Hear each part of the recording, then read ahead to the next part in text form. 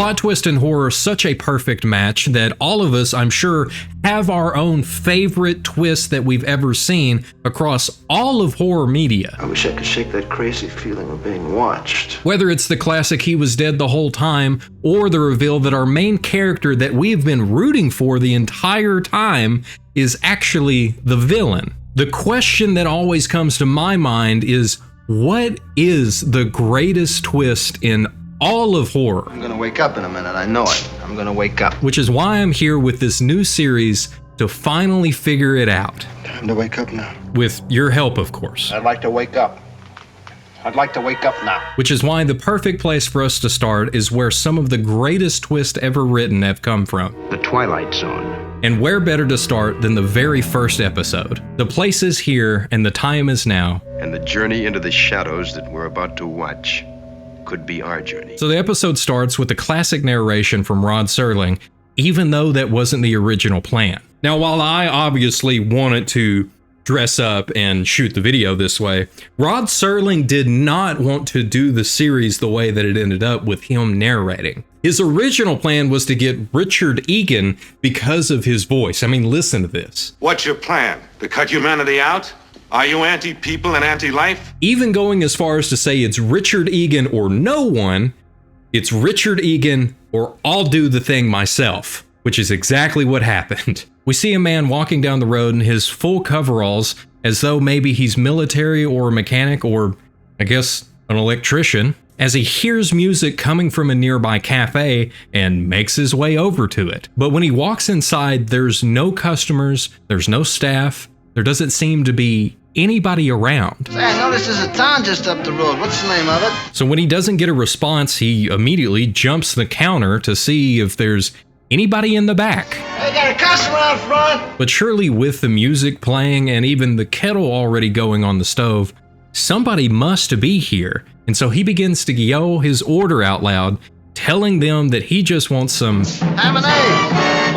I guess it's kind of good that nobody's around whenever he goes to reach for a coffee cup and accidentally knocks this clock over. See that? Yeah, the clock says 6:15, which will be important later. I'm sure the owners are probably going to be pretty upset because not only did he break their clock, but he also just walked into the kitchen and got himself something to drink. But it's interesting because he's been having to yell over the music this entire time, but whenever he breaks the clock, the music stops. But he still continues to yell that he is there, he is a cash customer, and he has $2.85, American money. And this is what causes him to realize that he is American. We got that much settled, I'm an American. As this causes him to think out loud that he actually doesn't know who he is. What he does know is, I got $2.85 and I'm hungry, that much is established. But what he hopes as he walks back to the front is that he's gonna wake up any minute now. And since there's no response from anywhere within this cafe, he makes his way out the front, making sure to turn the sign over to closed and wandering his way into town. And it must have taken him a little while because as soon as he gets there, we actually hear the clock tower chime that it's now 7. Is it 7 a.m.? Is it 7 p.m.? We're not sure. But what we can see is that there's also nobody here because he can't find anybody walking around the street. He can't find anybody in the shops. But whenever he turns around from looking in the bakery, he does see a woman across the street sitting in a van, telling her as he begins to walk over that it's weird, but I haven't seen anybody around. Maybe they're all asleep or something, but, well, literally, there hasn't been a soul. Even going as far as to clarify to her that he's not crazy, but when he woke up this morning, well, I didn't exactly wake up, I just sort of found himself walking down the road. And believing that he might have amnesia or something, he asked if there's a doctor anywhere around because he needs some help. And whenever he goes to actually open the van door, she falls out on the ground because all she really is a mannequin sitting outside of a mannequin store. I think his response is interesting because instead of freaking out or getting mad, he just laughs and sits down next to her and begins to talk to her. Even though he said a second ago, I'm not crazy. Look, I don't want you to think I'm nuts or anything. It's nothing like that. Certainly acting a little crazy. Sorry, madam. I can assure you that at no time did I mean to be so upsetting. Then instead of leaving her there, he actually puts her back in the van, walks inside of the back of the store where there's more mannequins, but there's still no people. And he has a pretty smart idea, thinking maybe the van will actually be his way out of here so he can find somebody to figure out who he is. But of course there's no keys. You haven't got the ignition key, have you, Dal? And it's just then that the phone across the street begins to ring as he runs over, thinking this might be his way to get help. But since there's also nobody on the line, he tries to reach the operator. Operator! Pause. There's a mistake. There's a guy right there. He's not alone. He's not alone. It's fun. It's fun. But even the operator doesn't seem to be able to actually respond to what he's saying. And that's when he finds out that this is a recording. Operator. This is a special operator. and he still pleads with them until he finally gets upset enough that he hangs the phone up and realizes that there was a phone book sitting there that says Oakwood Alphabetical Telephone Directory. So at least now he knows where he is, but all of the people that are actually listed in the phone book must just live in that book, as he begins to question who is watching any of the stores. When he tries looking around again to see if there's somebody that might have walked past or be out in the open, but there's still nobody. So that's when he decides that he actually needs to go and look somewhere else, but he's stuck in the phone booth. All right, who's the wise guy who locked the door? This whole part here, whenever he actually gets stuck in the telephone booth, was something that happened to Rod Serling himself. He was at an airport making a phone call just before his flight was fixing to leave, and while he was in the booth, they called for him to go and board. And then he just forgot how to actually open the door. He thought he needed to like push it instead of pull and slide it over, just like what happened here. And he ended up panicking in the moment and yelling for people to come and help him until finally somebody ran over and kicked the door in. And of course, he found the whole thing so embarrassing that he had to incorporate it into his own show, which is a really good way to show that somebody is already struggling mentally and is not able to focus or think straight as they normally would in the moment, which is exactly what happens here. Finally making his way out of the phone booth, he decides that probably the best place to start is the police station. But even though there's nobody in here, that's not what makes him feel so uncomfortable, as he says that he wishes he could Shake that crazy feeling of being watched. and listened to. Then in another smart move, he picks up the radio and begins to report himself, saying that he's most likely wanted by the FBI, when he looks over to the counter and sees a cigar that is still lit. But instead of yelling more for somebody to come out and help him, he stays quiet and begins to make his way throughout the police station, even going back to one of the cells where it looks like somebody was just shaving. And all of the weirdness that is going on makes him begin to say to himself again, Time to wake up now. as just then, the cell door begins to close. But just before he gets locked in there, he runs out of the cell and then off into the town square, yelling, Hey!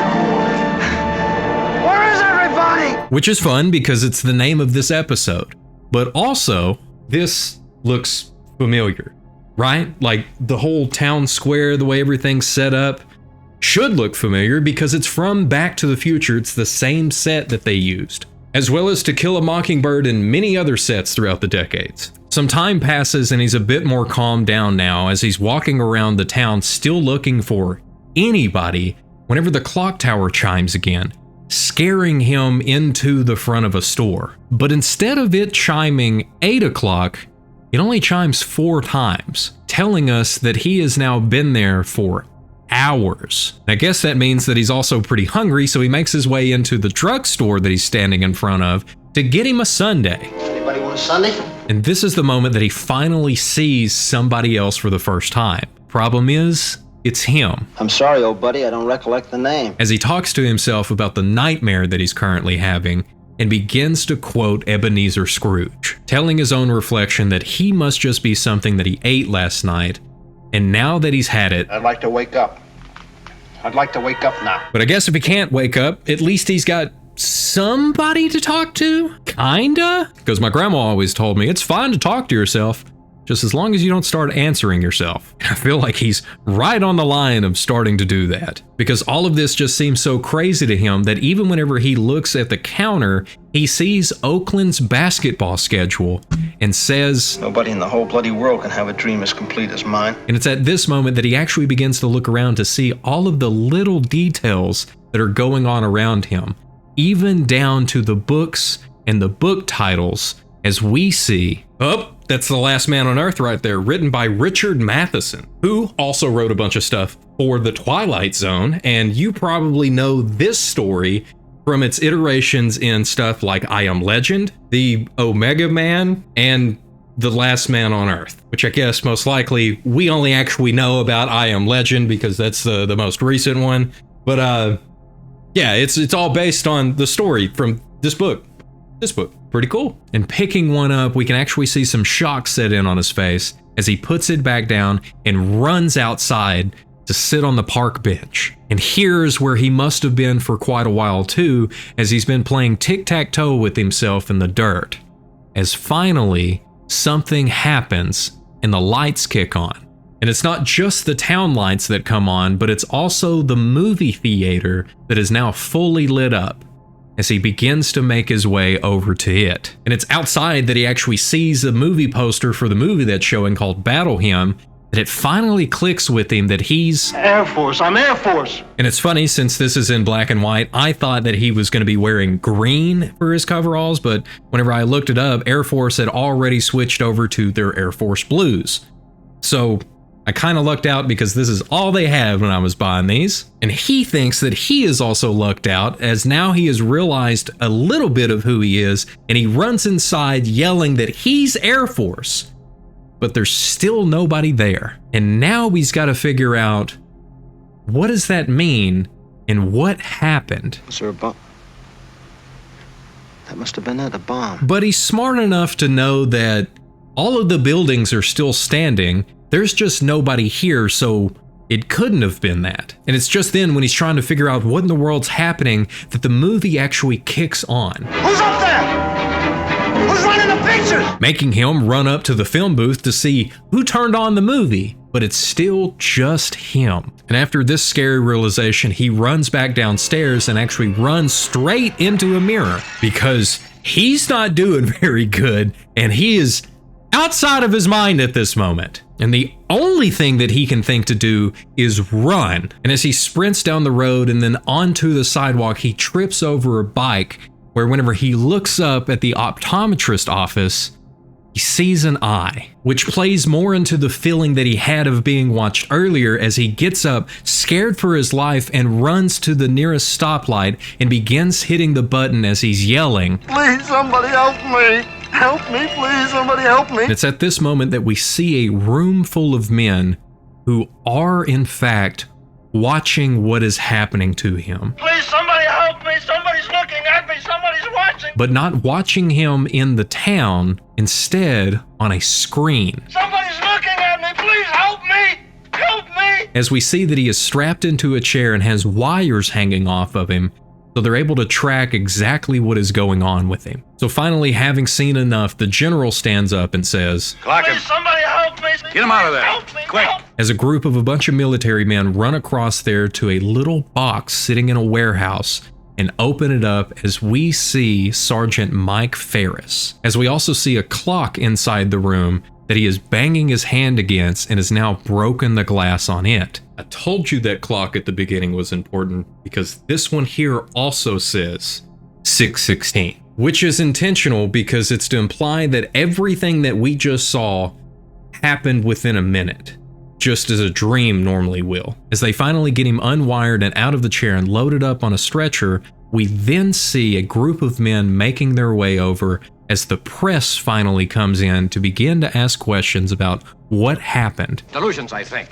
He's coming out of it now. And it's at this moment that we find out that he has been stuck in this box for the last 484 hours, 36 minutes. which is just over 20 days of being locked in this room with zero human contact. And we're finally told that the whole reason any of this happened was to simulate a Trip to the moon, several orbits, and return. But the problem is, this is 10 years before we made it to the moon, And it doesn't take that long to get to the moon. Like the Apollo 8 was able to go to the moon, orbit it 10 times, and make the return in 147 hours. But of course, they didn't know that back then.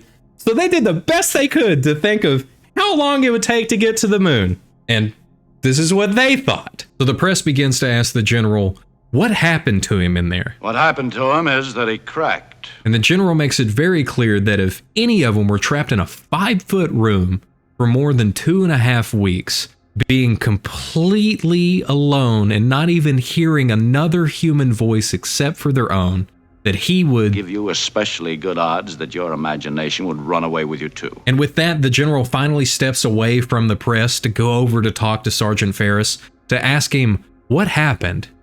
Where did he think that he was? Place I don't want to go again, sir. A town. A town without people, town without anybody. This is when the doc clarifies that his mind had developed this nightmare because of the situation that he had been in for so long. That's because the big problem that they have is they're able to substitute stuff for food, stuff for physical movement, and even able to give him some movies so that way he doesn't get bored. But there's one thing that they can't simulate. Man's hunger for companionship. Ferris takes all of this in and says that next time it won't just be a box and a hanger. When the general tells him, No, Mike. Next time you'll really be alone. so as Mike is now carried off on the stretcher, they make it outside and he's able to see the moon. And he tells it don't go anywhere because next time it'll be real. So don't go away. We'll be up there in a little while. As the scene stays focused on the moon and we hear Rod Serling again saying up there in the vastness of space, in the void that is the sky. Up there is an enemy known as isolation. It sits there in the stars, waiting with the patience of eons. Forever waiting in the Twilight Zone. As the first episode of The Twilight Zone comes to an end. But this is not the first episode that was actually written for the show. The first episode that Rod Serling ever wrote was called The Happy Place, which was rejected because of what happens in the episode he wrote. The subject matter of a society that ends residents whenever they turn 60 was seen as too depressing for the first episode. So instead we got this. Please help me!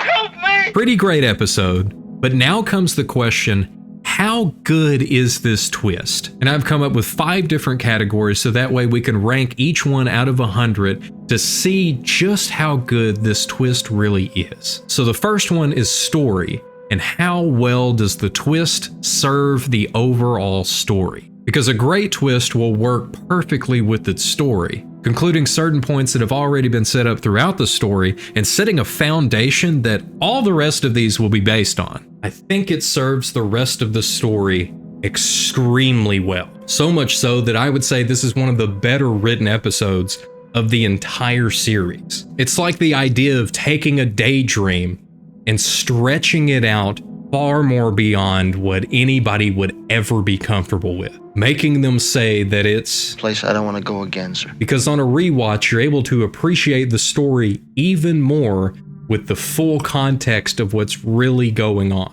which is the exact reason I have to give this one a 91. And the second one is acting and how well the actor actually pulls off the scene, because everything else can be great and work perfectly, but if the actor is not good at what's going on, it's not going to be convincing and it's going to pull you out of it and it's all going to fall apart. And here I think the acting is great, especially whenever it leads up to that twist and Mike is freaking out and hitting the button over and over again, yelling for somebody to help him. Help me, please, somebody help me. And it's especially interesting whenever you find out how Earl Holliman was feeling throughout this whole time. Earl Holliman here was running over 100-degree fever for the filming of the episode, which probably added to the realisticness of him running around sweating and being confused. I guess that's kind of how method acting works. I'd say it's definitely better than average, but I feel like I've seen better. Somebody's looking at me, please help me! Help me! Not saying that I could do any better than this. It's not gonna happen. So with all of that, I gotta give it an 82. The third point is predictability, and whether or not you're able to see the twist coming from a mile away or if it was so out of left field that nobody in their right mind would ever be able to guess what happened. And this one's a little odd because instead of just going from 0 to 100, it's more like 0 to 100 back to 0 to cover for the mile away all the way to the left field. We get slight things throughout the episode about who he is and how he's feeling. So with the brief mentions of him feeling like he's being watched and heard, the moment he comes to the understanding that he's in the Air Force, the moment in the beginning when he's wanting food but there's nobody there for him to see or respond to his request, the lights being controlled by an unseen force as well as everything else around him, and even all of the mirror scenes that show that he is actually trapped with himself. And I also love the fact that he even tries to figure out what happened, because the first thing that did come to my mind was, Was there a bomb?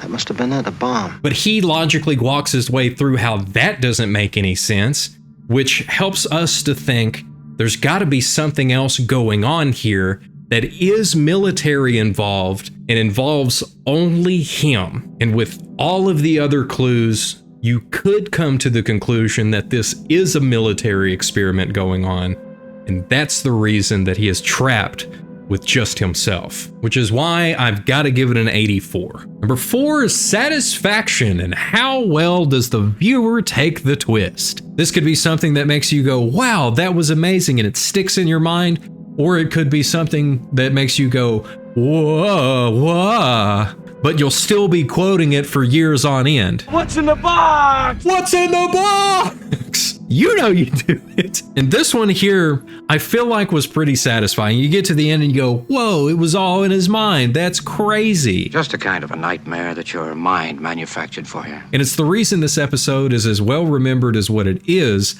but I feel like there are some twists that could have been added into here to make it a little bit better. Now, there was an original script that Rod Serling wrote that I think would have worked a little better as far as the Twilight Zone goes. Because the idea was whenever they carry Mike away on the stretcher, they would find a movie ticket that he had taken earlier from the theater in his pocket, which would give a little more confirmation that it's not all just in his head, but that he actually went to the Twilight Zone. And he actually did restore this ending for the novel that he wrote called Stories from the Twilight Zone. But whenever Rod Serling went to talk to CBS about this whole thing, they said that they wanted the show to be more based in reality, which I just kind of wonder what happened to that, because this is the Twilight Zone. So while it doesn't quite give you that same feeling that you might get from what's in the box, it's still a pretty good payoff. So I gotta give it an 81. And the 5th one is the Poltergeiger, which is by far the most important because it's my opinion. Personally, I love this episode. It's always been in my top 10. It's one of the funnest ways to kick off a series. And it's something that I always end up recommending to people that haven't seen the show before, because I'm like, you can just start with episode 1 and it's going to be fantastic. It lets you know kind of what to expect with the series and how the twists work. And the twist here is pretty great. But I do think that that is part of the reason that it has lasted so long for me, is because this is how the show starts. And if this episode would have been later on in the series, it probably wouldn't have been as impactful. The whole twist being that whenever you're trapped with your imagination for long enough, it can drive you insane, is pretty great. But at the same time, it doesn't have quite the impact that some of the other episodes have. Because there are some episodes in this show that literally made me change the way that I see the world. So while this is a fantastic way to start a show and the series, I gotta give it an 82. So when we take all of our scores and we average everything out, we get an 84 out of 100 because it's great. And I too would be willing to bet that if you were in Mike Ferris's shoes, That your imagination would run away with you too. and I guess as of right now, it's currently the greatest twist. That is, until the next episode where it might get dethroned. This time enough at last. A plot twist in horror will often be the thing that many people remember most about the thing that they just watched. But whenever it comes to this episode of The Twilight Zone, This time enough at last. it's clear that this one has stuck out to many of us far more than most. Everybody's dead except Me. But the question we're looking to answer in this series is not if this is a good twist, but if this is the best twist in all of horror. And there's not much that is more horrifying than what happens to Mr. Henry Bemis whenever he finally has the time to do the one thing that he has been wanting to do his entire life. I'm sure I'll be forgiven for this. But before we go with him to the Twilight Zone, we first have to visit him at the bank, where the episode starts and we actually pan over to see Mr. Henry Bemis counting some change back to a woman standing in front of his window. And the first thing that really stands out to us are his super thick glasses that he has. But luckily it's not a worry about if he can see what he's doing. It's whether or not he's paying attention to what he's doing, as he looks over to Miss Chester and starts to ask her if she's ever read David Copperfield. How's that? He just starts to explain some of the plot of the story, just jumping directly into probably where he was in the story of explaining that David's new stepfather is called Murdstone. Isn't that a villainous name? And not just leaving it there to go back to explain everything else that's happened in David's life, but immediately jumping over to explain that Murdstone's sister is... Mr. Bemis, you've shortchanged me again. Because Miss Chester here is clearly not paying attention to anything that he's actually saying, but instead has just been counting her money because she's ready to go about her day. But it's interesting to me because she specifically says you've shortchanged me again, letting us know that this is not the first time this has happened. And I just love his response as he's like looking down at his book, waiting for her to finish whatever she's saying, as he finally looks up and it clicks with him. Oh no, I messed up. But what I love even more is the fact that he almost calls her Miss Murdstone. Terribly sorry, Mrs. Chester. Luckily catches himself just before he refers to her as a villainous name. He then apologizes to her and reaches over and grabs another dollar and hands it to her. Immediately then just telling her more about the book that she clearly doesn't care about. It's very clear that she doesn't care about this book as she grabs all of her stuff, gives him a, and then just walks away. But Henry doesn't even notice because he's too busy looking at the book and explaining. He even looks up and then back down at the book when he looks back up again and finally realizes, oh, she left. Then he does something that he obviously shouldn't do, as he grabs his little "next window please" sign and sticks it up there so he can continue his reading. It's when he's getting more and more lost in the book that we see a shadow pass by behind him, letting us know somebody's standing over his shoulder watching him not do his job. And it's not just someone, it's actually Henry's boss, Mr. Carlsville. And clearly frightened, Henry kind of stumbles up out of his chair and looks at Mr. Carlsville and asks him, I don't suppose you've ever read David Copperfield, have you? I guess just rolling the dice, hoping that he's also a fellow book lover, but instead he tells him, no, I haven't. Can you please come with me to my office? Which is never a good sign, as he then walks away and Mr. Henry Bemis has to follow. And it's here when we get Rod Serling's opening narration to explain to us what is fixing to happen and how Mr. Henry Bemis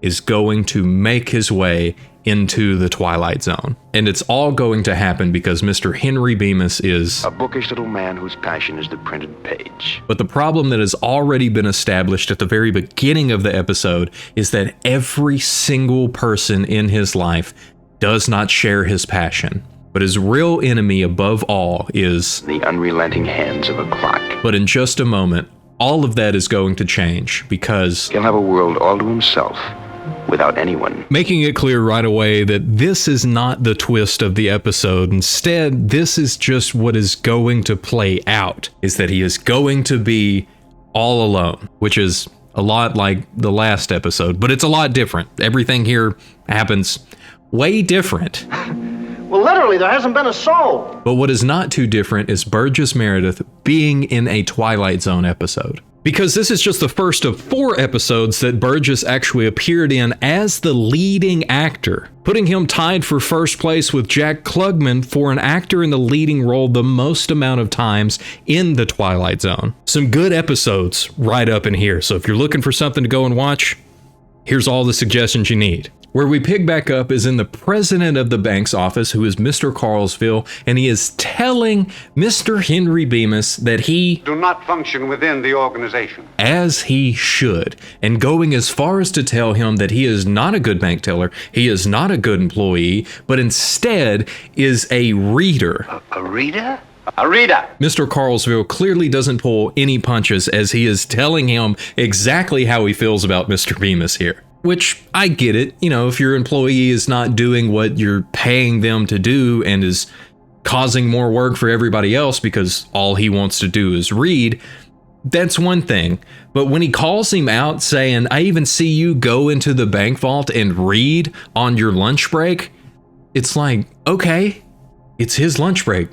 Who cares? Mr. Carlsville, that's who, because he gives him an ultimatum: either do your job and stop reading while you're here, or you will find yourself out on a park bench with all the time in the world to read whenever you want. And he leaves him with the, do I make myself clear? When Henry just looks at him and says, yeah, you do, but it's just that... Just that what, Bemis? Make it quick and get back to your cage. Cage? Jeez, Guy, what do you mean cage? There's clearly so much wrong with that, but I'll just chalk it up to Rod Serling doing a really good job of making us not like the president of this bank. And this is actually Rod Serling's favorite episode out of the 92 that he wrote for The Twilight Zone, which I guess I should clarify because I'm sure somebody will bring it up. But he actually took a short story written by Lynn Venable of the same title and then rewrote it to fit for television. And this is when Henry begins to explain that the reason that he is reading at work is because his wife doesn't let him read at home. And it's not just like her walking and saying, hey, put the book down, talk to me. It's more that if she catches him reading a book, she will physically take the book away. If she finds that he's reading the newspaper, she'll snatch it out of his hands. And with nothing to read, he's even caught himself in the kitchen reading the labels on the condiment bottles. But she even put a stop to that. No, she won't even let me use the ketchup. Which seems pretty intense. And Mr. Carlsville has something to say about his wife. Your wife is an amazingly bright woman. It's clear that Henry's thoughts are written all over his face. And maybe, just maybe, they have a point. Because last election season, Mr. Bemis sat around the entire day staring down everybody that walked into the bank to see what their little vote pen had to say so he could figure out exactly who they voted for. Going as far as to stare down a young lady that walked in, making her feel so uncomfortable that she tried to hit him with her umbrella. Instead of just letting it go, Henry tries to clarify again that he was just trying to see who she voted for, also making it clear to his boss that this conversation really didn't get anywhere with him, because he also goes to walk out of the door, stopping just before he makes it out to pick up a newspaper. And I guess to avoid being fired on the spot, Henry puts it back down, makes his way out of the president's office, and finishes out his day at work, where we then pick up that evening in his home as he's sitting in his chair, trying to just read the paper. But Helen's not going to let that slide as she storms into the living room, snatches the paper from him, asking him if he wants some more coffee, where he calmly says no. Well, then why don't you tell me that? And don't sneak off into the living room to bury yourself in newsprint. Taking it even a step farther after this by saying that she's not going to have a husband of hers burying himself in reading whenever he could be engaging in conversation. Henry, being the true reader that he is, recognizes that the way she worded her sentence is pretty funny as he laughs and says, well, how many husbands have you got? You've only got me. Because she said a husband and not my husband. But her response to this is just a stab in the heart. I would appreciate that not being rubbed in. After making Henry feel terrible, she tells him to go and change his shirt and to get ready because they are to be over at the Phillips house in 15 minutes to play cards that evening. Luckily, this seems to cheer Henry up. Oh, dear. Oh, wait, no, sorry, never mind. All he wants to do is stay home, relax, and just read the one thing that he's not allowed to do anywhere. So he tells her that he'll be ready. She walks out of the room, and you can pay attention and notice that she doesn't seem to go very far outside of the door. Sadly though, Henry doesn't notice as he walks back over to his chair, lifts up the cushion, and finds a book underneath it that he stuffs into his jacket pocket and goes to walk out of the room. What have you got, Henry? What have you got, Henry? Nothing, my dear. I mean, he tries his hardest to just play it cool, be like, I don't, me? Are you talking to me? I don't know what you're talking about. But it's clear that she already knows exactly what is in his pocket as she reaches in, she snatches the book, and she begins to hold it, reading the front, saying that it is modern poetry. Walking him over to the couch and asking him more questions, she holds the book up to him and asks him, would you like to read me some? Do you mean read you out loud out of the book? And Henry sits down, super excited to read his wife some poetry, even explaining who some of the authors are, that there's some beautiful poems in this book. But when he opens it up, he sees that every single page has been crossed out with marker. Standing up, confused, but knowing, he still asks his wife, who did this? You should thank me, really. She then calls him silly for reading and even calls the poems doggerel, which I had to look up exactly what that means, and here it is, because this is not how I speak normally. It sounds like she's well read. I say it's doggerel. Henry's clearly upset by this as he says, no, there are really some beautiful things in here. And it doesn't matter to Helen as she grabs the book again and begins just ripping pages out and throwing them into the floor. And Henry's just pleading with her to stop as he falls down to the floor. And because you're paying attention, you will notice that his glasses fall from his face whenever he goes to reach down for the papers, giving us just a little bit of very good foreshadowing, and starts to grab up all of the pages as he stands back up and asks her, Why, Helen?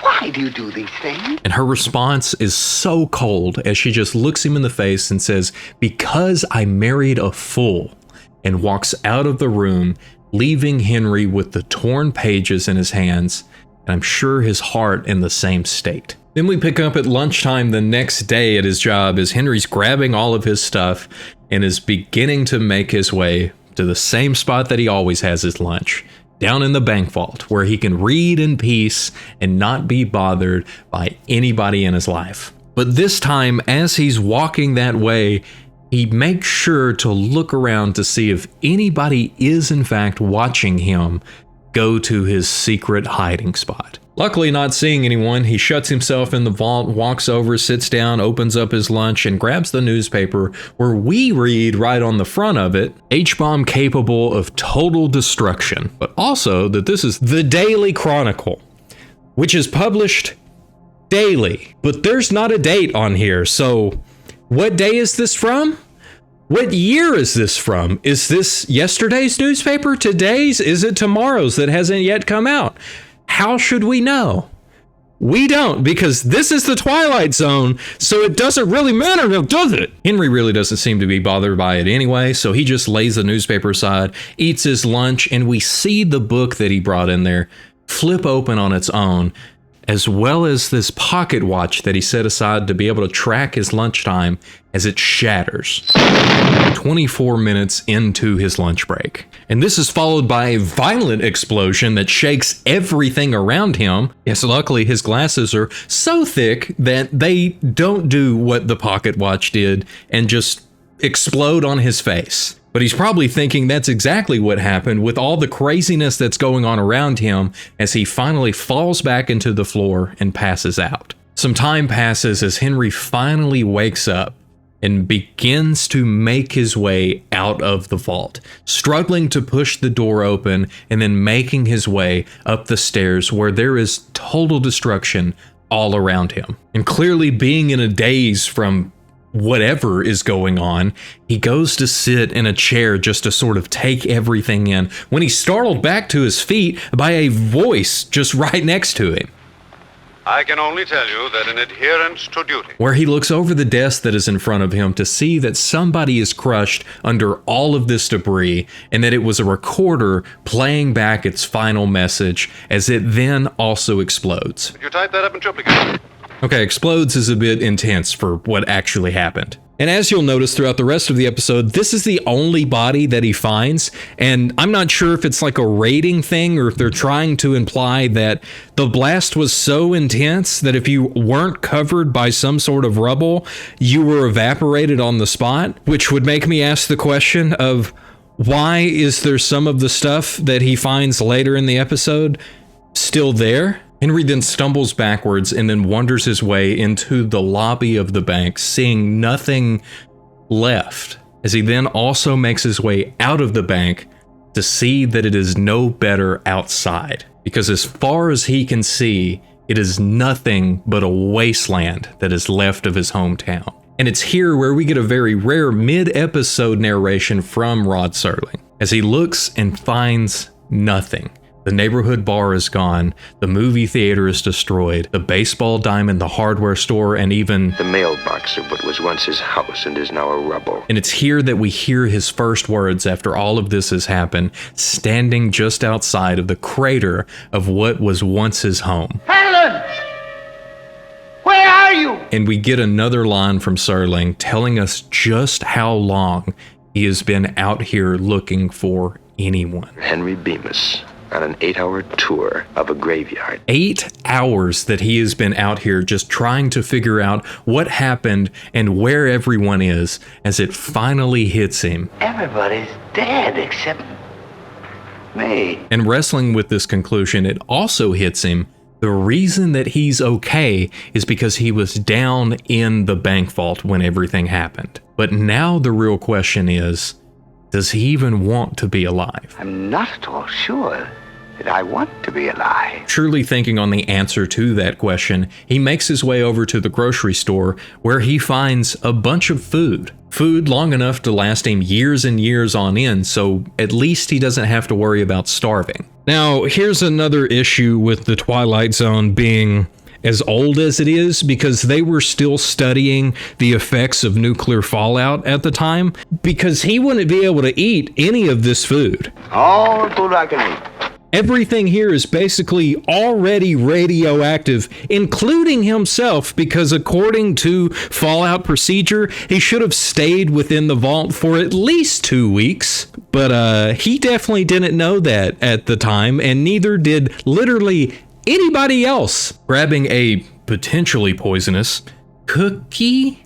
I'm not really sure what he's eating here. He then sets off with a cigarette in hand over to a couch where he can just take a nap and I guess hope that this is all just a dream. But before closing his eyes, he says the worst part of all of this is being alone. Which does go right along with the last episode, but it's not just the being alone. It's the fact that he doesn't have anything to do. He's just going to be eating, smoking cigarettes, and reading the same half of a newspaper.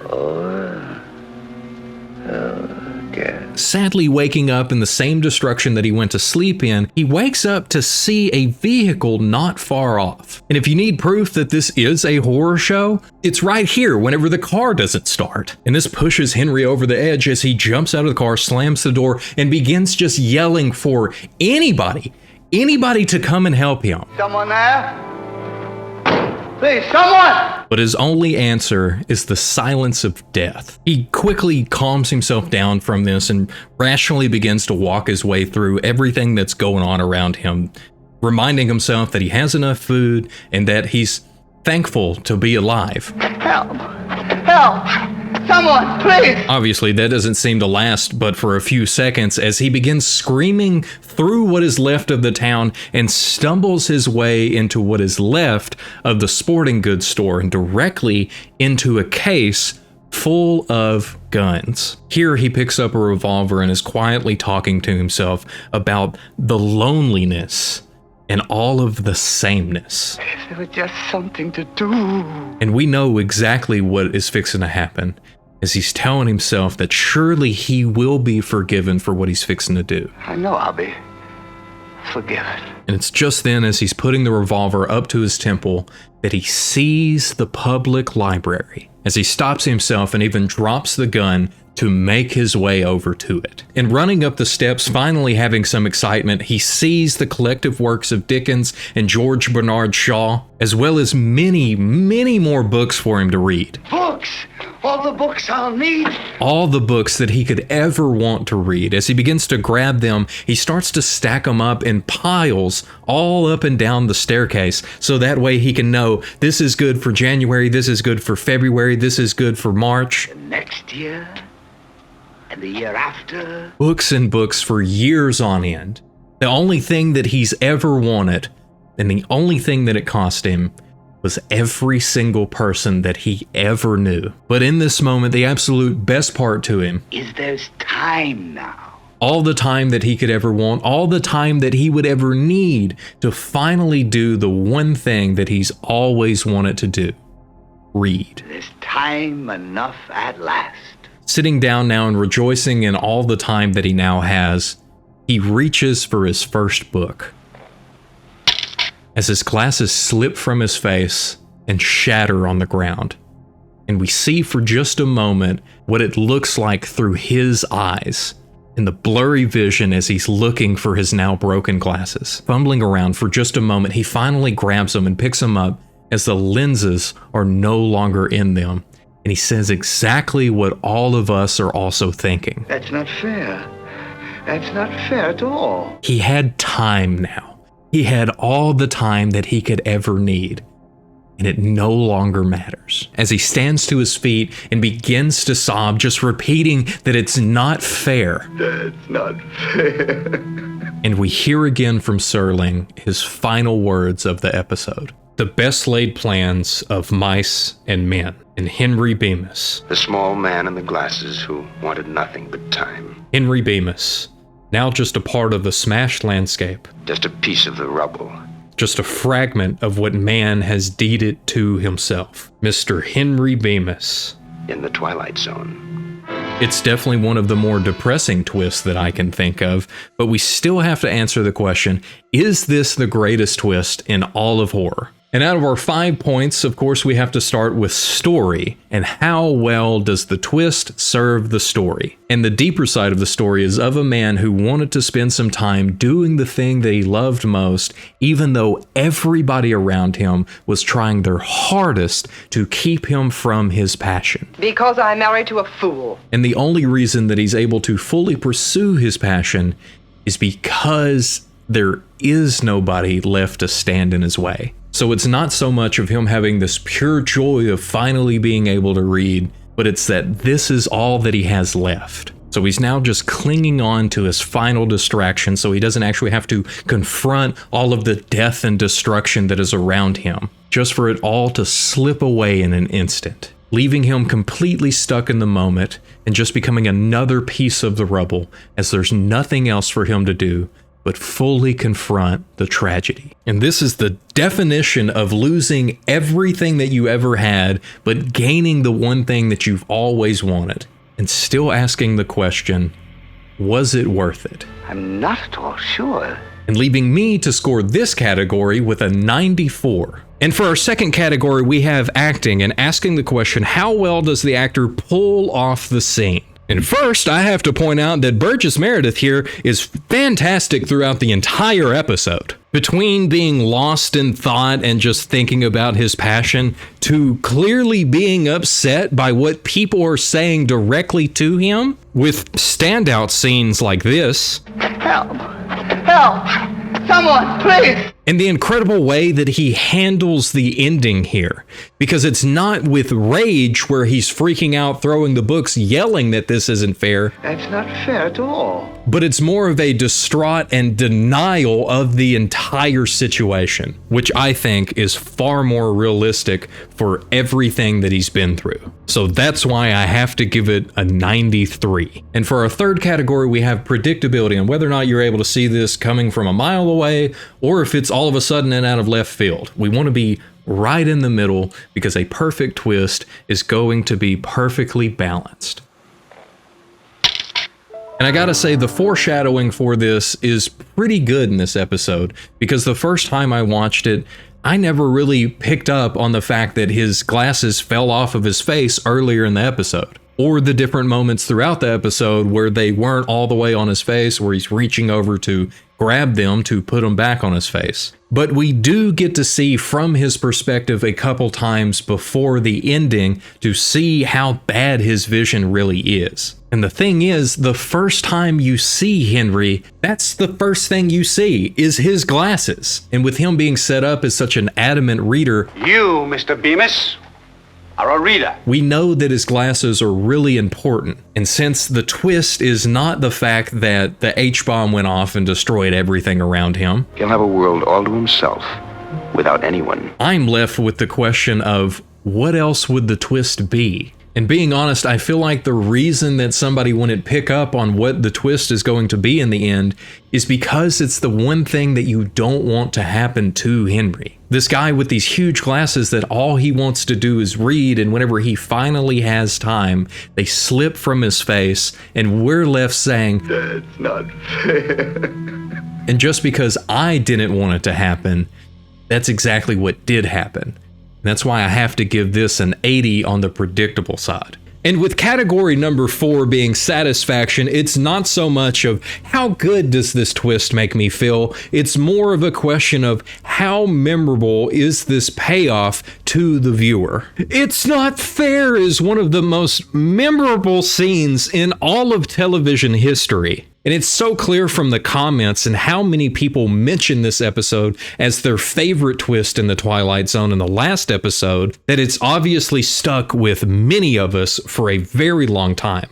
And if this is your first experience seeing all of this, it's okay. You can cry a little bit along with Mr. Bemis and also say, it's not fair. That's not fair at all. So to make it up to Mr. Bemis, I'm going to give it the highest score I've given so far with a 99. And now with our final category, and most important of all because it's my opinion, we have the Poltergeiger. I love this episode, and clearly a bunch of you do too, since it was the most asked for out of the comments on the last episode. And while I would put this in my top 5, it is not my favorite episode of The Twilight Zone. Honestly, it's not even my favorite episode that Burgess Meredith was in. And you'll find out exactly what my favorite episode is of The Twilight Zone in the next video in this series. And down the road, I'll also cover my favorite episode with Burgess Meredith. I am a human being. You're a librarian. But watching this one back, I just wanted more time with Mr. Henry Bemis. I just wanted to sit down with him and let him talk about some books, and hopefully that I've read some of the books that he's read, and we can just go back and forth and have a great conversation about literature. But I guess that's just how it goes whenever you have to cram all of this down into like 22 minutes for an episode. So I will say it is always good to leave your audience wanting more.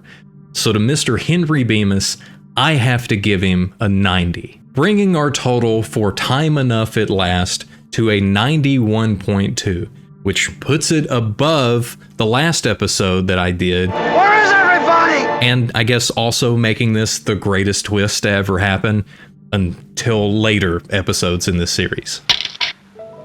That's not fair. This is a dream. Jump, Edward.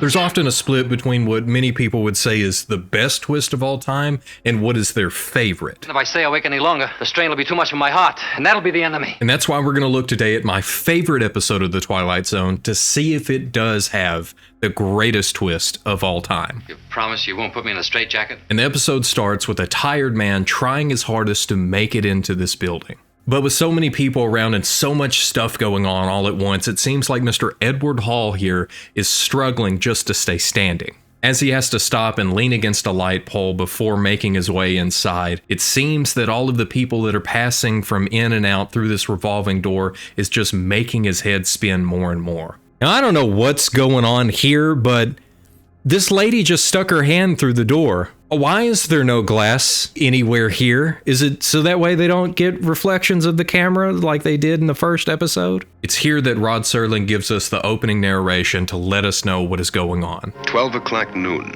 an ordinary scene, an ordinary city. It's lunchtime for thousands of ordinary people, and the next hour should be a rest for many of them. To most, but not all. Unlike Mr. Edward Hall, because to him, time is an enemy, and the hour to come is a matter of life and death. As he finally begins to make his way into the building, but having to stop before going through that rotating door. And he has a man come up to him and ask him, What's the matter? You sick? And not giving a response to him, he pushes his way inside, makes his way up to room 1410, where he can talk with Dr. Rathman. And the moment that he opens the door, we hear the secretary say, We've been expecting you, Mr. Hall. Interestingly, though, we don't see the secretary's face just yet. But who we do see is Dr. Rathman as he greets Mr. Hall here. And it's very clear to us and the doctor that something is really wrong with Edward, as he can barely stand up. I was tired. And it seems that tired is an understatement. The doctor sees this and helps Edward over to his psychiatry chair, because I had to look up what this thing is called, and I just love the fact that long chair is on here. That's the funniest thing. But it seems that Edward could care less what it is, as he just lays down and tries to rest for a moment, and very quickly jumping up to walk some more around the room, causing the doctor to say, I thought you said you were tired. And then Edward clarifies for us that he is the most tired man in the world because he has been awake for 87 hours. Almost 4 days and nights. 87 hours.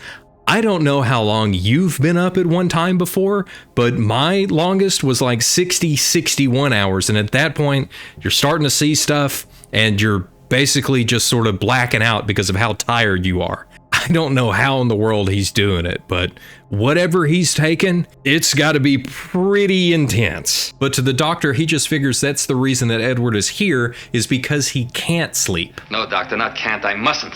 Because for Edward, he knows that if he falls asleep again, he's never going to wake up. So after getting a cigarette from the doctor, which is just funny to think about, he then asks him if he can walk around some more. That's really the only way that he can stay awake. Stand on your head if you think it'll help. And after having a little bit of small talk, Edward reveals that the only reason that he's even here is because his regular doctor suggested that he come see him. But that doesn't change anything for Mr. Hall, because he still believes that all of this is just a waste of time. And for the doc, he doesn't know, because he doesn't really know anything about Edward other than his name, his age, his occupation, that he has a heart condition, and no history of mental illness. And so he just flat out asks Edward to fill him in on the rest so he can hopefully help. But Edward tells him there's no point and just to forget it, and goes to leave. Now, you really think running away will do you any good? It's here that the doctor begins to use his psychiatric powers to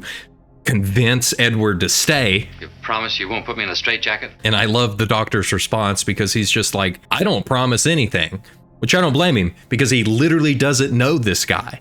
And for all he knows, this guy is a little unstable. As he walks over to the window, ask if he can open it up while he's opening the window to look out down at the street. Quite a drop. Being a quick thinker, the doc steps over there to shut the window and says, I'm going to have to ask you to step back in. And Edward claims all that he wanted was some air, and the doctor's like, okay, I'll turn on the AC.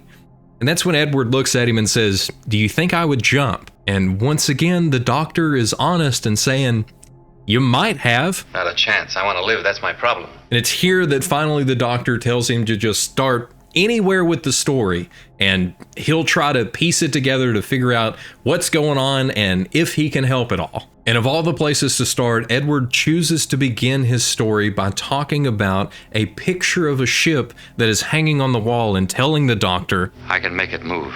All right, maybe he does need to be in a straitjacket, because what? It's not real.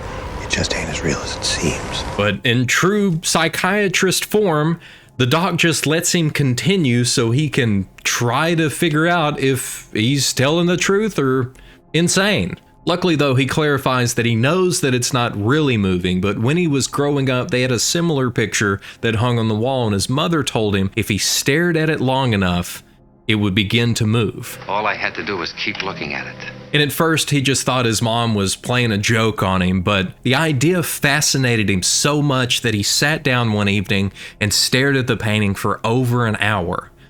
until it began to move. And this is when the doctor cuts in real quick to tell him it's just an optical illusion. It can happen to anyone. It's not that strange. But for Edward, that's not the issue. That after a while I couldn't control it.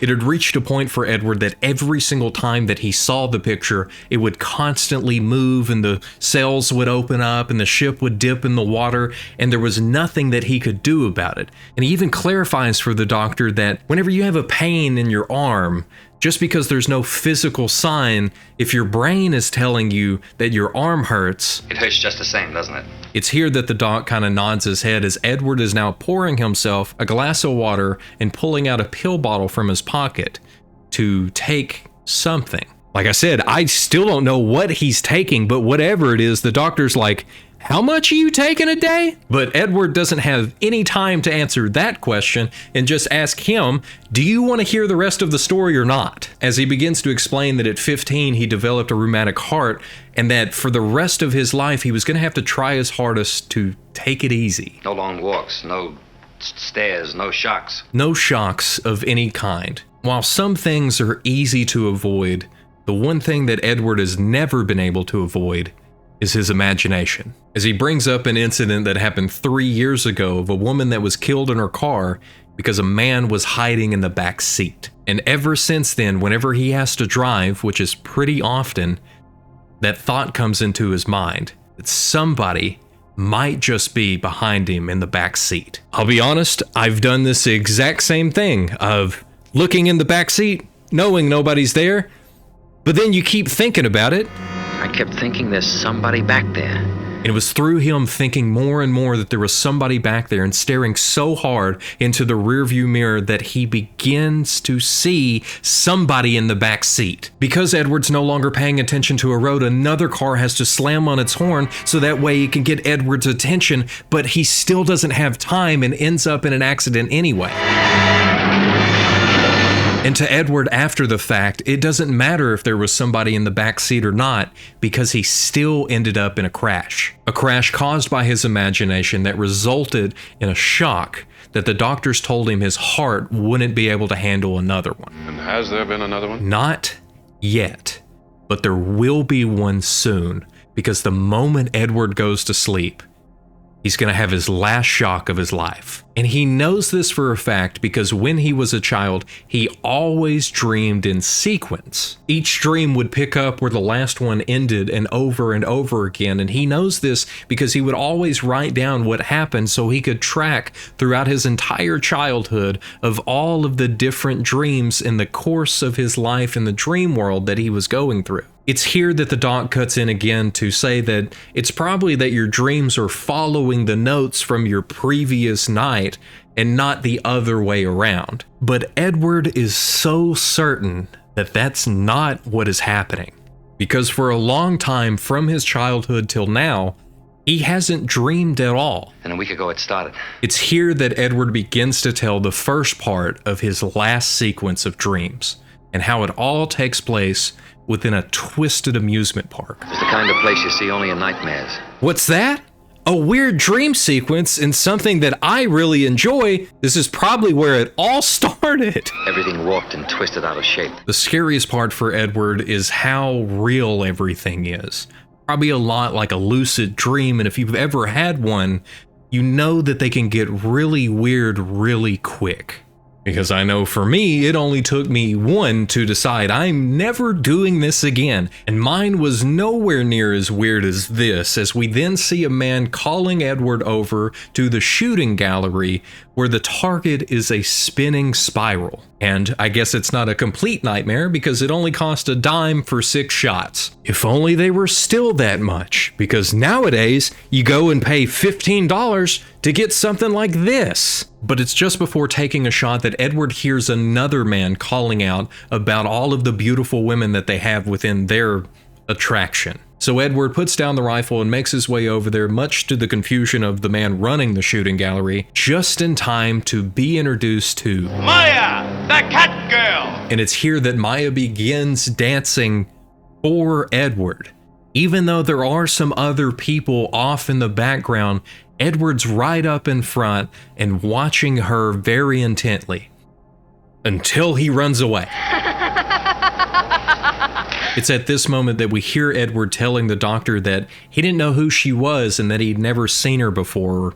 If he had, it must have been as he was just walking down the street and she stuck in his memory. But what he did know is that he had to get away from her because something in her eyes spelled trouble. Now her name is Maya, which is a Hindu word, and it has the meaning a supernatural power wielded by gods and demons to produce illusions, which is pretty on point. And back in the dream, as he's trying to calm down with the cigarette, Maya's then there to light it for him. And she asks, "Why'd you run away?" I felt like it. I love how he says that line. Then leaning in, she asks if he's alone because she's free tonight. And she grabs his hand and goes to run and says, "Come on, Edward." You want to, don't you, Edward? But he's just confused and even asks, "How do you know my name?" I know a lot of things. I'm Maya. Don't be afraid. He says that he's not, but both us and Maya can tell that he is. And this is where he makes it clear that none of this is real, that all of this is a dream. And Maya says, "I know," as she still leads him by the hand over to the funhouse and asks him to take her inside. How can I argue with a dream? And it's inside this funhouse that everything is freaky. There's monsters and weird creatures and all kind of scary stuff inside of this small dark space that would probably scare just about any child that would go into a fun house. But Maya doesn't leave much time for Edward to think about it much as she leads him further inside. And when they get to the right spot, she looks at him and says, "We've been expecting you, Mr. Hall." What? Confused, Edward asks what, but Maya makes sure to keep it so simple and tells him, "You can kiss me now." Edward's clearly hesitant at first, but then gives in.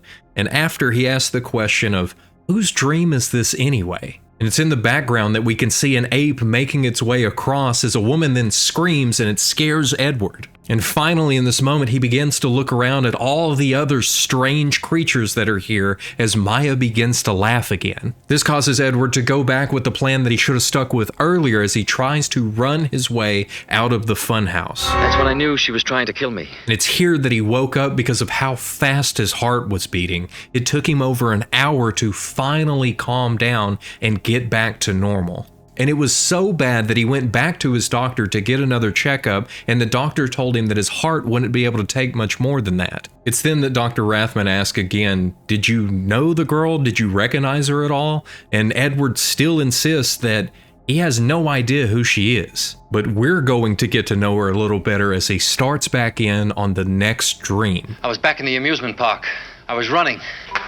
And even though this is the next night for Edward during the day, in his dream it picks up right where he was whenever he had ran from the fun house. And Maya still catches up to him to find him. There's nothing to be afraid of, Edward. It's only a dream. But to Edward's heart, it doesn't make any difference. There's still so much tension and so much shock that can happen within his dream that still could kill him. Maya here is still trying to convince him that this is a dream, nothing matters, you can do whatever you want because it's a dream. And then points to the passing roller coaster where she then grabs him by the hand again and they get on it. And we hear Edward telling the doctor again that he didn't want to, but he couldn't help it. He had to follow her. Even though I knew exactly what it would mean, I had to follow her. On the roller coaster now, as they begin their ascent up the track, it's at the top whenever Maya begins to laugh. Continuing her laugh on the trip down as they begin to fly on this roller coaster, Edward's just begging for it to stop. He's begging to be able to get off of this, and Maya just keeps telling him, "It's too late. It's too late, Edward." Jump, Edward. Jump. Jump, Edward. And this is where he woke up 4 days ago.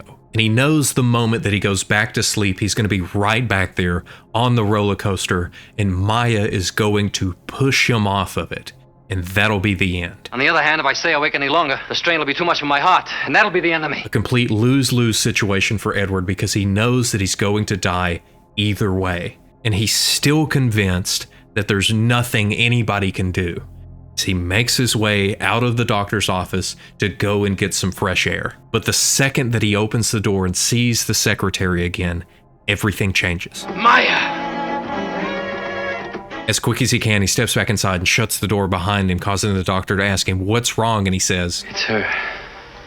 My receptionist? But the doctor assures him that her name isn't Maya, and it can't be her. Not saying a word, it's clear that Edward has his mind made up for what he's fixing to do next.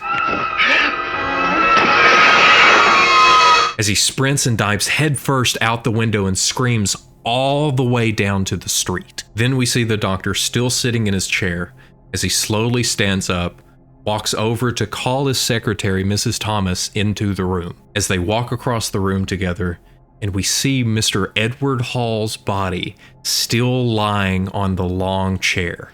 I'm afraid he's dead. Confused, Mrs. Thomas looks at him and says, but he only came in a minute ago. And Dr. Rathman tells her that he came in and he just looked so tired that he told him to lay down and... Less than 2 seconds, he was asleep. Then he let out a scream within his sleep. Heart attack? Probably. The doc then says that there are worse ways to go. At least he died peacefully. As it then pans over to the window and we get Serling's final words for the episode. They say a dream takes only a second or so. And yet, in that second, a man can live a lifetime. He can suffer and die, and who's to say which is the greater reality? The one we know, or the one in dreams, between heaven, the sky, the earth, in the Twilight Zone. And now the question comes of how good is this twist? And out of our 5 categories that we have to rank the twist, we have to start with the story. And how well does the twist serve the story? And really, this story has 2 twists. The first being that he realizes the secretary is the woman from his dreams, and she, in his dreams, was telling him to jump. Jump, Edward! Jump! Jump, Edward! Which is exactly what he ended up doing in the real world. And I feel like if this were a different TV show, it would have ended there, and that would have been the twist for the episode. But because this is the Twilight Zone, we then get the second twist, that the moment Edward laid down that first time, the rest of it was a dream. Less than 2 seconds, he was asleep. Since the whole point is that he can't sleep, and that he knows his last dream is going to end him. Heads you win, tails I lose. That's exactly what happens, just not in the way that you're expecting. I'm afraid he's dead. And I gotta say, it's not just very well done, it's perfect. This twist perfectly fits the story and serves it in the most perfect way a twist could hope to serve a story. I mustn't go to sleep because if I do, I'll never wake up. And so really, there's only one rating I can give it, and that's 100. For our second category, we have acting, and how well does the actor pull off the scene? And for a guy that got into acting by accident, he does really well here. He has this perfect balance of being tired, stressed, and yet confident in every single thing that he is saying. I can make it move. That I can't help but just being with him in the scene. With the close-up shots on his face and his voice in every single scene, and especially this look that he gives at the end when he finally decides what he is going to do to get away from Maya. It makes you ask questions like, is he crazy? Is he telling the truth? Was he in The Godfather? So for this, I have to give Richard Kant, who did die at the age of 65 from a heart attack, a 91. And for our third category, we have predictability and whether or not you're able to guess the twist immediately, or if after the twist, you're still thinking, how does that work? What? And I would be willing to guess that for many of us, we would guess this twist much quicker than the last 2 episodes of this series. This isn't happening. This is a dream. But I remember watching this for the first time and just by the end of it having my mind completely blown because it was the first time I'd ever seen anything like this. I've got a heart condition. I can't stand all this excitement. Heart attack?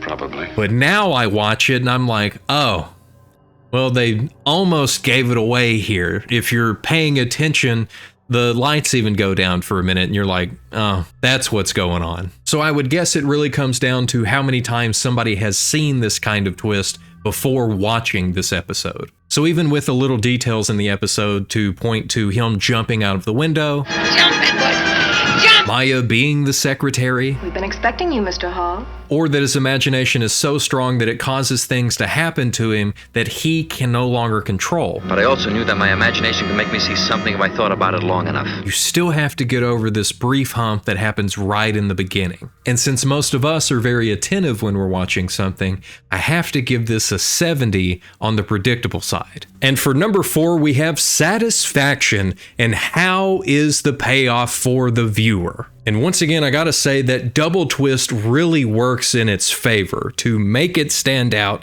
because it's like the first twist of, oh my gosh, the secretary is Maya. Wow. And then, whoa, he just jumped out of the window, just like what Maya said, jump. Jump! And then you see his body laying there and you're like, ah, it was all a dream the whole time, and his dream did in fact be the end of him. Be the end of him. It do be the end of him. And I know there's other things that have this same twist way before the Twilight Zone ever came around, but you can watch this episode and see how other people have taken this double twist, and then you have the reveal after the fact of, oh, it was all in their head. It was all a dream. Telling you, this show is way too influential and not enough people want to talk about it. But for this episode of The Twilight Zone, for everyone that's able to throw their pre-bias about this kind of twist out the window, it leaves us very satisfied and very horrified by how the doctor sums up what happened to Edward. At least he died peacefully. So for the satisfaction and memorability of this episode, gotta give it a 94. And for the last and most important category of all, we have the Poltergeiger. And it's the most important because it's my opinion, and this is 100.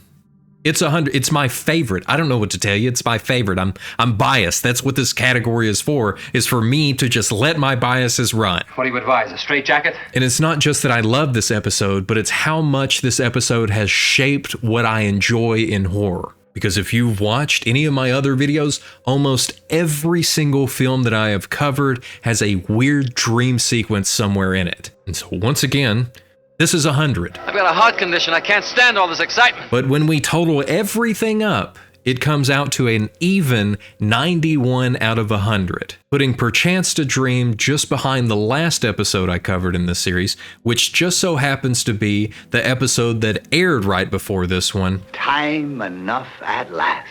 Meaning that while this is a favorite of mine, there are still better twists out there. And that could be true for the next video in this series, where we're going to look at my favorite episode of Black Mirror. And I'm sure you'll be able to tell right away why it's my favorite. You'll find out. The biggest problem with twist and horror is that oftentimes you end up feeling like you've already seen it all. Now, nothing you'll see can physically harm you. Nothing even surprises you anymore because you know what is fixing to happen. There's gonna be something bad in there, I can feel it. But every now and then something comes along that takes all of those previous twists, is able to combine them together to make something that you might just call the greatest twist in all of horror. Get out of my head! Get out of my head! And for me, there is one clear example of this, and it's Black Mirror's Playtest. But before we can go with Cooper to test the most personal survival horror game in history, first we have a word from our sponsor. And once again, the sponsor is me because, well, I have merch. And I can't just wear it throughout half of the video and not point out that you can also own it yourself. That's all. Everything's linked right down below if you're interested in checking some of it out, and we can get right into Playtest. Quickest ad read you've ever seen. The episode starts with Cooper here packing a bag and grabbing his passport to leave on a trip and leave his house behind. And in the car on the way to the airport, he gets a call from his mom, but he chooses to ignore it for now. And after making it to the airport and getting settled into a seat on the plane, we can see that he's playing a game on his phone, and in front of him is an old movie with a giant spider on the side of a building. But it's clear that he's too focused on the game that he's currently playing that even the stewardess has to come up to him and say, I'm gonna have to ask you to switch that off for now. Okay. He agrees and does so, and while he's putting his phone away, he notices a little girl that seems a little hesitant to be here on this plane. And so being the kind guy that he is, he begins to play a little game with her where he treats the airplane like it's a roller coaster with all the turbulence. But not caring if he's going to make a fool of himself or not, he decides to help somebody else So that way, instead of them being focused on all of the scary stuff going on around them, he can at least help them to have a good time and make it through this one moment. And just after this, we get to see him have a good time as he's going abroad to all of these different countries. He's clearly there for a while because he grows this very nice beard. A very nice beard, just like his father, because his dad is Kurt Russell from The Thing. This is who we need for The Thing Part 2. And speaking of that, I am working on a Part 2 of The Thing video. Just give me a few more months until eventually he finds himself in London. And it's in the Raven Inn that we pick up with him as he's looking through a dating app trying to find a date for the evening. And it's on this date with Sonia that he begins to open up to her as she asks him why he's been traveling so much. Really, to get away from the family home. That's what I'm doing. And we find out that this is the last place that he's going to on his trip, and that next week he's finally going back home. But it's the next morning that we find him at Sonia's place, where she notices a scar on his shoulder and asks him what it was from. And it turns out that he had gotten in a fight with a bully in high school whose name was Josh Peters. He hit me with this like metal rod thing. And it's here that his phone begins to ring again, and it's his mom still trying to get a hold of him. But once again, he chooses to ignore the call. Okay, that was a little impersonal. And trying to avoid the conversation of what's really going on here with him and his mom, he begins to look around Sonia's apartment while she's making breakfast and notices that she has quite a few video games. You're like a gamer. Cool. And if you look closely in Sonia's video game collection, you can see Dark Souls 2, where Hannah here actually voiced the character Sweet Shalikr. I think I said that right. Shalqua. I didn't make it very far in Dark Souls 2. I played a lot more Bloodborne than this. This, yes. Now with some small talk out of the way and some Marmite on toast ready for him to try, he's saved by his mom trying to call him again. I don't know. Answer it. It's this call that causes Cooper to finally start to explain why he's not ready to talk to his mom. Since the whole reason that he went on this trip was to get away from his home after taking care of his dad for the last year, who had early onset Alzheimer's and just passed away. Yeah, he was my best friend. And it was from going through all of this tragedy and even having moments where he would look at his dad and it was clear that his dad didn't know who he was anymore, that he lost a piece of himself. And he also lost that connection that he had with his mom. And now, after being gone and not speaking with her, he doesn't know where to start or what to say to her. This whole trip was just his way of getting away from the hurt for just a little while to hopefully make some new memories that'll be able to fill the void a little bit. But it's all fixing to end because he's about to have to go back home to confront it all next week. And it's in this very sweet moment that Cooper is finally opening up for what is most likely the first time since his dad passed that Sonia understands. She leans in, kisses him on his forehead, tells him that he's a good guy, and also tells him, "Call me Mom."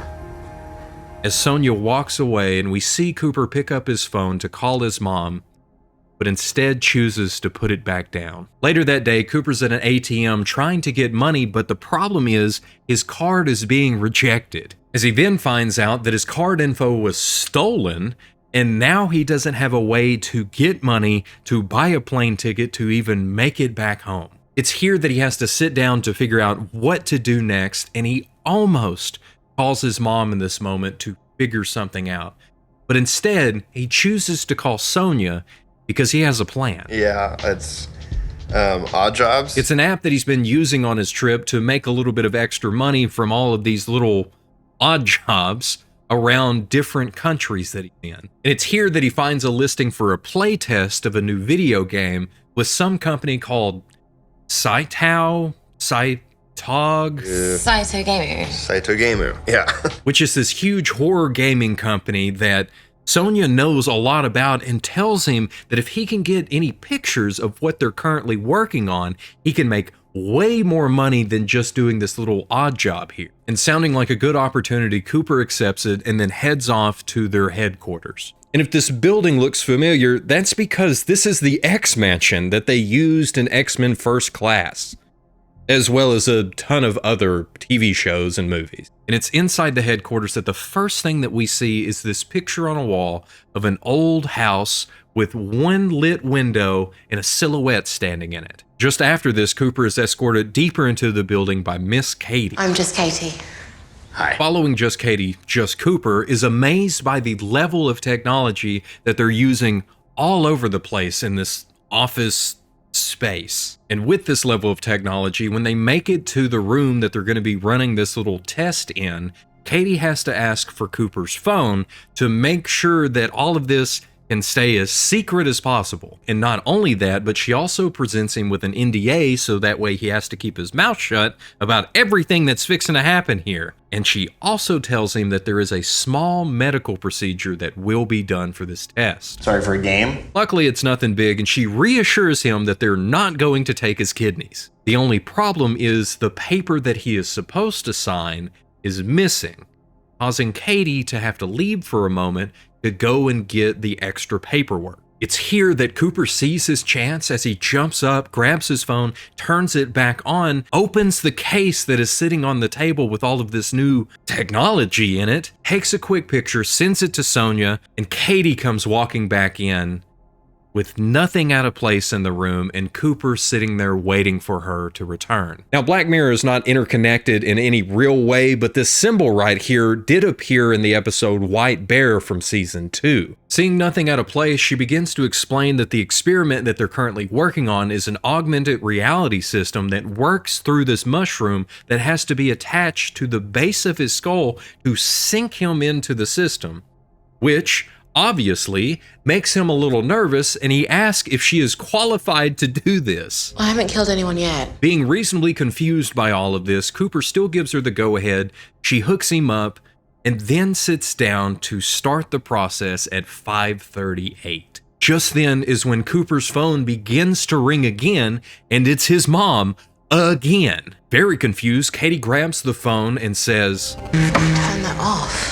With a questioning look at Cooper, she turns it off again just as the system is finally ready to go and they can finally test out the first game. And it's here that we see this cute little 3D gopher guy come climbing out of one of the holes that Katie placed on the table in front of Cooper. And he is just blown away by what he's currently looking at, trying to figure out how this works and what's going on as the gopher slowly becomes more and more realistic in its graphics. And then Katie explains that this is a mental projection from the system that Cooper is hooked up in, and that you can see him, I can't. And then he gets to play what is probably the coolest game of whack-a-mole that anybody has ever played before. And while at first we're seeing this from Cooper's perspective, we then see from the camera in the corner of the room what it looks like to everybody else. It's clear that there is nothing there except for Cooper, who is seeing and is currently winning this game of whack-a-mole,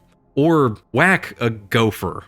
And since Katie can't see it, she has to ask, is the gopher 2D or 3D? No. 3D. Super 3D. And that's it. That's the end of the experiment. Now he gets to, go back, I guess, to Sonia's place.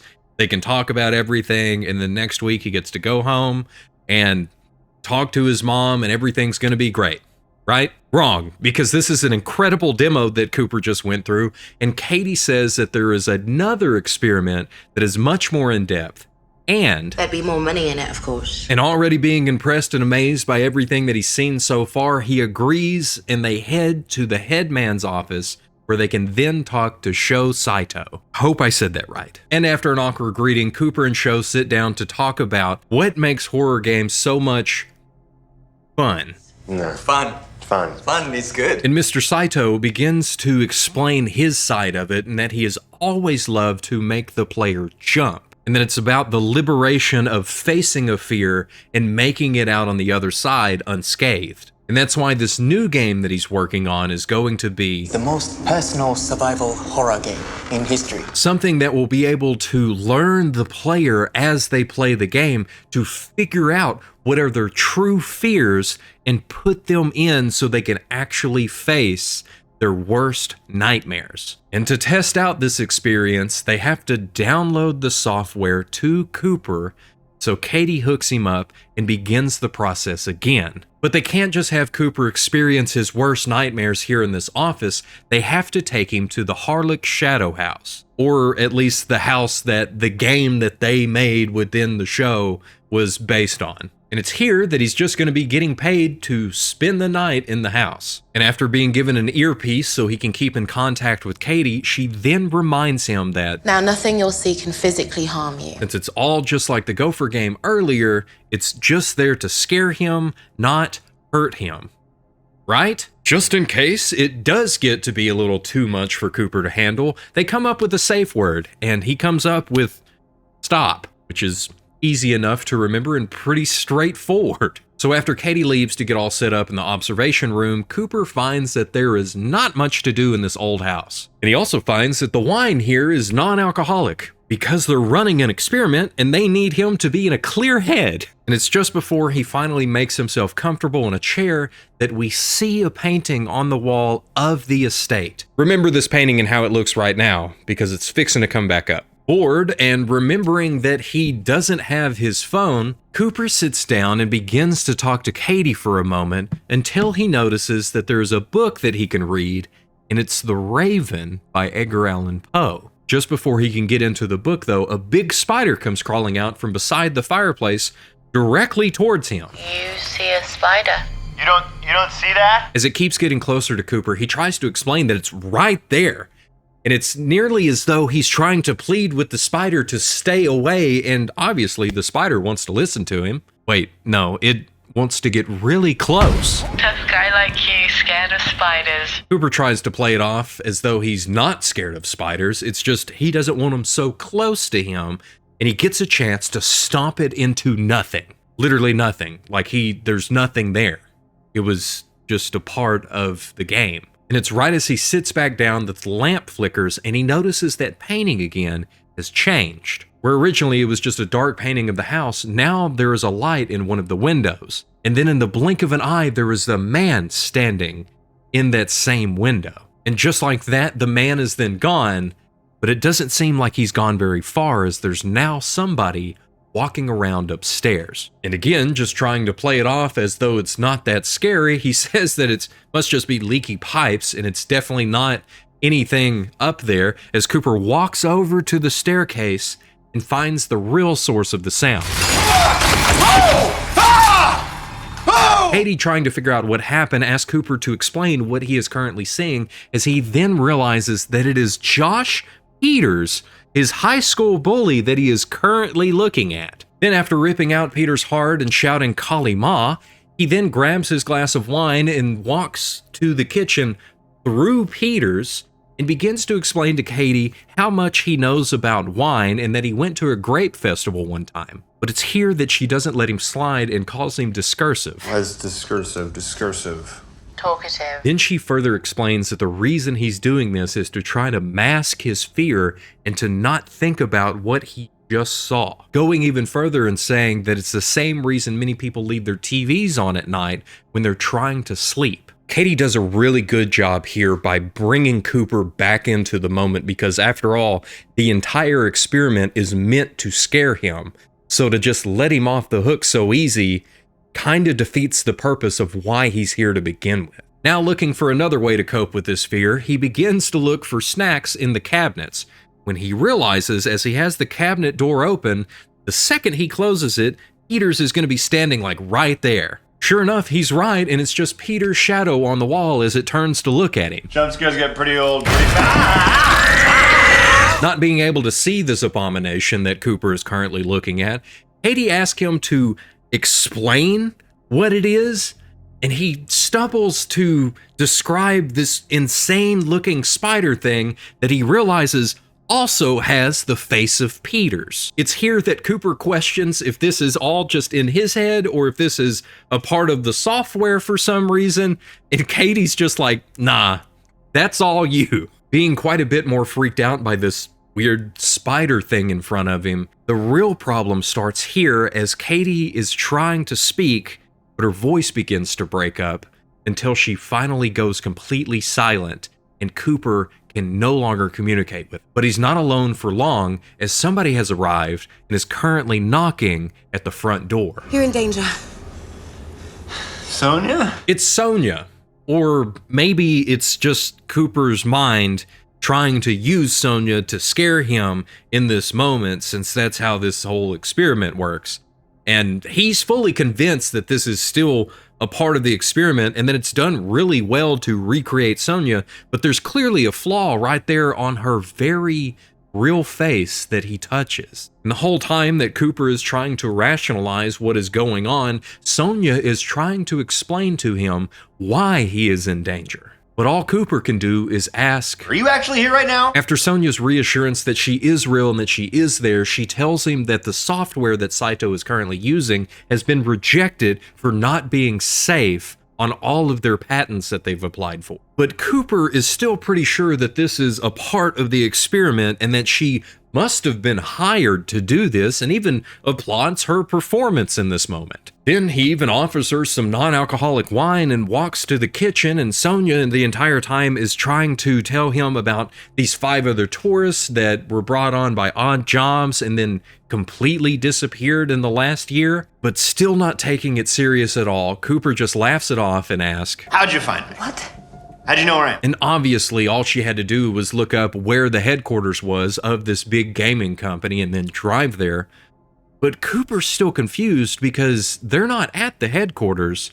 They're at a different house on the big property that is out there. So he wants her to clarify how she found him in this specific house on the property. I tracked you. You tracked me. Yeah, with your GPS on your phone. Cooper laughs at this because he doesn't have his phone.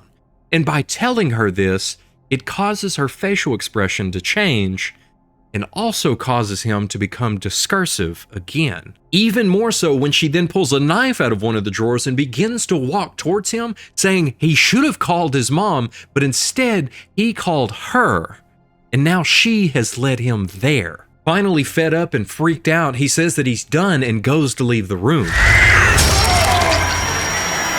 With the knife sticking out of his back, Sonia tries to grab him, and instead he throws her to one of the cabinets and then stands there in shock at everything that is going on as she then runs and tackles him to the ground, driving the knife even further into him. Sonia gets the upper hand as she's trying to now choke him on the ground, and he's just struggling to reach the bottle nearby to hopefully knock her and then be able to get away from the house, but it's not going to work because it's too far away. She then grabs him and slams him into the ground again, driving the knife all the way out of his shoulder. Screaming at this, he begins to fight back even more as Sonia's face then completely distorts and then changes into like this skinless monster, and he sees his opportunity, grabs the thing's head, and slams it into the knife that is sticking out of his shoulder. It's here that we get a close-up on his face as he's just losing it on the floor as the camera slowly pans back and we see that there is nothing there. And it's here that we finally hear Katie's voice again.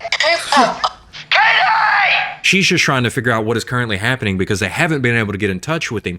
They've been speaking, but he hasn't been able to hear them, so he hasn't been responding. And Cooper is just rambling in this moment as he's trying to explain to her that this woman that he knows named Sonia showed up and she really stabbed him. He really felt the knife go into his back and come out of his shoulder. Nothing you see can harm or even touch you. Growing even more angry, Cooper reiterates at how real everything was, that Sonia was real, her arm felt warm, that he really felt her stab him. But Katie tells him that it's not possible.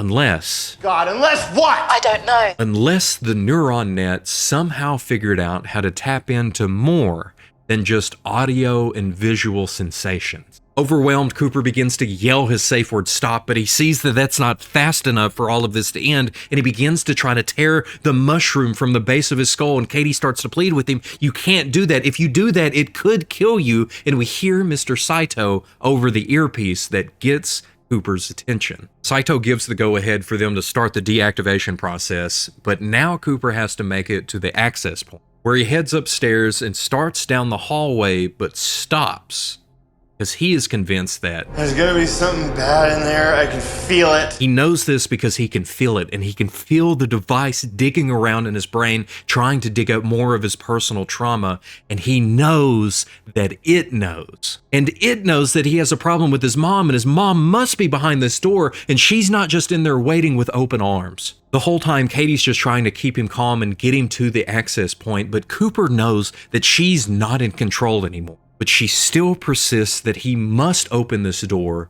or else it won't be able to end, and finally gets him to open it. Stepping inside to just a room, Cooper begins to calm down and tells Katie that he made it, but where is the access point? There is no access point. What? She begins to laugh and tells him that they just wanted to see if he was broken enough to begin to obey instructions without question. We have. Oh, no. Katie, come on. Cooper turns to leave as he should have done a long time ago, but the door is gone and Katie begins to ask about his mom. But Cooper can't remember his mom. He can't remember anything. She asks him where he grew up, what's his favorite band, what's his favorite flavor of ice cream, but he can't remember any of it because it hasn't just been analyzing his memories, it's been overriding them this entire time. To the point that he can't even recognize his own reflection, and soon he will be nothing. You'll be just like your dad. The voice continues as the man stares at his reflection and begins to just scream, "Shut up!" to get out of his head, to get out of his head. But the only real way out is for him to remove it himself as he breaks the mirror, picks up the glass, and begins cutting it out of his neck to just make the voices stop. Just then is when two men and Katie come rushing in to restrain him and shut it off, but the man just keeps screaming for it all to end. Get out of my head! Get out of my head! Not recognizing Katie or Saito, they realize that they can't stop it and that it is taken over. Katie then tries to tell the man who no longer knows who he is or where he's at or what's going on that they can't stop it, that it's dug in so much deeper than what it was supposed to. Saito then gets close to the man and tries to apologize, then tells the other two to take him and put him with the others. In Saito's office again, Cooper is losing his mind, screaming, "Stop, stop, stop," but Katie's right there and she immediately removes the device and everything stops for a moment. It was only 1 second that had passed, and they're not sure if it was a malfunction or if Cooper was just too susceptible to the device. Either way, it's over now, and Saito apologizes for the experience being far more powerful than what they had intended. As Cooper is then driven away from the headquarters, we see him on a plane, and then finally make it home with a little bit of relief on his face. Finally ready to talk to his mom. And he finds her in his bedroom, but instead of greeting him, she grabs the phone and says that she needs to call Cooper. Walking over to her, he tries to tell her that he's home, that he's there now, but all she can do is ask, Where did Cooper go? With Cooper right there, it doesn't change anything for her. She has to call him. She has to call him. She has to call him. Dialing the number, we can hear his heart rate begin to increase as he tries to get her attention. Mom! Mom! She's calling him again, but now nobody is home. As we see Cooper convulsing in the chair back in the room of where the experiment was supposed to start. Katie scrambles to remove the device, but it is too late. Afterwards, Saito and Katie are trying to figure out what happened. They know that the call interfered with the system, but Katie is positive that she had turned off the phone before they ever started. They figure that he must have done something when she had to leave the room to go get the other paper, and that this was just an oversight on her part by not checking the phone before they started. And at the moment the call interfered with the upload process, then went dead like that. Saito then asks what he was shouting right as it happened. She says that it was just one word over and over. Mom. Saito tells her to make a note of this, and we see Cooper's body being zipped up in a body bag.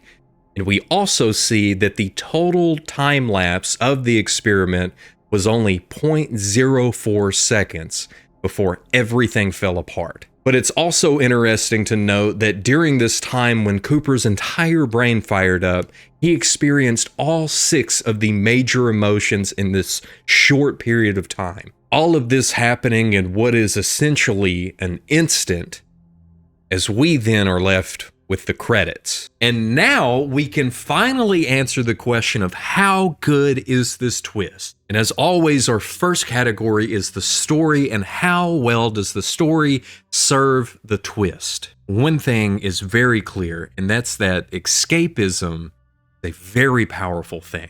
That's the reason that many of you are watching this right now, to hopefully escape your life for just a moment and all of the craziness that is currently going on, if only for a moment. Cooper, for the entirety of the episode, is trying to do the same thing, just to the fullest extent, by leaving behind his household to go and travel and to try to get away from everything that had been going on in his life with his dad for the last year. Really, to get away from the family home.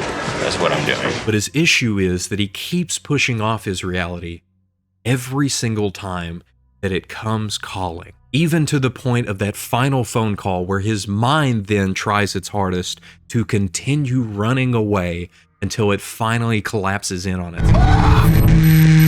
Mom! Mom! At a literal and figurative level, this twist is amazing. It works so well with the story just at the surface and gets even better the deeper you go, the same way that his mind does in the episode. So it's definitely one of the easiest ratings that I can give. It's 100. The second category is acting and how well does the actor pull off the twist. And Wyatt Russell does an amazing job from beginning to end by starting off as just a goofy guy going on a vacation to him becoming so talkative to cover up the fear that he has that just seems so relatable to me, as well as having a full-blown mental breakdown to the point that you begin to worry about Wyatt himself from this episode. And really everybody in this episode is just incredible, but Wyatt is the true star of this because not only does he pull off one twist, but he's able to perfectly pull off 2. And so I have to give this a very high score of a 94. And now for predictability and how well balanced is this twist when it comes to trying to figure out what is going to happen. And once again, a double twist is coming in to help to make it a lot less predictable. Really, on your first watch, you're not thinking that the phone is going to interfere with the system.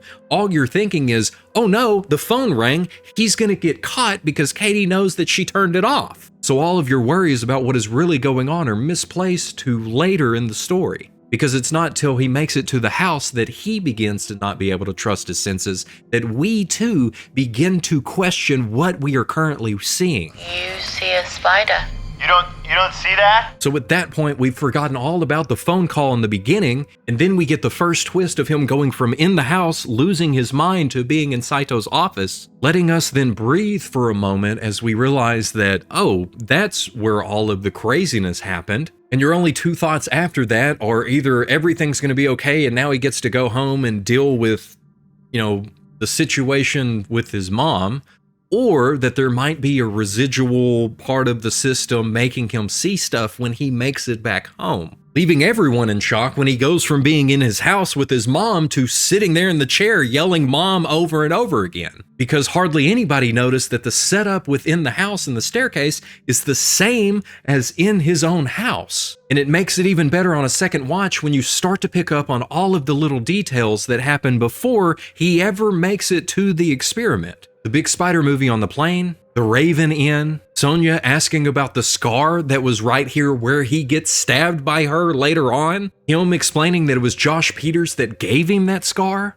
the picture at headquarters that had the one lit window. But my absolute favorite is the very first line spoken in the episode from the stewardess. I'm gonna have to ask you to switch that off for now. Oh, okay. It's amazing. So I'm conflicted on how to score this because your first thought for the twist is something is going to go wrong with the software, but you probably didn't guess where it went wrong, which is why we all get thrown by that first twist. So I'll play it safe and give it an 85. And then you can let me know down in the comments if I'm off on that, if it needs to be higher, if it needs to be lower.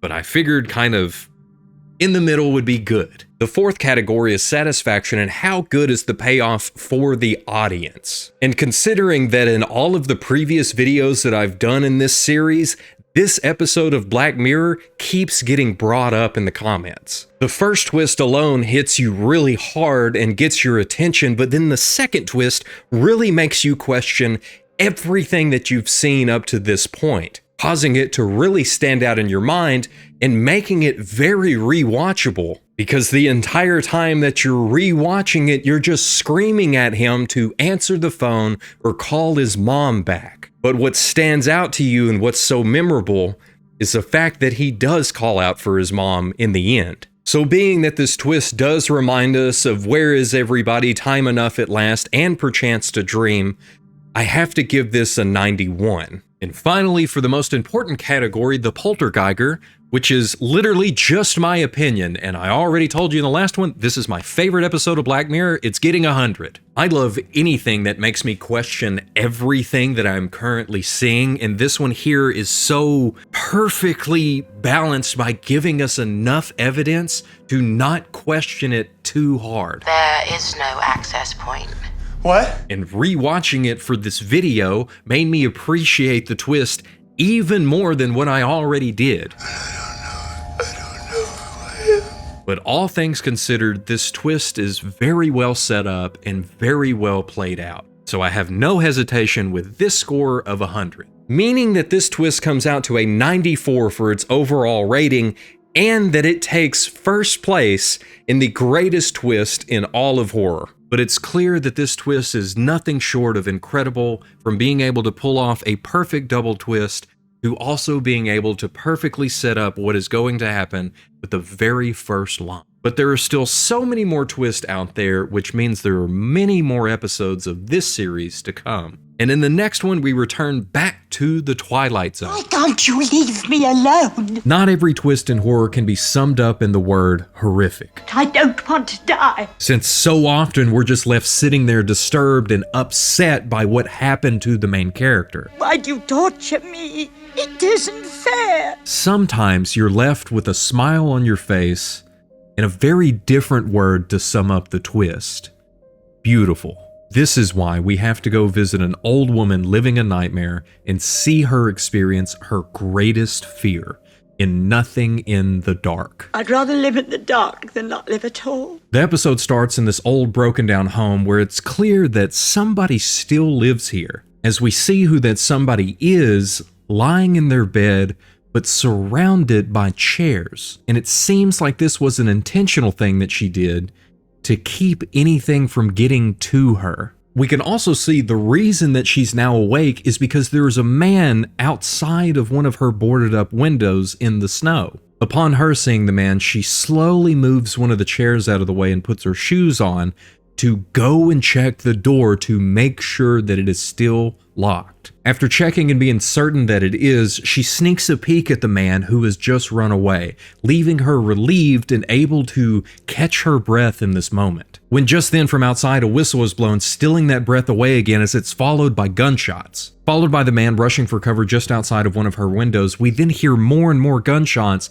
as it seems like one has hit him, falling into the snow just outside of her door as he softly begins to call for help, causing the lady from inside the house to ask, "Who is it?" But then she quickly follows it up by just telling him to go away. But he just continues to beg for her to open the door and help him, and she asks the question again of who he is, and he says that he is an officer and he really needs her help. She doesn't give in though and calls him a liar with a mix of fear and confidence in her voice, because she knows that he isn't a policeman.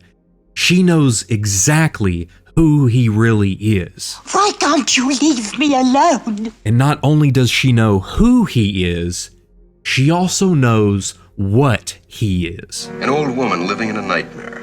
An old woman that has fought death 1,000 times and always won. And here she is faced with the grim decision of whether or not to open this door. This seemingly ordinary door leads to the Twilight Zone. I love the fact that it seems like he's looking at her at first until the camera pans back to show that we're not seeing exactly what we think we are seeing, which plays in perfectly to the idea that she has about the man outside not really being who he says he is. Outside, the officer just continues to beg and plead for anybody, anywhere to come and help him, causing the woman to open the door just a little bit. Unless you help me, I'm going to die. She, however, still insists that he is trying to trick her, even going as far as to tell him not to move or she will shut the door. Confused, the officer again just tries to explain to her that he is bleeding to death right now. And seeing her as his only real opportunity to continue living,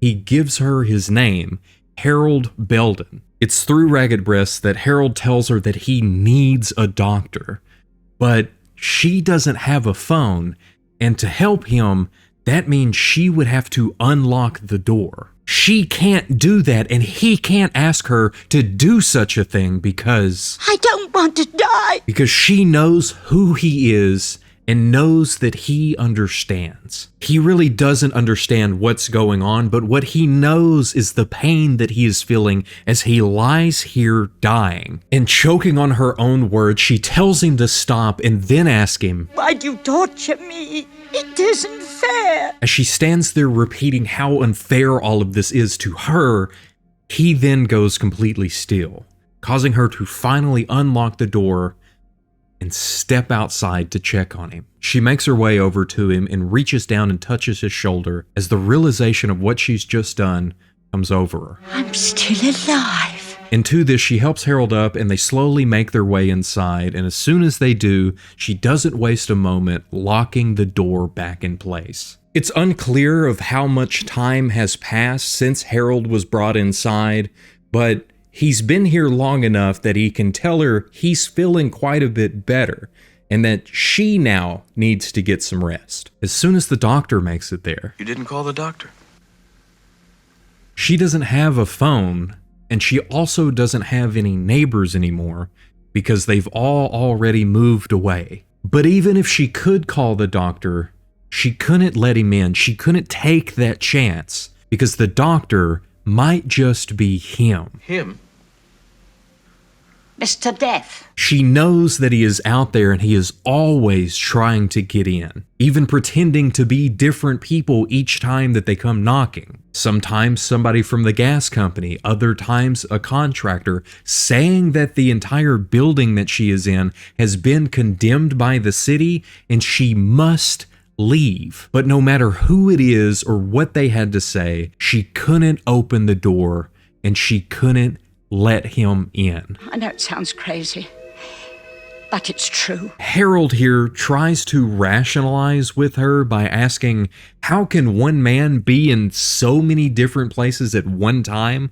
Since after all, people die every day all over the world. And not having an answer, she just immediately begins to break down, leading Harold to ask her not to cry, saying that he doesn't want to hurt her and that he's sorry. And he even tries to do his best to comfort her in this moment by reaching out for her, but she just wants some distance as she gets up and grabs a tea kettle to pour him a cup. And it's here that she begins to tell her first experience that she had with Mr. Death. A long time ago, she got on a bus where she sat across from an old woman who was knitting. When at a stop, a young man got on, and even though there were seats all over the bus, he sat next to the old woman. And just by him being there next to her, this caused her to become really upset and begin to cry to the point that she dropped her yarn, to which the young man reached down and picked it up. But when he went to hand it to her, their fingers touched. And then he proceeded to get off at the next stop. But the old woman never made it off of the bus alive. But you said yourself, she was an old woman. She just ignores his statement and claims that she has seen him several times throughout her life. Every single time that somebody she knew died, he was there, but he was always different. Once a young soldier, a different time a salesman, another time a taxi driver, but it was always somebody that you wouldn't notice unless you were looking for them. And she always wondered why she could see him, but nobody else ever seemed to notice. It's now that she's sure it's because she was getting older and her time was getting closer and closer. To hearing this, Harold just asked why she would be so afraid, because if she could see him, shouldn't she be able to avoid him? I couldn't be sure. And it's because he was always different every time that she had seen him. There was no way for her to ever be certain unless it was already too late. For years now, she has just been stuck in this room, avoiding death to stay alive, but not really living at the same time. Not even daring to leave to go and get food for herself. She's been paying some boy to do all of that, and she doesn't open the door until he is long gone.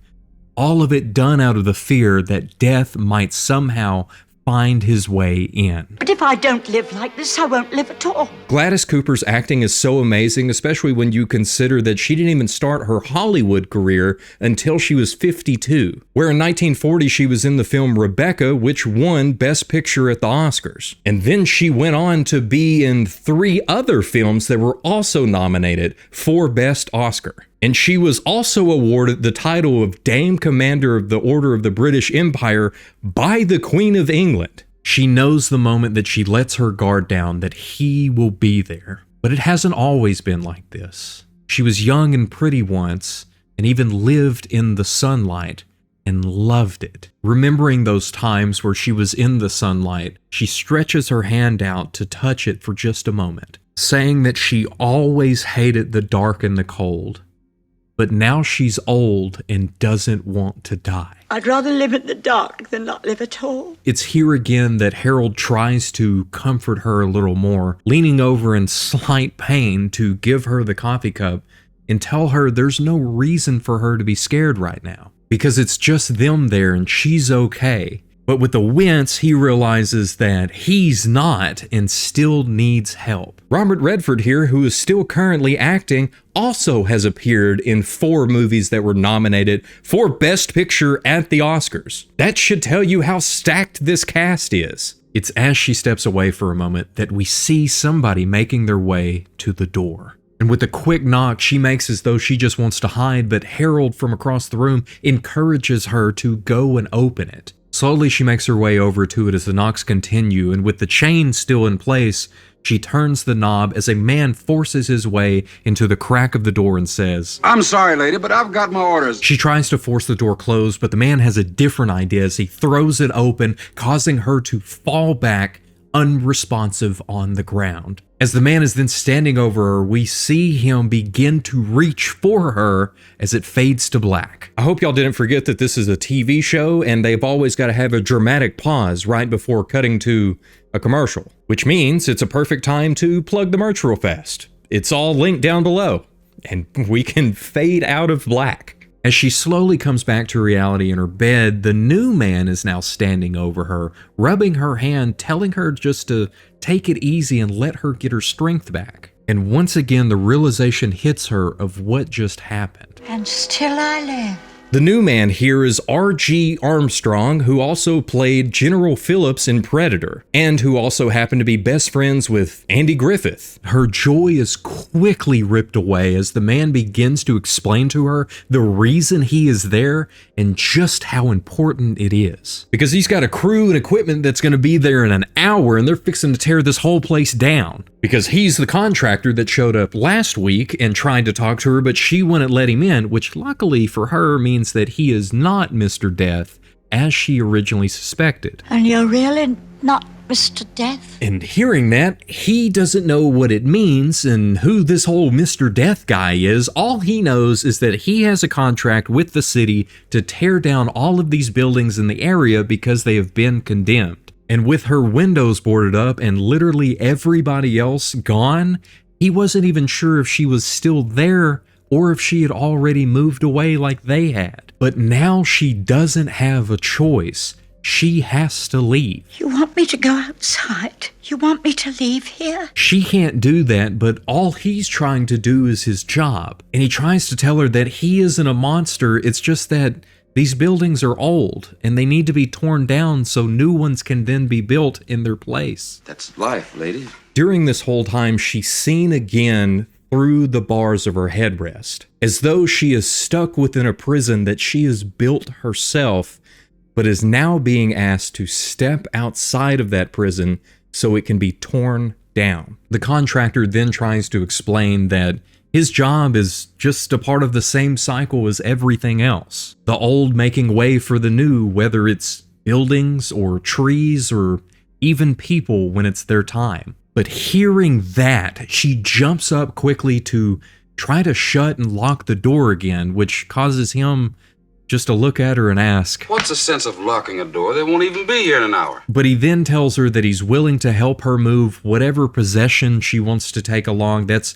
why he came out there, to make sure that if she is there, he can help get her out of the way. The problem is, it's still so clear that she doesn't want to go. And seeing this, he tells her his last resort will be to call the cops if she doesn't leave. And being reminded of the cops, she remembers Harold is there in the room and he's an officer.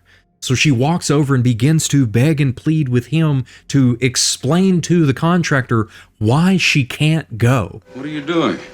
Who are you talking to? She quickly clarifies that Harold is a policeman, but the contractor just looks over and apologizes again, saying that if she's still here when his crew arrives, he's going to get the police. And then he makes his way out of the house. Being upset with Harold for not helping her in the moment she needed it, she runs to lock the door as it immediately strikes her that He looked right at you and didn't see you. the thing calling itself Harold tells Wanda to turn and look into the mirror behind her, where all she sees is herself and the empty bed across the room. But when she turns to look back, Mr. Death is still laying there where he's been this whole time. With anger on her lips, she begins to ask why he tricked her. Why didn't he just take her the moment they stepped inside? Why did he have to be so nice? And why on earth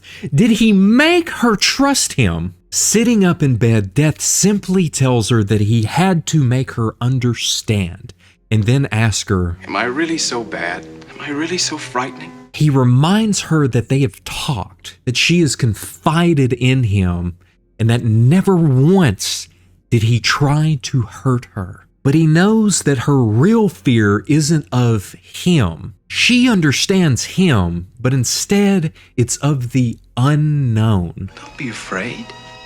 But I am afraid. I'm not crying. You're crying. It's all just so good. Stepping closer, Death tells her that the time of running is done, and it is now time for her to rest. As he stretches out his hand and asks for hers. But struck with fear, she clenches at her shawl with both hands, and with an expression that I can only describe as dread, she professes, I don't want to die. With a look of reassurance, Death steps even closer, telling her just to trust him. But in a near panic, as she's just barely holding back tears, she just keeps uttering, no. Another step forward, hand outstretched, Death reveals to her and to us the reason he picked this face for today. Mother, give me your hand. The calm that's been with Death this entire time washes over Wanda as the tears also begin to stream down her face as she finally reaches out and takes his hand. And he smiles and tells her that what she feared so much was not anything close to what she expected. No explosion or even pain, but it was just like a gentle whisper. It's here that the smile also reaches her face, but she's still uncertain of how all of this is supposed to go from here. So she has to ask him, when will it happen? When will we go? Understanding that she is yet to realize, just tells her to look as she turns and sees on the bed herself, or at least her body, as she is already passed on, and they have already begun their new journey. A relieved smile spreads across her face as she steps out of the door hand in hand with death and leaves behind the dark that she had feared so greatly for her whole life. Okay, I have a confession. It's not just you, I'm also crying too.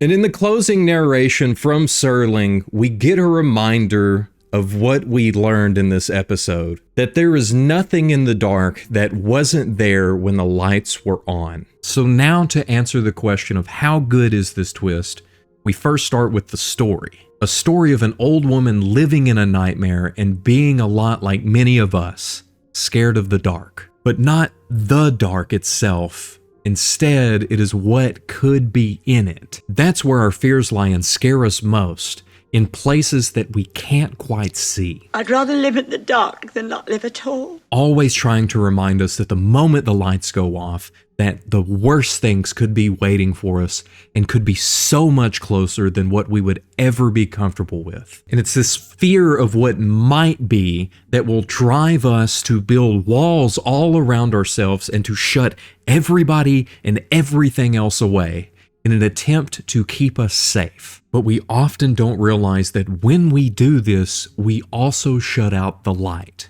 leaving us completely enclosed in the dark. Oftentimes, the only way out is for someone else to stretch out their hand and ask for us to take it, leaving us with the choice of either staying in our terrified state or taking that hand and finally stepping back out into the light. This is such a beautiful story with a twist that many of us probably fought with. Because when death is revealed, you can feel Wanda's fear in that moment, and you just want her to get away to find somewhere else where she can be safe again. I don't want to die. But the truth is that it is by taking his hand that her fears finally fade away, as she can also then step out of this prison that she has built around herself. So to answer our question of how well does the twist serve the story, it's a high 94. And for the next one, we have acting. And in my notes, I just put, it's so good! This is genuinely some of the best acting that I've ever seen in this series. I know it sounds crazy, but it's true. And it's a good thing that it's that way because there's only 3 characters in the episode if you're not counting Serling. And Gladys being in literally every single one, she absolutely steals the show every time. But if I don't live like this, I won't live at all. When just her facial expressions alone are enough to choke me up, I know, it's amazing. Somehow her line delivery makes it even better. But I am afraid. Everyone did amazing, but Gladys really made this something special. And honestly, I don't feel like I need to explain any further than that. You saw it. It's incredible. And so I've got to give it 100. For the third category, we have predictability, and we want a perfect balance between being surprised enough when the twist happens, but also being able to appreciate it more on a second and third watch. And to be honest, this one's really weird because it's both predictable and not at the same time. I know who you are. It's predictable in that Harold is death and she's going to die by the end of it. I'm sure many of us saw that from a mile away. But I will say that I still appreciate this line from Harold earlier in the episode. I don't want to hurt you. Then, of course, there's the scene with the contractor where he just doesn't see Harold there and even asks her, who are you talking to? What's going on? And then leaves. And I also have to say that I absolutely love the fact that she caught on immediately. He looked right at you and didn't see you. But on the opposite end, with being unpredictable, he calls her mother? Mother. Give me your hand. And like, obviously I took that as he currently looks like her son or what her son was supposed to look like if he had lived to that age. But I could be completely wrong. Like, I don't know. That's the only thing that makes sense in my mind. And I even tried to check every single scene and all of the background to see if there was a picture or anything, or if there was a line that sort of led on to that. There wasn't anything that I found, so if you know, please let me know why he said this, other than he currently looks like what her son should have looked like. So for this episode somehow being both predictable and unpredictable in the wrong way, I gotta give it a 50. And for the fourth category, we have satisfaction and how good is this twist for the viewer. It's clear that this episode has stood the test of time, and I completely understand why so many people have said this is their favorite episode in the comments of the past videos. But it doesn't seem to stand out the same way that some of the other ones do, and this one just seems to get dwarfed in their shadow, which is sad considering that this episode ends on such a positive note compared to so many of the other ones. And I think considering the last category, that might be the reason this one kind of falls behind, because knowing what's going to happen kind of takes away from the satisfaction you get out of a twist. But all things considered, I feel like those that watch this episode absolutely adore it. And so I have to give it a 90. And for the final category with the Poltergeiger, which is literally just my opinion, I love this story. Don't be afraid. But I am afraid. It's stories like this that will stick with somebody long after they've experienced them. I'd rather live in the dark than not live at all. And I know for me as a Christian, I take this one to heart because you can have a pulse in the dark, but never truly live until you step out into the light. I've always hated the dark and the cold. And it will never cease to amaze me the power of an outstretched hand when someone is in a dark place. Which is why this is one of the most beautiful episodes of The Twilight Zone that I have ever seen, and one that I'm not gonna forget for a long time.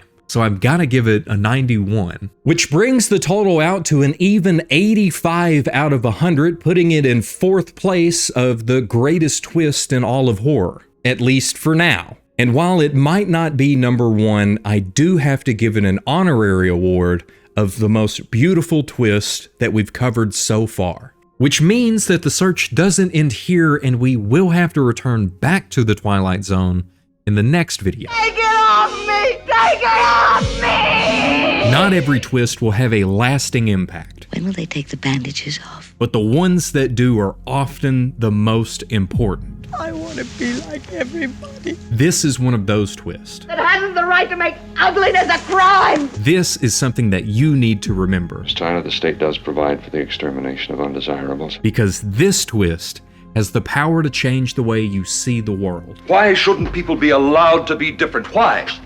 So let all 100,000 of us go and experience the lesson that is waiting to be learned by patient 307 in Eye of the Beholder. The episode opens with a woman lying in a hospital bed with her head completely wrapped in bandages, as a nurse enters into the dark room and tells the patient that it is time for her sleeping medication. But patient 307 isn't surprised that she needs sleeping meds, she's just surprised that it's now nighttime, and even asks the nurse, how was the day? Was it a beautiful day? Was it warm?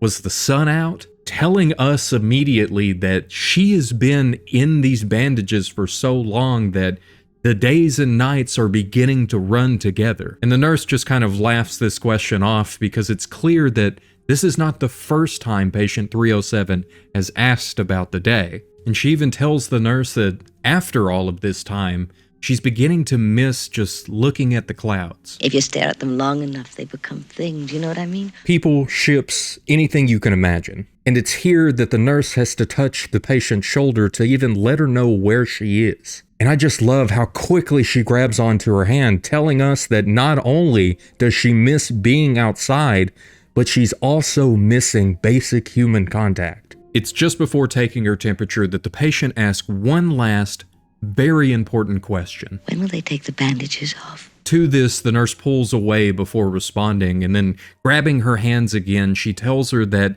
it will be when they decide if they can fix her face or not. But patient 307 knows just how bad her face is and repeats this a few times, causing the nurse to try to comfort her just a little bit by saying she's seen worse. But patient 307 knows just how bad it is, and has known this for as long as she can remember, with even her very first memory being of There's another little child screaming when she looked at me. Her entire life, she's never wanted to be even considered beautiful She just want it to be considered normal, to no longer have people look at her in disgust and no longer have children screaming when they see her. So again, she asks the nurse, when will these bandages come off so she can see her new face and see if she will achieve her dream of just being normal. And the nurse tells her that it could be tomorrow,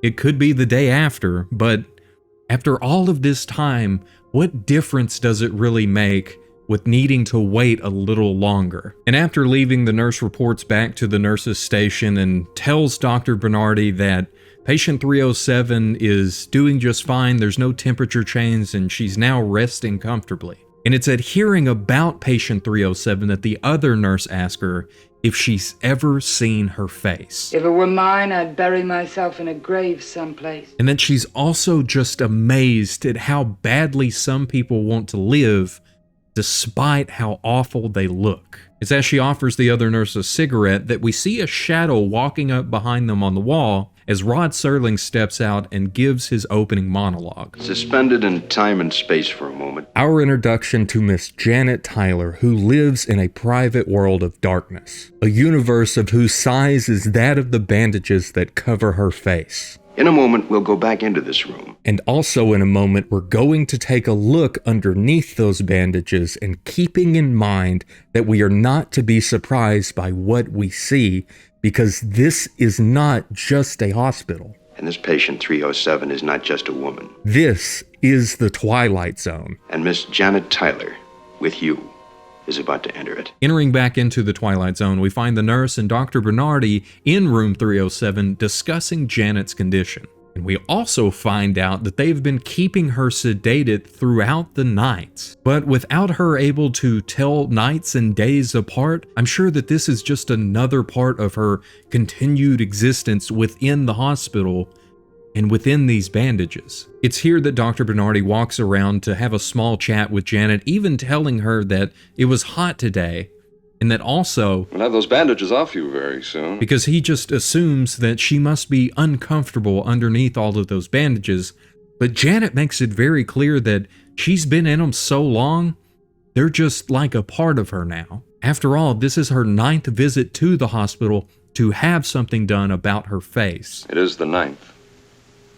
The 11th. Even the doctor is shocked at this news as he pulls his hands away, and Janet begins to recollect just how much of her life has been spent within these bandages, within this cave that is lined with gauze that has now become her safe place, one of the very few places that she can have privacy from the rest of the world. And it's from within this cave that she has begun to believe that even this treatment is hopeless. Hearing this, Dr. Bernardi is honest with her, as he says that none of the other treatments have made any difference at all, so it's hard to say if this time will be the time. But they are still hopeful for this treatment, even though they won't know how well it's worked until those bandages come off. Because the main issue that they've had all this time is that they've been unable to do any plastic surgery. So instead, they've had to use injections and medications and many other techniques,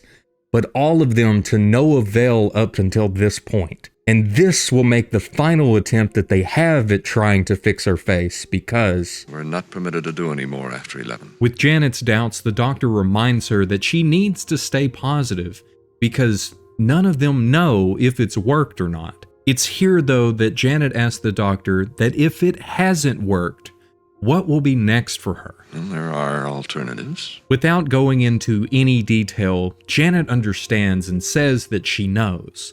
And the doctor says they both know why these rules are in place, and that each person is at least given the chance to fit in with society.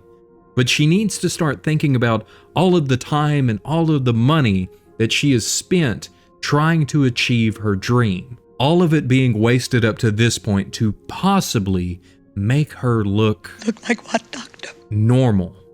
The way that she has always hoped for and still hopes for now. And it's this reason that she begins to beg the doctor to just let her go outside and sit in the garden, so she can finally get some fresh air and just smell the flowers to hopefully feel normal for just a moment. Out there in the night, out there in the dark, she could just be another part of the world, not bothering anybody and able to forget the grotesque woman that she is. Because out there, nobody could see her, and she might just be able to feel normal for just a little bit. I want to be like everybody. And as she's pleading with the doctor, she's clinging to him, and it's clear that he shares in her pain as he holds her back. And he tells her that she isn't alone. There are many people that look the way she does. And one of those alternatives is for her to move to where they are, a place where her kind has been congregated. Congregated? You mean segregated? Just the mention of this sends her over the edge. I mean, to even suggest the thought that she needs to go live with a bunch of freaks. But Dr. Bernardi cuts her off and says that the state is sympathetic towards her condition, and that should be clear by just how much time she has spent in this hospital. But she needs to understand that with the way she is, with the way she looks, there is no possible way that she could ever live among normal people. But she could just wear a mask or keep her bandages on. She wouldn't bother anybody. She could just get a job and just live her life. It isn't her fault that she was born to look like this. And how is it that the state is able to even make such rules? Who are these people anyway? Do they think that they're God? Because the state is not God. That hasn't the right to make ugliness a crime! With her outburst at her convoluted situation that she finds herself trapped in, she throws the blankets back and runs for the window. With the doctor yelling for her to come back and just to calm down, she throws it open and is finally able to smell the fresh air and smell the flowers. And it's just as the doctor makes it to her and turns around, she begins to beg for these bandages to come off, to pull her out of this prison that she is locked in, to take it off me! Take it off me! Her cries are heard throughout the hospital as some more nurses rush in to restrain her and put her back in her bed. And it's here that finally Dr. Bernardi gives in and says, "We'll take the bandages off." Later in Dr. Bernardi's office, it's clear to us and to the nurse that just entered the room that patient 307 has really been weighing on his mind. And he tells her that he tries his hardest not to get emotionally attached to his patients, but when you've done everything that you can, sometimes all that is left is for you to cross your fingers. And you hope for a miracle. Because sometimes they do happen, and it's just often enough to not make you feel dumb for hoping for one. The nurse, though, tells him that he's been thinking about patient 307 too much, and it's clearly starting to affect him. With a case like this, it might just be best for him to separate himself from it and from the patient altogether. But he's seen her face now, and not just the twisted lump of flesh over her misshapen skull, but her real face. It's a good face. It's a human face. It's here that the nurse admits that it's easier for her to think of patient 307 as human as long as her face is wrapped up in those bandages. But why? Why is it this way? Why do they feel like this? And it's here that he asks the very important question of what is the difference between something that is beautiful and something that is repulsive? Is their idea only skin deep, or is it something much less than that? Why shouldn't people be allowed to be different? Why?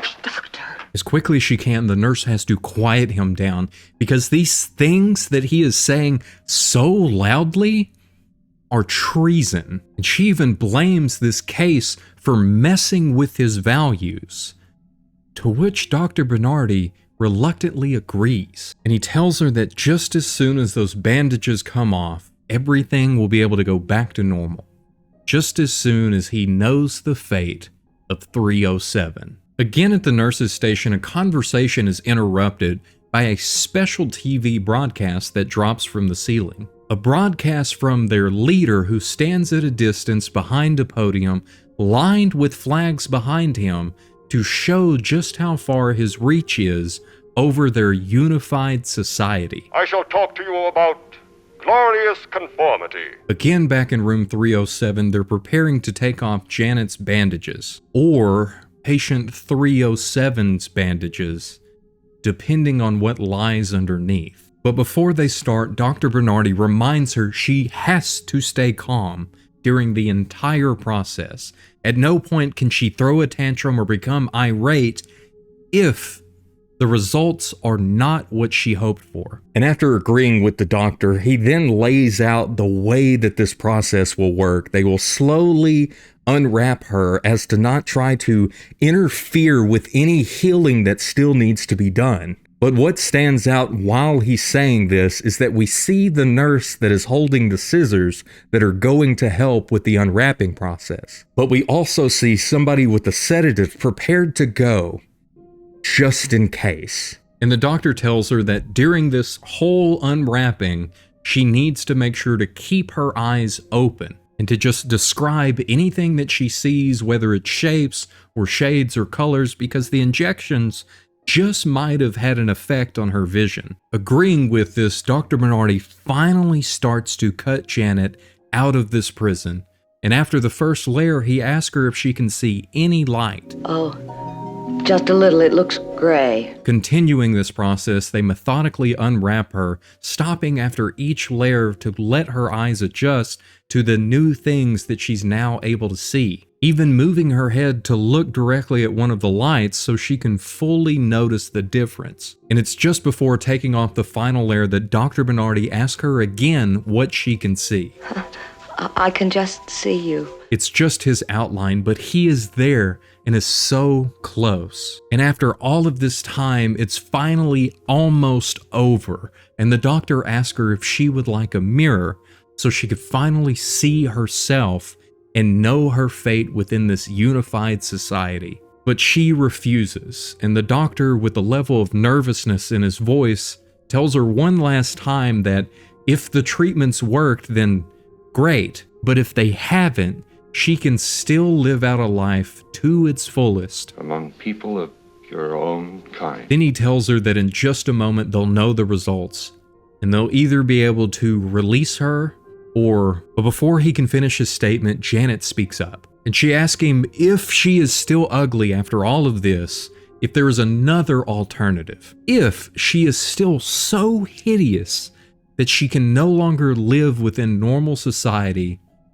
Is it possible for her to be put away? Steiner, the state does provide for the extermination of undesirables. But he's also pretty certain that all of the hurdles they would have to go through to do such a thing are beyond what would be allowed for her. The only real option that she has, if the treatments have failed, is for her to be moved to a community of others that are like her, others that share her same disability. And so he wishes her good luck and tells her to keep her eyes open as he places his hand on her shoulder along with another nurse, hoping for the best. As the final layer is pulled away, we see more and more from Janet's perspective of the room coming into view. But we also see others in the room standing back in the shadows as they're watching to see who is underneath those bandages. Whether it's Miss Janet Tyler or still patient 307. And the second that those bandages fall from her face, they cover their own as they're in shock because there's no change.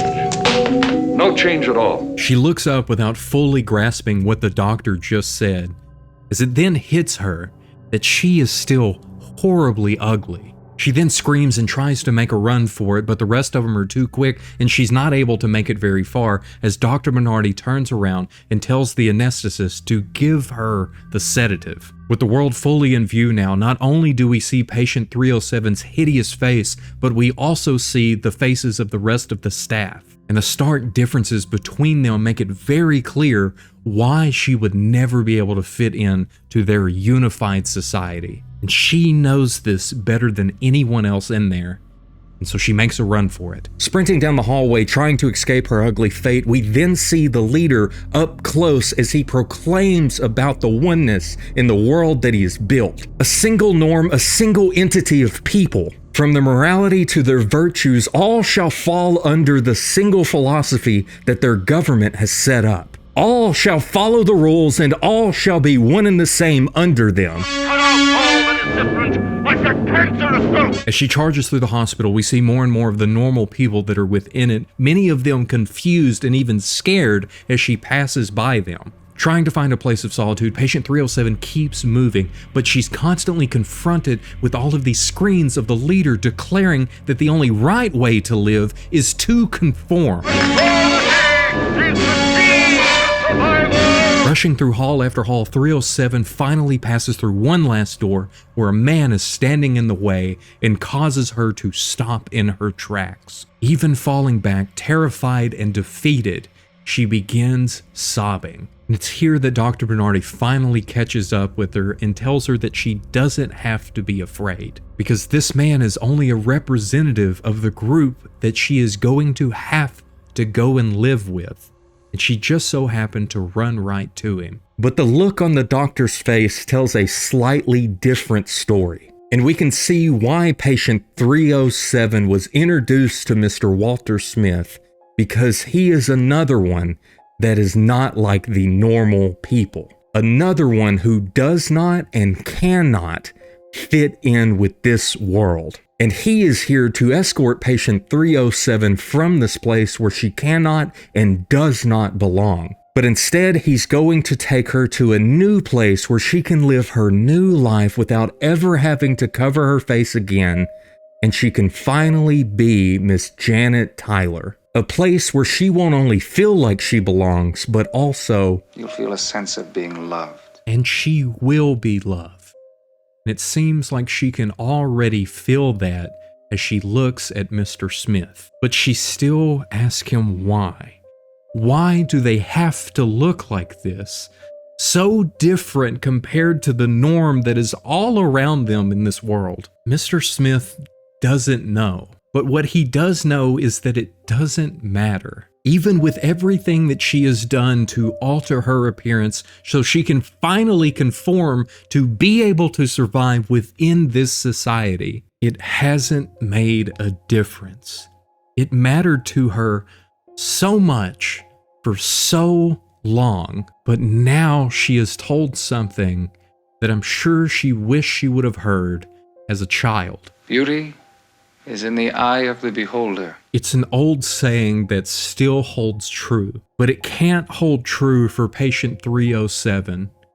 Instead, it has to be for Miss Janet Tyler, and only if she keeps repeating it to herself as many times as it takes for her to start believing it. With a look of reassurance from Mr. Smith, he tells her to grab her things so they can set off for their new home.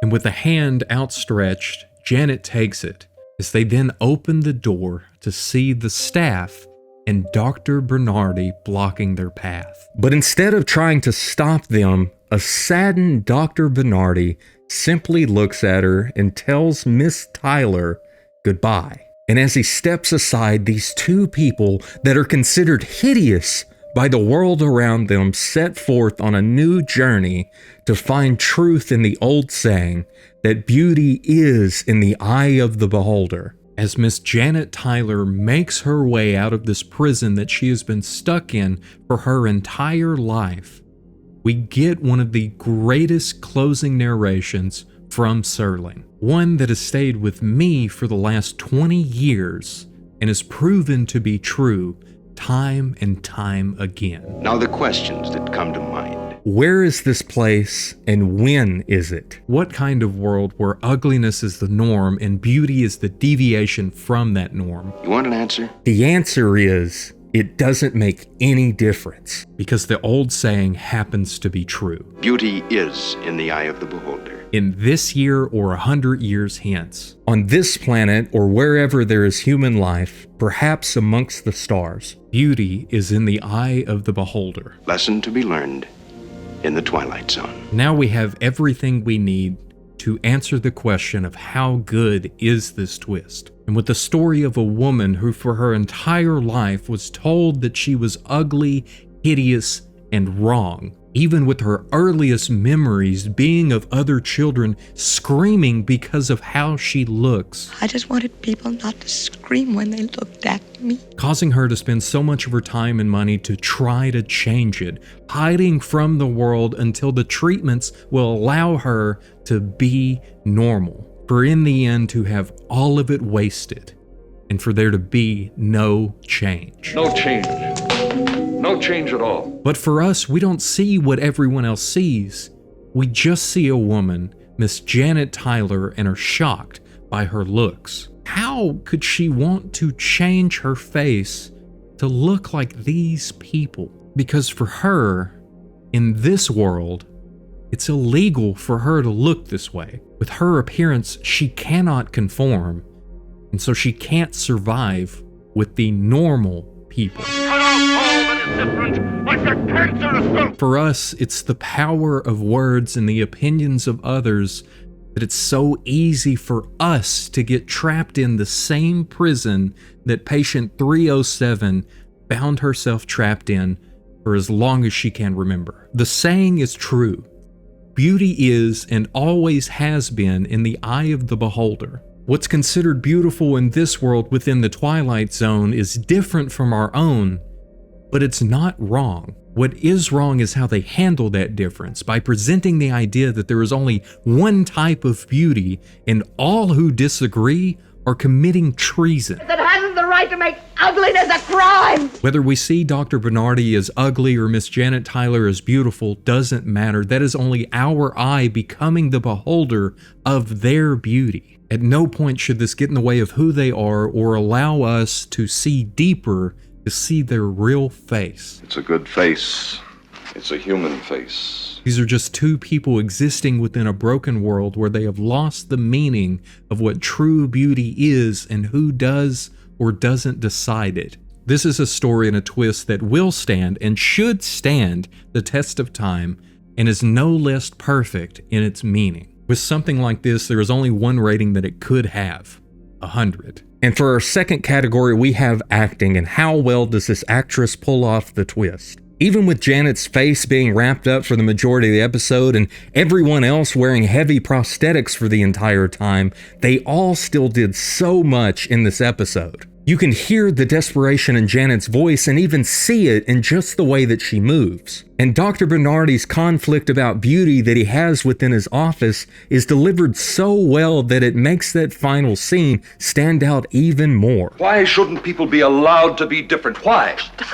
Because his words say goodbye, but his eyes tell us that he is struggling with more than just looking at Janet. But instead, he's now struggling with his beliefs that he has within the world that has been established around him. So much is conveyed with so many restrictions within this episode. This is also in part due to the amazing voice acting from Maxine Stewart, who voiced all of the lines that Janet had throughout the episode when her bandages were on. But she doesn't voice the final line after she has been unwrapped. Why do we have to look like this? Instead, Donna Douglas was so good at imitating Maxine's voice that she was able to say it and make it match the rest of the episode. Anytime that a wild story is told and a shocking twist like this is revealed, but you aren't taken out of the moment because how much you believe everyone in the scene, something special is happening. And this episode is definitely something special.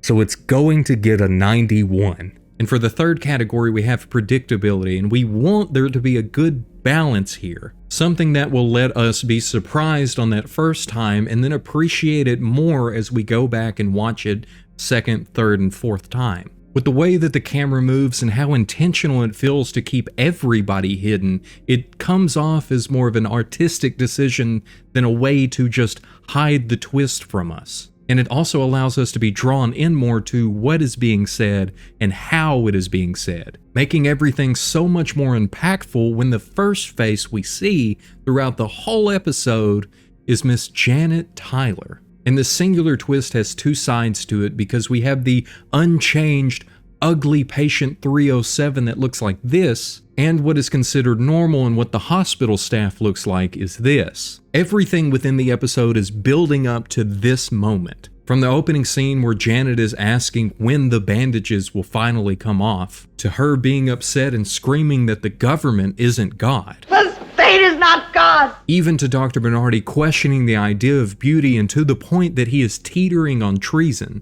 and onto the leader's boisterous speech about glorious conformity, and finally coming to the slow unveiling of patient 307 or Miss Janet Tyler, depending on whether or not the treatments worked. A single moment in the episode that will determine if she will be seen as one of them and is able to be called by her name, or if she will be seen as something less and remain as just the patient in room 307. If it were mine, I'd bury myself in a grave someplace. And it's a very powerful moment that I cannot think of another way that you would be able to improve on it. By keeping everyone out of view, we actually listen to what they're saying and ask the same questions that the doctor does in the office. Why shouldn't people be allowed to be different? Why? And it all results in the shocking twist that I appreciate even more now with how well it's able to deliver its message. Beauty is in the eye of the beholder. It is predictable in the fact that we don't see anybody else's face for the whole episode,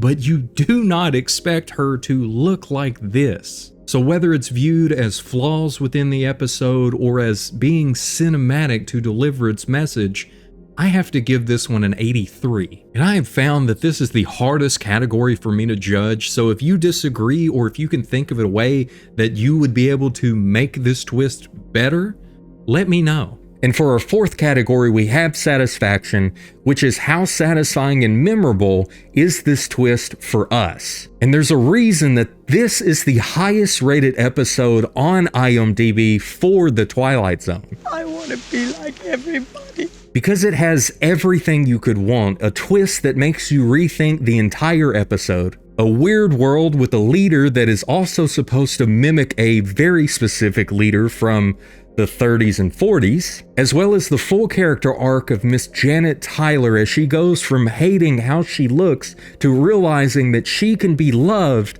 just the way she is. You'll feel a sense of being loved. And even a lesson learned from Serling within the Twilight Zone. The episode is satisfying in every way and is even one of the most memorable scenes from television that I've ever seen, making this one of the easiest ratings that I've given in this category because it's getting a 100. And for the final category, we have the Poltergeiger, which is the most important because it's just my opinion. I mentioned in the very first episode of this series that there were moments within the Twilight Zone that changed the way I view the world, and this is one of those episodes. Because I would guess that all of us at some point have felt ugly. Ever since I was a little girl, people have turned away when they looked at me. Whether it was because of what somebody said to us, or if it's just that the idea of beauty that was presented to us was just so far out of our grasp. It doesn't take much for the idea to stick that we are ugly,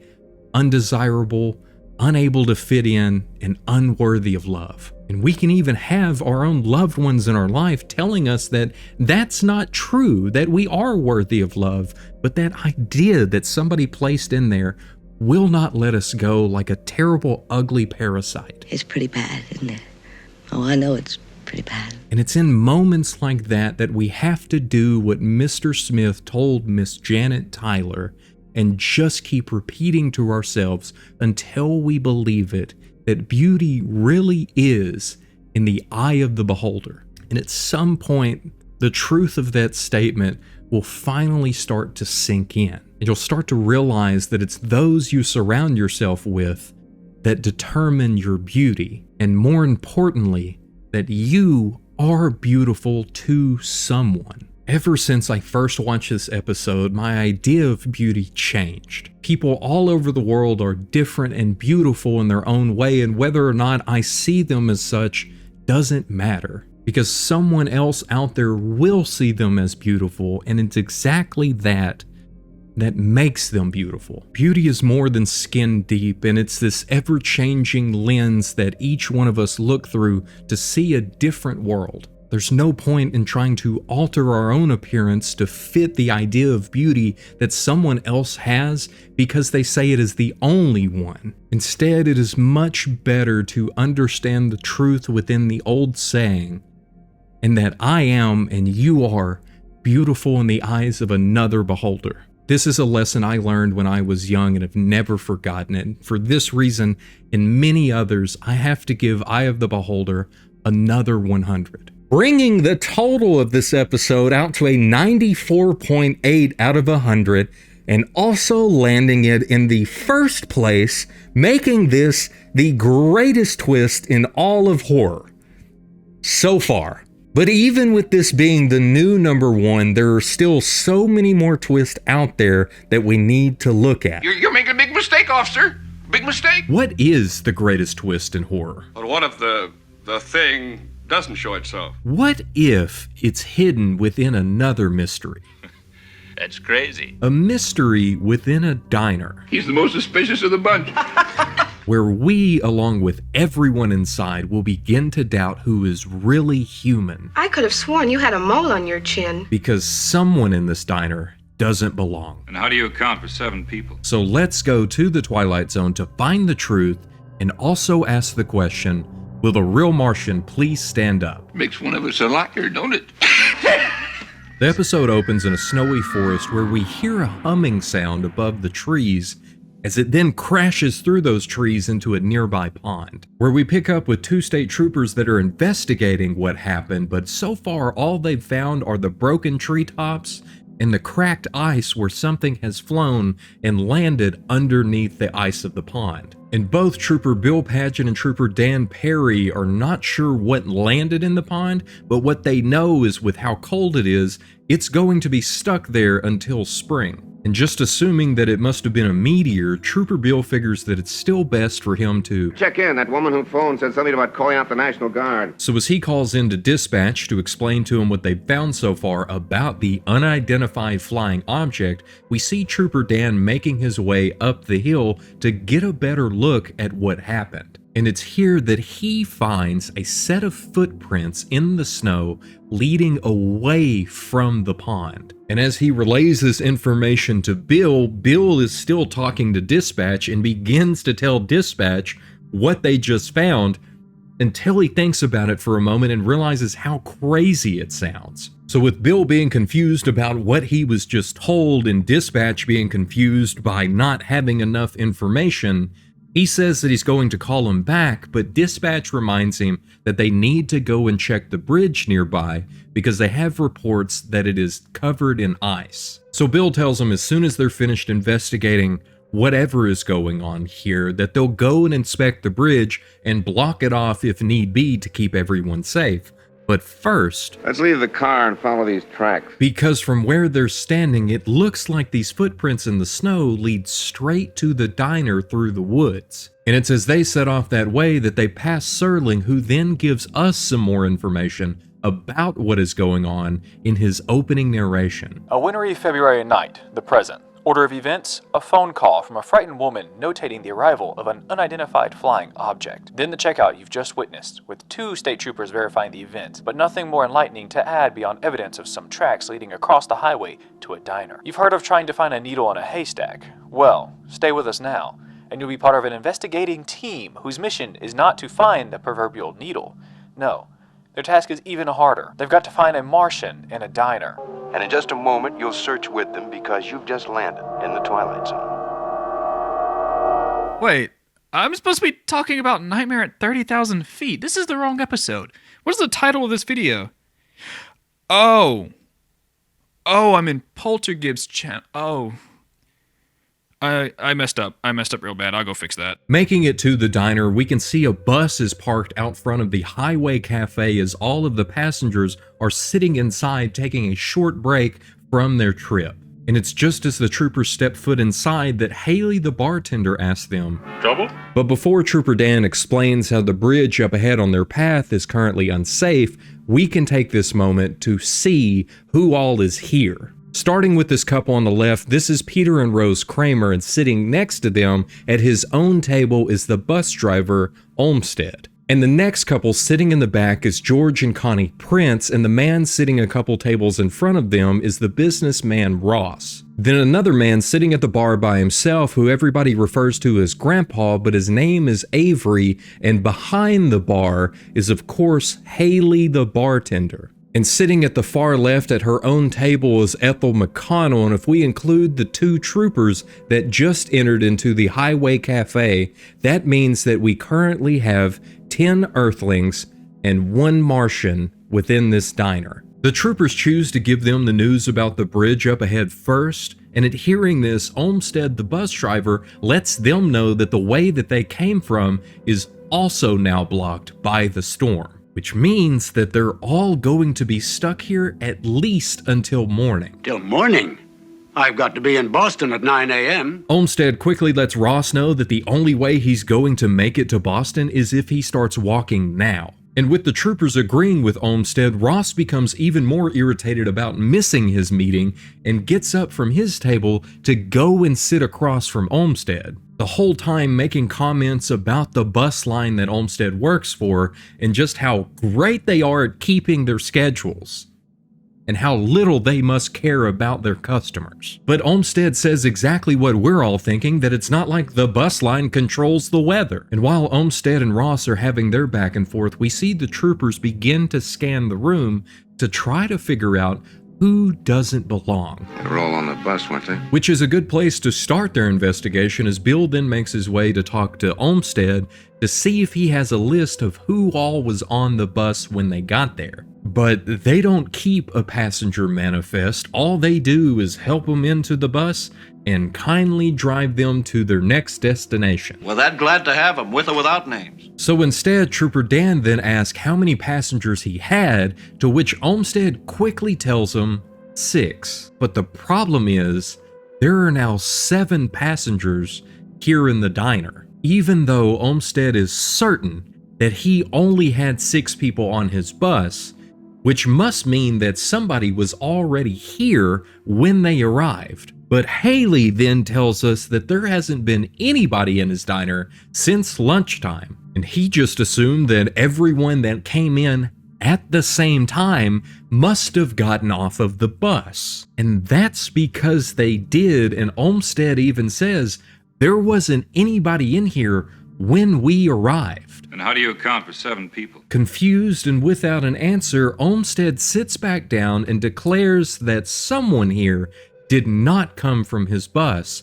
as the entire diner grows quiet, giving a chance for Trooper Dan to ask everyone in the diner who didn't get off of the bus. But the only one to speak up is Ross, who says, "We all got off of the bus, and if y'all plan to keep up this interrogation, I want my lawyer here." And here is where Avery busts out laughing and chimes in about Ross's absurd statement that he just made, causing Ross to look at him and say, "I don't remember you getting off of the bus." But Avery throws that same accusation back at him, and that makes one of us a liar, don't it?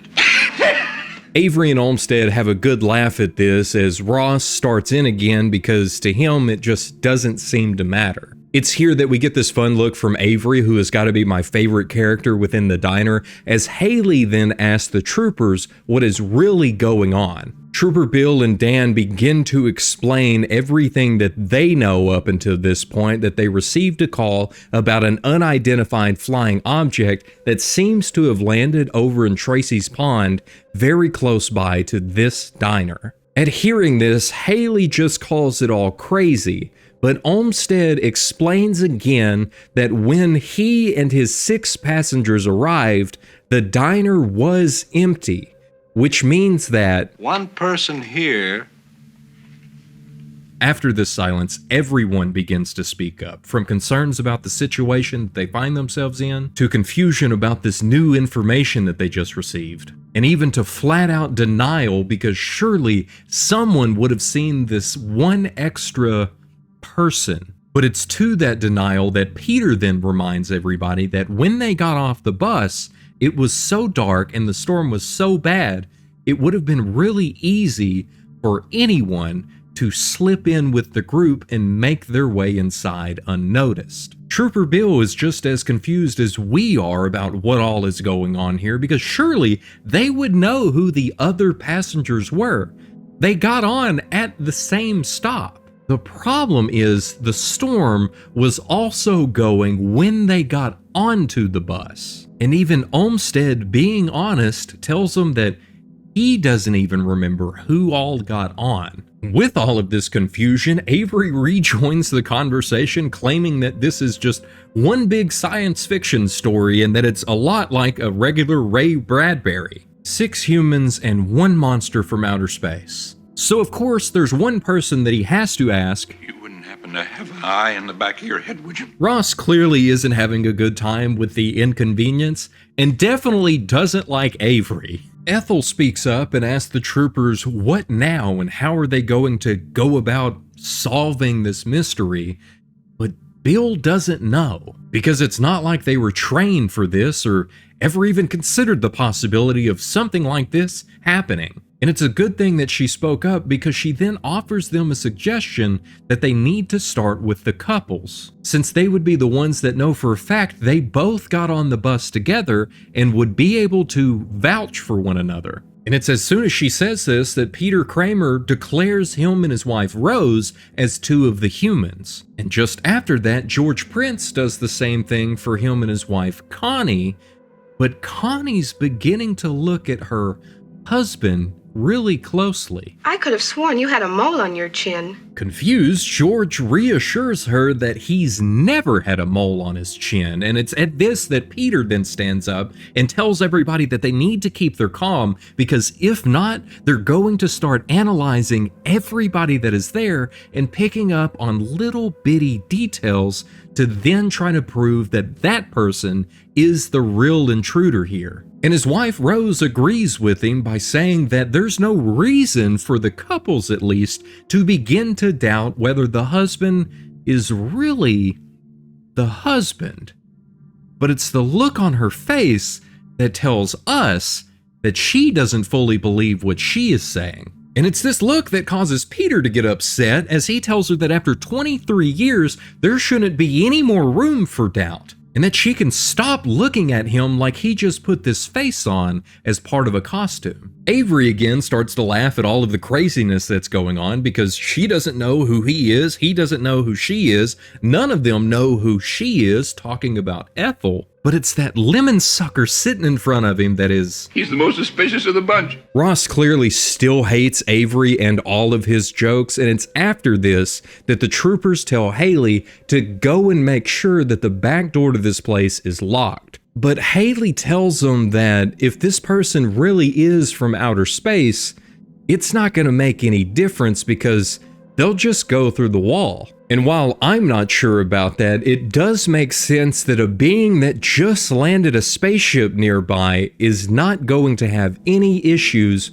with a locked door. And I'm also not sure about Avery's next outburst, as he tells the troopers they need to go and check under everyone's coats to see if they have wings. And while Olmsted thinks that this is funny, Trooper Dan is clearly irritated as he makes his way to Avery and demands his identification. Left a gun in the pond in my spaceship. Trooper Dan's had enough of Avery's antics and then asks him if he knows who won the World Series last year. To which Avery gives him the correct answer of the Pittsburgh Pirates beating the Yankees with all of the details about the games, and then tells him that they didn't think that the Martians would know anything about the great American pastime. And this joke finally lands with more than just Avery and Olmsted, as Ethel then begins to laugh, causing all of the attention to shift now to her, as Trooper Bill then makes his way to ask Ethel for her identification.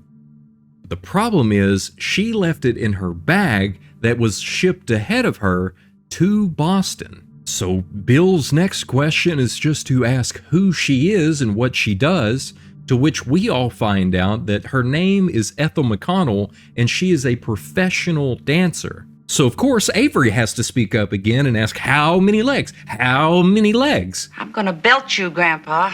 Grandpa Avery is the best. This time, instead of laughing, Olmsted then vouches for Ethel, because she was the only one that he noticed getting on the bus. But he does laugh at Avery's next joke about who noticed him as the bus driver. But his laughter doesn't last long, as Avery then begins to explain that how do they know he is still the same bus driver that picked him up, as Avery then reminds everyone within the diner that not a single person has yet to be completely cleared. It's here that a still irritated Ross just tells everybody that they all need to present their IDs and they can be done with the whole ridiculous thing. Even though Avery and Ethel have already been asked for their IDs, and Ethel clearly doesn't have hers on her. Peter then speaks up and asks Ross how he explains all of the weirdness that is going on here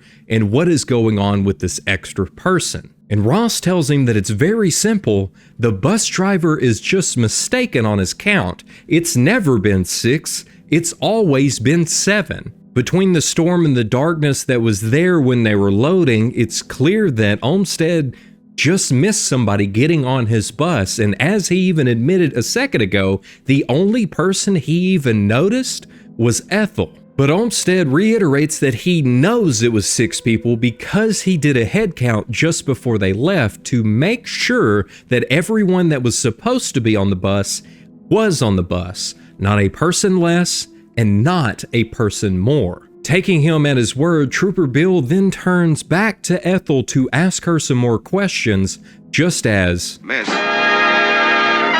And once everything has come back to normal again, the troopers tell everybody to stay right where they're at as they step outside to try to figure out what to do next. After some time has passed, the troopers are still outside and Olmsted is now sitting with Ethel as Haley then walks back in from the kitchen and Olmsted asks him that if it was him that did the whole thing with the jukebox. To which Haley's just like, I just work here. If there's something wrong with it, I'm gonna have to call an electrical engineer to come and check it out. And it's at this that Avery stands up like he's an electrical engineer and walks to the jukebox, making it look like he might work on it to fix it, as he then salutes it and says, Take me to your leader! Take me to your leader! It's just then that the troopers re-enter into the diner, basically ignore whatever Avery is doing, as they then tell everybody they went up to check the bridge, and according to them, it's really not that bad. And with the snow having finally stopped, that means that they're finally going to get to leave here pretty soon. Olmsted, however, has driven this route many times and already doesn't trust that old bridge.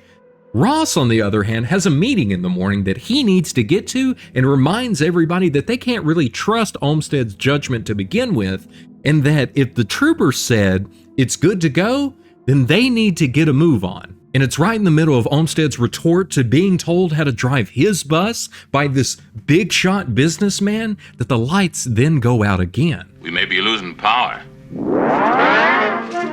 As everything returns back to normal, everyone becomes even more concerned because they just don't understand the point of these games that whoever or whatever is playing on them. To them, it's just weird and doesn't make much sense for this thing to keep them all trapped there. But the way that Trooper Dan sees it is that if there is something that landed in that pond nearby and made its way in here, they need to do everything that they can to figure out who it is before anyone leaves. Haley then proposes the idea that maybe this thing that came from the pond is invisible and just enjoys messing with everyone there. But the ever-pessimistic Ross thinks that this has got to be the dumbest thing that he's ever heard in his entire life.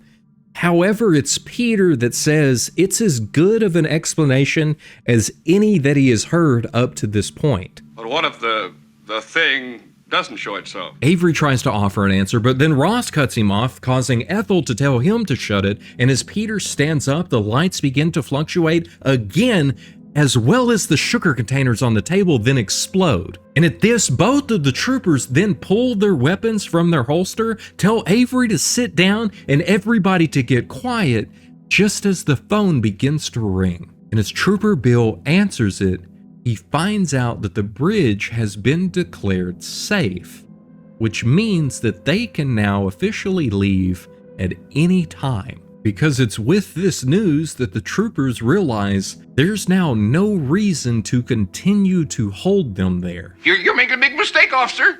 Big mistake. And they might be letting a monster go free, but the way they see it, they don't have any legal grounds over a suspicion that one of them might be a monster. So instead, they leave it up to Olmsted and tell him it's up to him for whenever he wants to leave. Still unsure, Olmsted asks them again if the bridge is really okay. Trooper Bill reassures him that it was the county engineer that he just talked to that came and checked the bridge and declared it to be safe. But just to be sure and to make Olmsted feel better, they're going to get their cruiser and ride ahead of them to be positive that everything is good to go. It's just before everybody has a chance to stand and make their way out that Haley reminds them they can pay up here at the counter, as he also wishes them safe travels and tells them to be sure to stop back by when they're out that way again. It is all but one of you. Finally, everyone gets up, they pay their bills, and they load up on the bus, and to Olmsted's count, there are in fact 7 people. And as Trooper Bill agrees with this count, we then have Avery remarking that by the time they make it to Boston, it's going to be at least 17. It's with that they all finally set off to their next stop and leave behind all of the weirdness that just happened within the Highway Cafe. But it doesn't end there, as we then see from outside of the cafe, Ross making his way back inside and first checking to see who is currently in there, which is just Haley at the counter. It's as Ross takes his seat that a clearly concerned Haley first takes his order for another cup of coffee. Haley figures that he must be mistaken and that Ross didn't get on the bus with the rest of them, but Ross reassures him that he did get on that bus. It was the bridge. The bridge was not safe, and it collapsed under the weight of the bus and the cruiser, with all of it falling down into the river. It was a terrible scene. No one got out.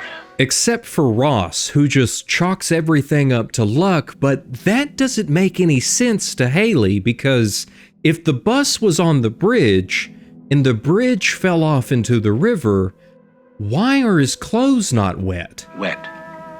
What's wet? What do you mean, what's wet? Ross doesn't even know the word, but what he does know is that all of it was just an illusion. Just like the music that is currently coming from the jukebox, or the phone that is now ringing on the wall, or even the lights when they were flickering earlier. All of it was just one big parlor trick, as well as the bridge appearing safe until the moment it collapsed as they were going over it. What are you, some kind of magician? Just as the thing that we have been calling Ross all this time reaches up with his third hand to light a cigarette. Who, me? Oh, hardly. As he then explains to Haley that of course his name isn't really Ross, and he never had plans to go to Boston, because instead he was sent from Mars to Earth to scout if this would be a good place for them to colonize. And from all that he has seen so far, he believes that his friends, who are already on their way, are going to like it there. So in the meantime, why don't they just kick back and listen to what the Earthlings call music and wait? It's here that there's a shift with Haley's posture and expression, as he tells him that he is completely fine with waiting because We folks on Venus had the same idea. But they had the idea several years ago to come to Earth and begin colonizing this very nice place. And it's this reason that Haley knows that Ross's friends are not coming,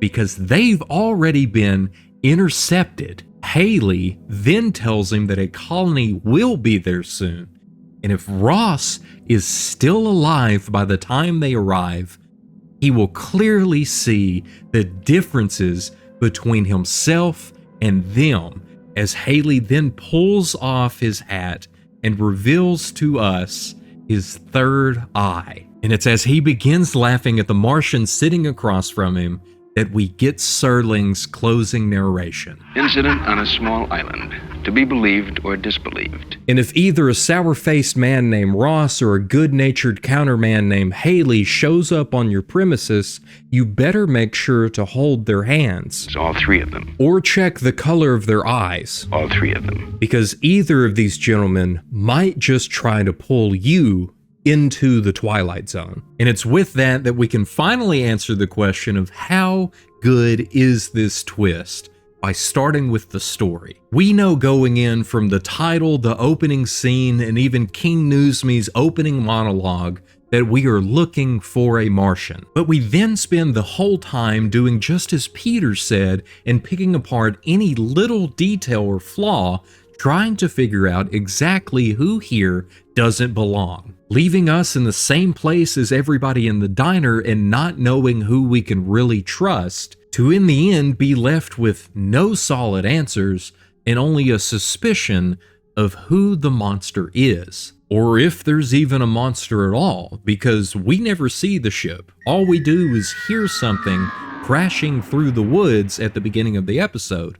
After that, we're just left with what we're told by the troopers and the weirdness that happens with an extra person within the diner. It's the insistence of the troopers, the certainty of Olmsted, and the doubts of Connie and Rose that draw us into the mystery. A full story just like The Thing from Another World. But what if the thing doesn't show itself? But the thing does reveal itself as Ross. This, however, is a very small and very straightforward twist that it's hard to claim this as the twist of the episode when this is the point of the mystery. But luckily for us, it doesn't end there, because not only was there one alien here the whole time, there was two. The entire time, we, along with the troopers, are working with a limited amount of information against a being that is far more powerful than what we can even comprehend. And just like us, without knowing it, Ross is also up against a more powerful being than what he ever considered.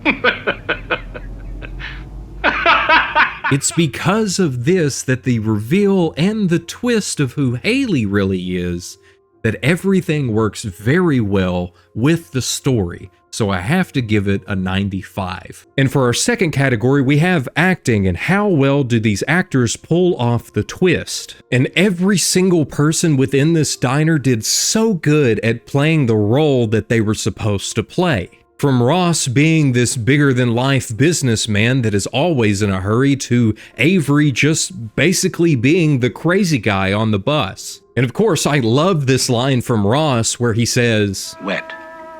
What's wet?" Since this is the moment that he finally drops this businessman persona that he has put on, because he doesn't fully know everything that he needs to about Earth yet. But when we get to Haley's reveal, on the other hand, there's not as big of a shift in the difference of who he is, telling us that Haley has been here much longer and knows much better about how to fit in, allowing him to blend into society much easier and to never even be questioned about his identity throughout the entire episode, since he now knows how to fly under the radar. Once again, both of them do really well in this episode, as both being humans and aliens trying their hardest to go unnoticed here on Earth. And for their performances, I'm going to give them an 84. Our third category is predictability, and we want a good balance between being surprised that first time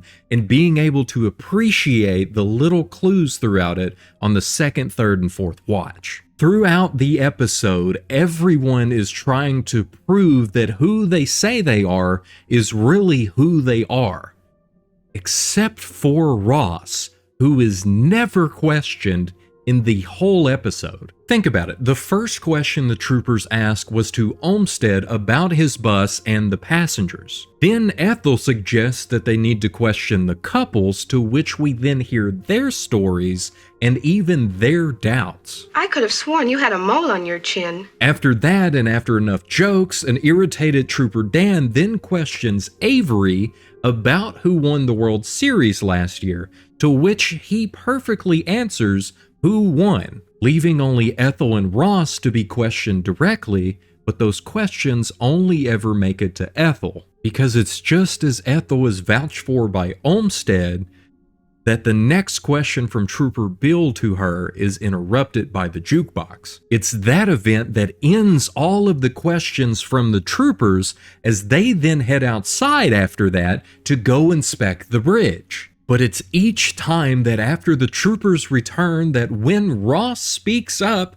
or begins to argue with somebody or even just expresses his disdain at the entire situation before it goes too far and somebody has a chance to point a finger at him, that something weird begins to happen. It is only Avery, who Ross butts heads with the entire time, that ever questions if it's him. From first not remembering Ross being on the bus to asking him, "You wouldn't happen to have an eye in the back of your head, would you?" as well as telling the officers to check under everyone's coats for wings, but it still would have worked if they would have done that. At every single turn, Avery is the only one standing in Ross's way and is most likely the reason Ross doesn't even let him speak right before the phone call comes through. It's so well hidden that I completely missed it every time I've rewatched this episode. But the misdirection and illusions that were all caused by Ross happened at the perfect time every time.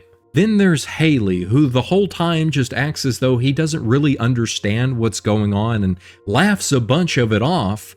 But then there's a line when the troopers ask him about the back door and if it's locked, to which he tells them that if this person is from outer space, it wouldn't matter if it was unlocked. They'll just go through the wall anyway. As well as when he was first questioned about hearing anything flying over his diner, instead of saying just a simple yes, he did hear it or no, he didn't, instead he asked the troopers, "Fly over here?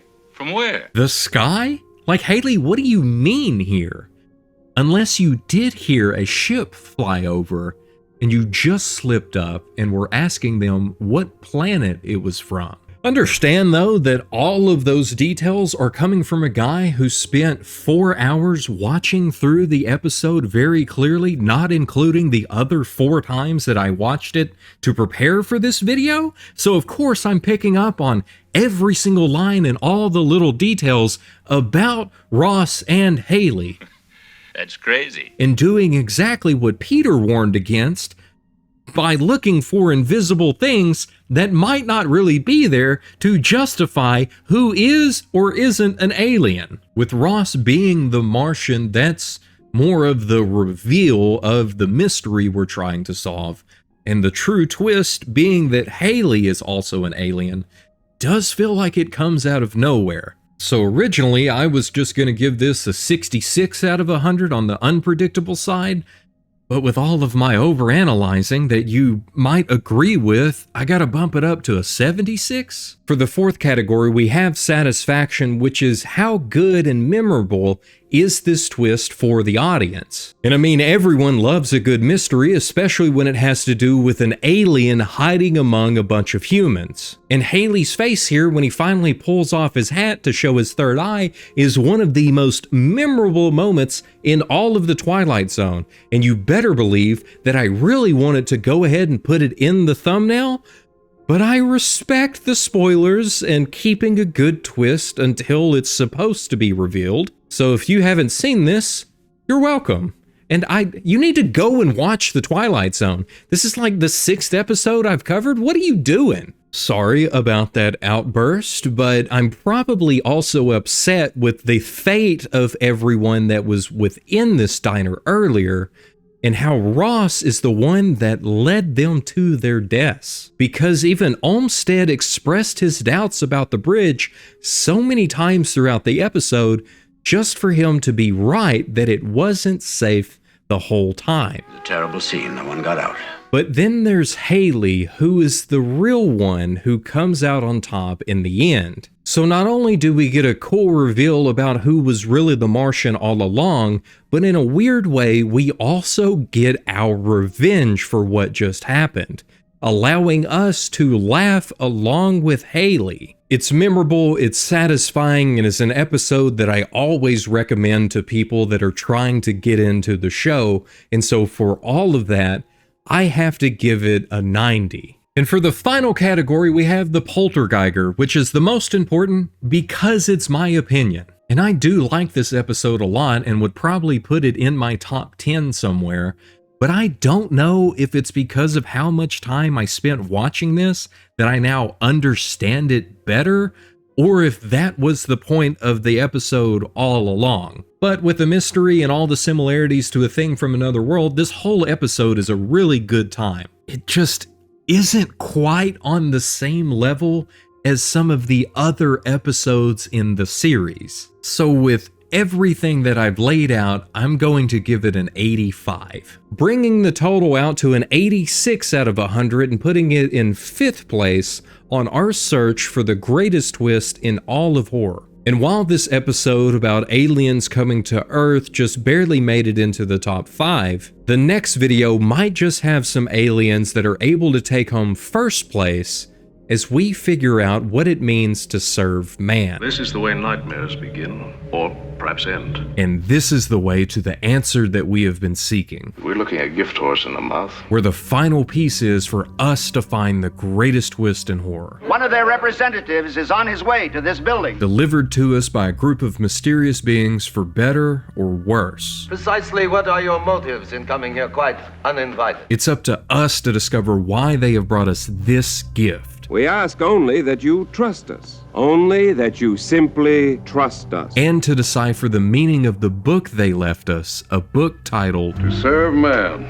I hope so. The episode opens with Mr. Michael Chambers here lying within his very own chamber, where he has nothing to do except for smoke, as a voice then asks him what food does he want to eat. And Mr. Chambers' irritation is immediately clear to us, as not only does he throw his cigarette on the floor, but he also tells the voice, I should take a flying jump at the moon. But the voice just asks him to repeat his request for what food he wants, and Mr. Chambers just tells him to leave him alone because he's not hungry right now. So with a bit of silence, Mr. Chambers begins pacing back and forth in his room and even slamming his hand against the door, but the voice doesn't comment on this outburst that he has.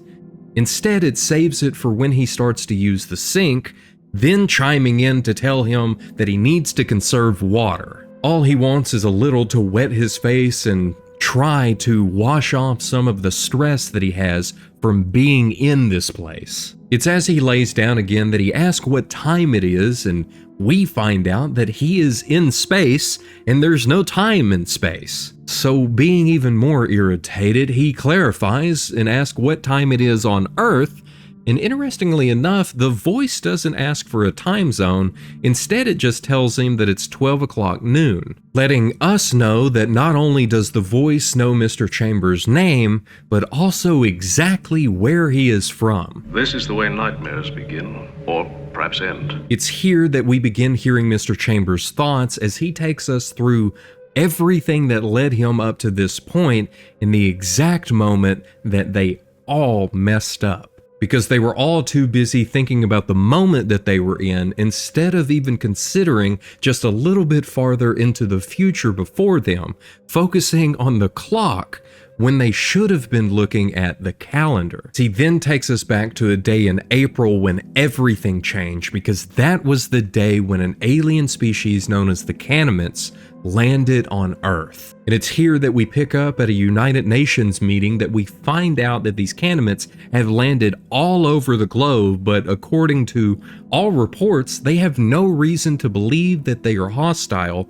in any way. So for now, they are just urging everyone to not make any moves against them, but wait to see why the Canaanites have landed. Almost immediately, the Secretary General is swarmed by reporters trying to ask as many questions as they can about these aliens, but before any answers can be given, we get the news that one of their ships has landed just down the street and that one of their representatives is on his way to this building. With no hesitation, the response to this is overwhelmingly positive. Everyone is excited to finally see one of these Canaanites and find out why they are here, until this Canaanite steps into the room and everyone becomes quiet. And they also begin to grow uneasy under this large being's opposing shadow. Respectfully submitted for your perusal, a Canaanite. Height a little over 9 feet, weighing around 350 pounds, from a planet that we're not sure where it is, but the real question is, what are their motives for being here on Earth? That's the big question that we need to find an answer for, because this is the Twilight Zone. With the whole world looking on, the Canaanite begins speaking to the people of Earth, first assuring that they do come in peace from a planet far away from this galaxy, and then explaining that the way they communicate is mental and not verbal, and that's the reason that the voice that they're hearing is not coming from his mouth, but instead is purely mechanical. But it's this voice that tells us that they are here to help the people of Earth, and even set up a transportation system between their planet and ours. It's here that Mr. Chambers begins speaking again, but this time it's directly to us. Perhaps you watched this initial questioning. Most people on Earth did. This is the only episode of The Twilight Zone that someone other than Rod Serling directly addresses the audience. And it's through this that Mr. Chambers gives us some more information about what happened that day, as well as his thoughts on the human race as of this moment. Many questions were asked and answered on this day, since it's so hard for us as humans to understand why this race of aliens would be willing to show up and freely help us. And in the words of Mr. Chambers, we as humans are not nearly as accustomed to charity as what we are to brutality. And it's this reason that the Secretary General has to ask, would you be willing to be interrogated here and at this time? The Canaanite agrees, and the questioning begins, with the first one being from Argentina, simply asking why they chose Earth out of all of the planets. With a very big and yet straightforward answer, the Canaanite just says that they are there to help, because Earth has had a lot of disasters, both natural and man-made, and they know how to prevent all of them to make Earth a much better place. The next question is from France, and it's a follow-up to clarify exactly what this help would look like and what would happen if a nation decides not to accept their help. Again, the Canaanite's response is clear that they will offer a variety of ways that they can help, and it's completely up to anyone to choose whether or not they want to accept or reject it without fear of any negative consequences. Then the Canaanite explains that their first step will be to provide a new power source that is able to power entire countries for only a few dollars. This is when we get the most important question yet from the Soviet Union. Precisely what are your motives in coming here quite uninvited? And if there is an ulterior motive behind these kind actions. The Canaanite reassures everyone listening that they don't have any ulterior reason for being there, and that it should be very clear soon that they really are there to help. From solving world hunger by putting certain elements into the soil, to even adding force fields to every nation to protect everyone from any attacks. We ask only that you trust us. Only that you simply trust us. It's here that the Canaanite leaves behind a book without a word to what it's about. And again, Mr. Chambers gives us some more information about the state of the world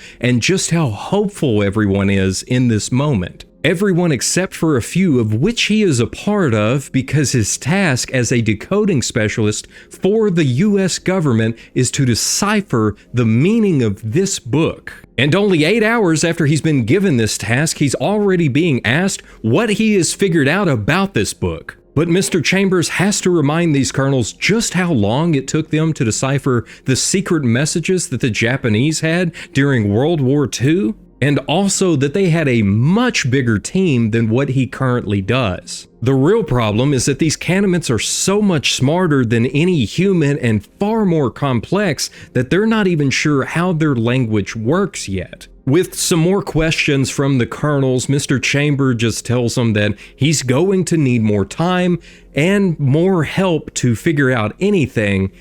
But then he asks them, why is it so important? And it's because the White House believes that if they can decode this book, they will finally know the true intentions behind why the Canamints are here. Obviously nothing but our good. After all, the Canamints haven't even said anything about them having this book, so what could be so important within it that it's not even a concern? According to one of the colonels, this is all just parlor tricks, but Mr. Chambers disagrees, especially after this new nitrate trick that they added into the soil down in Argentina that has made the entire land extremely fertile. It's basically created the perfect place to grow anything, and Mr. Chambers is even more impressed because he knows Argentina. That's as barren and fruitless as any place on Earth. It's this line that fully tells me that we really are in the Twilight Zone. There's been a few other small things up to this point, like aliens landing on the planet looking to offer help to humans,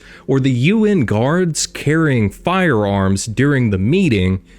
But here he says that Argentina is barren, even though here in reality, Argentina has the thickest layer of fertile soil on the whole planet and is always ranked among the highest producers of everything from wheat to soy to fruits and vegetables and even cattle, and is very far from being barren. Now, I found this fact under the Goofs portion of IMDb, and it's led me wrong before, so I was thinking maybe that Argentina was just different in the 1960s, which led me down this rabbit hole of learning all about the agricultural history of Argentina. And after about a 2-hour learning session, I found that they did have really good soil back in the 1960s, and it got even better over the years once they adopted a no-till method. So I can confirm that this is the Twilight Zone. You're welcome. But it's all of these questions about the Canamints that causes Mr. Chambers to have a funny feeling. We're looking at a gift horse in the mouth. But not only that, he also has a feeling that if these Canamints are really as helpful as they seem,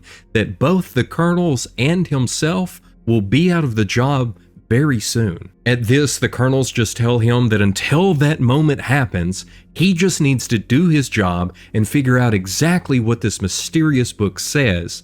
And it's just then that Patty comes running in with the news that they have deciphered what the title of the book is. To serve man.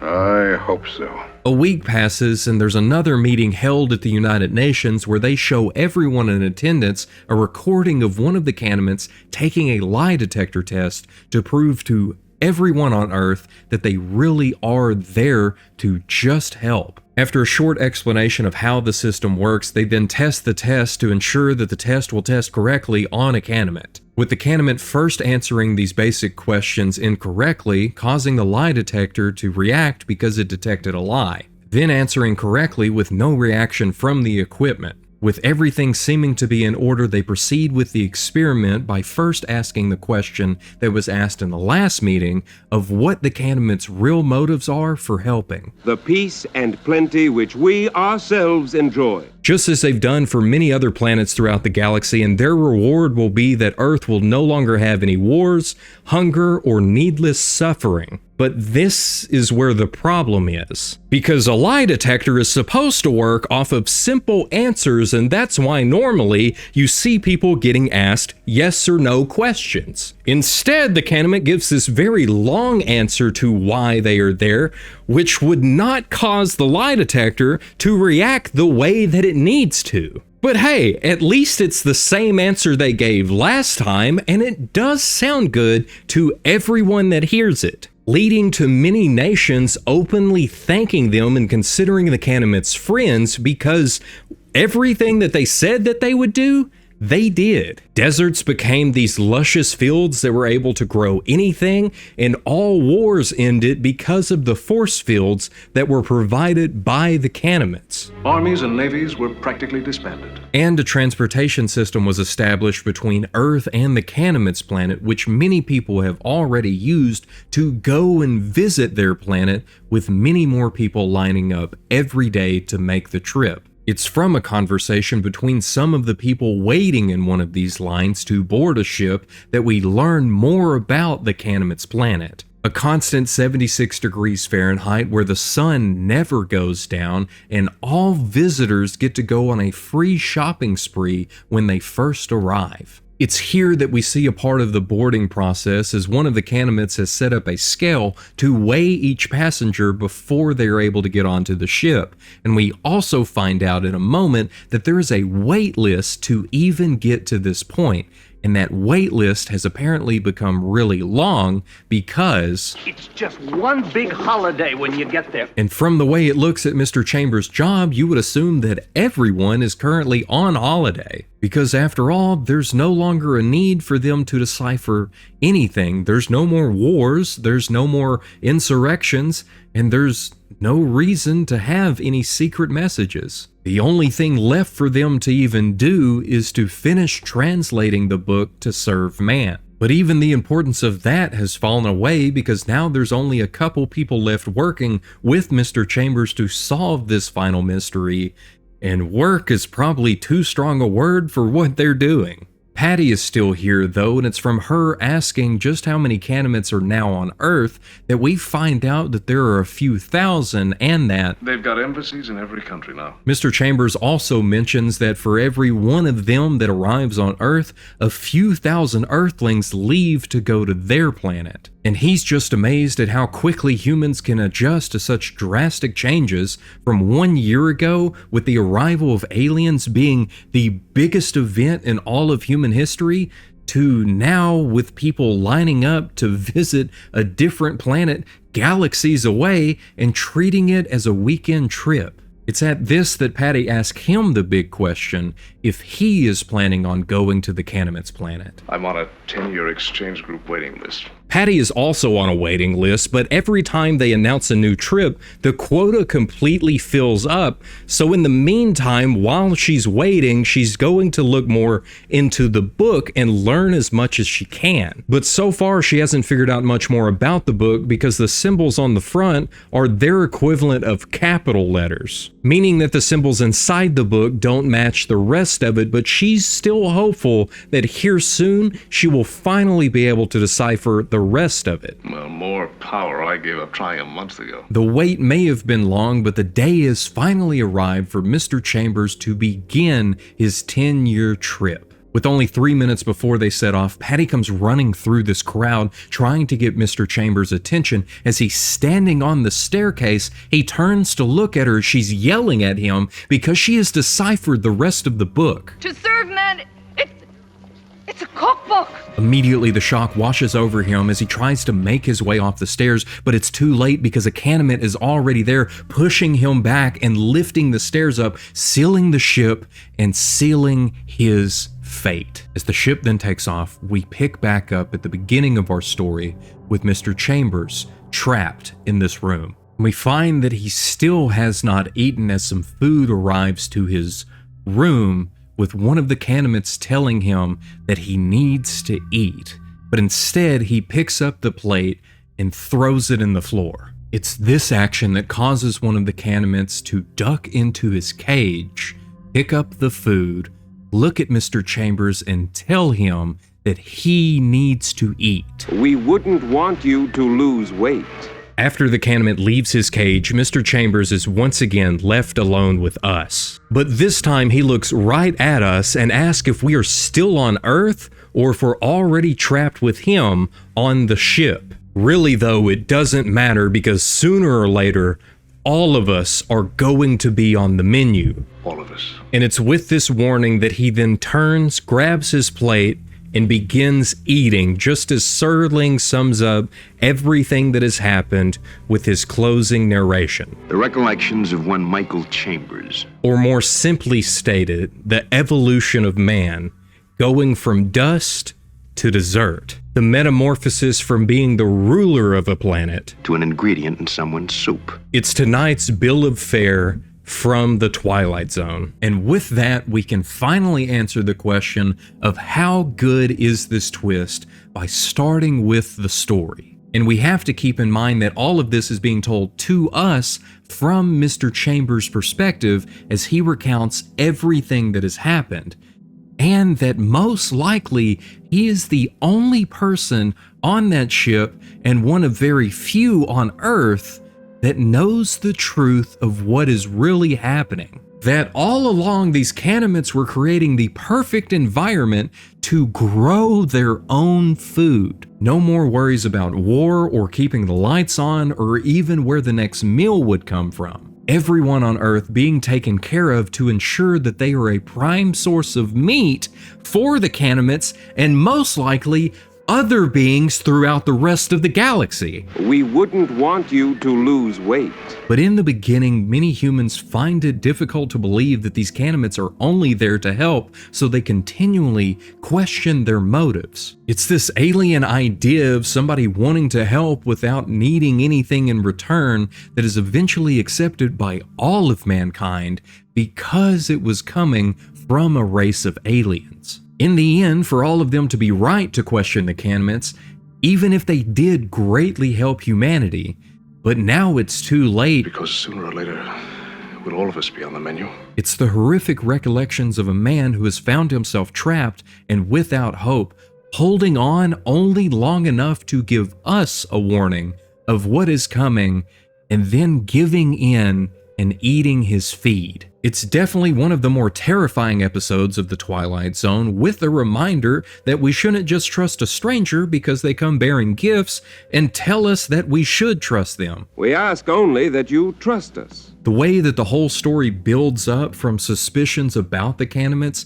to optimism from all of their help leads us to see that the Canaanites have been one step ahead this entire time, causing the twist to work really well, and leading me to give it a high 98. And for our second category, we have acting, and how well does this actor pull off the twist, and Lloyd Bachner does amazing throughout the whole episode. From the positivity that he has about the Canaanites before everything happened, to the sheer despair that he has of knowing his fate afterwards. And it's also definitely interesting of having him speaking directly to us, and honestly it feels like a twist in itself as far as the Twilight Zone goes, but I'll leave that one alone. Then we also have Susan Cummings' delivery of the famous line, "To serve man, it's a cookbook." Which is even more memorable because of how she says it and the way that Mr. Chambers reacts in this moment. But of course, the standout for this episode has to be Richard Kiel as the Canaanites and Joseph Ruskin as the voice of the Canaanites. Our own methods of communication are mental rather than verbal. Because it's really interesting to have Richard portray every one of the Canaanites throughout the episode, and for them all to have the same voice, it just makes it feel even more alien to us. But outside of that, there's really not much more to talk about when it comes to the acting. Of course it's good, but it's not the best that we've ever seen, so I have to give it an 82. For our third category, we have predictability, and this is what we've been looking for. The twist does everything perfectly when it comes to predictability. It's surprising the first time. The whole episode is recontextualized around this new idea that we know going in on a second watch, and then you pick up on the little details that stand out about how the Canaanites are one step ahead on the third, fourth, and so on watches. I mean, the title of the episode is To Serve Man, and yet we do what Mr. Chambers does and just assume that it's positive when he first learns the title of the book. I'd call that a reasonably altruistic phrase. But even though we know something clearly went wrong from how the episode starts, the Canaanites do so much good before the book title is ever revealed. Think about it, the episode starts in a bad situation, and then we go back to the beginning with all of the suspicions around the Canaanites. But then the Canaanites prove that they really are there to help by helping humanity. Then in the middle of the episode, we get the reveal of the book title To Serve Man, with more proofs from the Canamints that it must mean to help man, all the way to the end of the flashback where it's revealed that we misinterpreted serve because it's been a cookbook this whole time, bringing us back to Mr. Chambers in a bad situation that is way worse than what we ever thought to begin with. The twist is right in front of us and hidden all at the same time, with Mr. Chambers even comparing humans to cattle right when the Canamints first landed. We milled around like frightened farm animals. From the way the Canamints answer questions during the lie detector test, to even the looks on their faces when they're weighing their food before it gets on the ship, it all makes so much more sense on a second watch. All of it's just perfect and exactly what we've been looking for when it comes to predictability, and that's why I have to give it the first 100. And for our fourth category, we have satisfaction, which is how memorable and satisfying is the twist for the audience. And not only is this the second highest rated episode of The Twilight Zone, but it's also the most requested and quoted by all of y'all in my comments. To the example that I keep in my notes for this category of "What's in the box?" It's so memorable and it hits so hard that I completely understand why so many of you kept yelling it at me in the comments. And this twist also has the power of the Canamints behind it, and they are just as memorable as Haley from the last episode. They're so well designed that you know I had to use them in the thumbnail. It's just so good, and even the music that hits the moment that Mr. Chambers realizes this makes it so much better. It's so memorable and satisfying, and from here on will have me screaming, "It's a cookbook!" anytime that I see one. So you know that it can't be anything less than a perfect score of a 100. And for our final category, we have the Poltergeiger, which is the most important because it's my opinion. Now I have a confession. I'm not sure if I had ever seen this episode before until it was recommended to me in the first video of this series. And somehow it wasn't spoiled for me, which means I got the pleasure of experiencing this twist for the first time here recently. And while I did figure out what to serve man really means before the reveal, it was only one scene before it happened. But I did know that there was some kind of twist going into the episode, and I've become pretty good at figuring out what the twist is before it ever happens. That's just what happens when you analyze twist all the time. For example, two things I hadn't watched until here in the last few months was The Others and Haunting of Hill House, which I'm still on episode 6, please don't spoil anything else for me. But I figured out exactly what was going on in both of those at the very beginning of the show and the movie. But I would guess that it's because the title of the cookbook isn't revealed until halfway through the episode that I didn't have very much time to even figure it out anyway, which means that I just got to enjoy the twist even more. All around, this was a good time for me personally, and I'm sure you'll agree with my score of a 92. Bringing the total out to a 94.4 and landing it in second place on our search, but it's also the final piece of the puzzle that we need to figure out what is the greatest twist in all of horror. Because Perchance to Dream gave us a perfect score for our story, and Nothing in the Dark showed us what perfect acting looked like. And now with To Serve Man finally showing us what we've been looking for with predictability, and Eye of the Beholder having a perfect score for satisfaction, and the Poltergeiger being maxed out by Playtest, meaning that we now know exactly what we are looking for in every category to find the greatest twist. And that's the reason that in the next video we're going to look at a twist that I compare so many others to, where we will be headed to a motel in the middle of Nevada with 10 strangers to solve the mystery of which one of them is a killer in identity. I'm good at keeping secrets.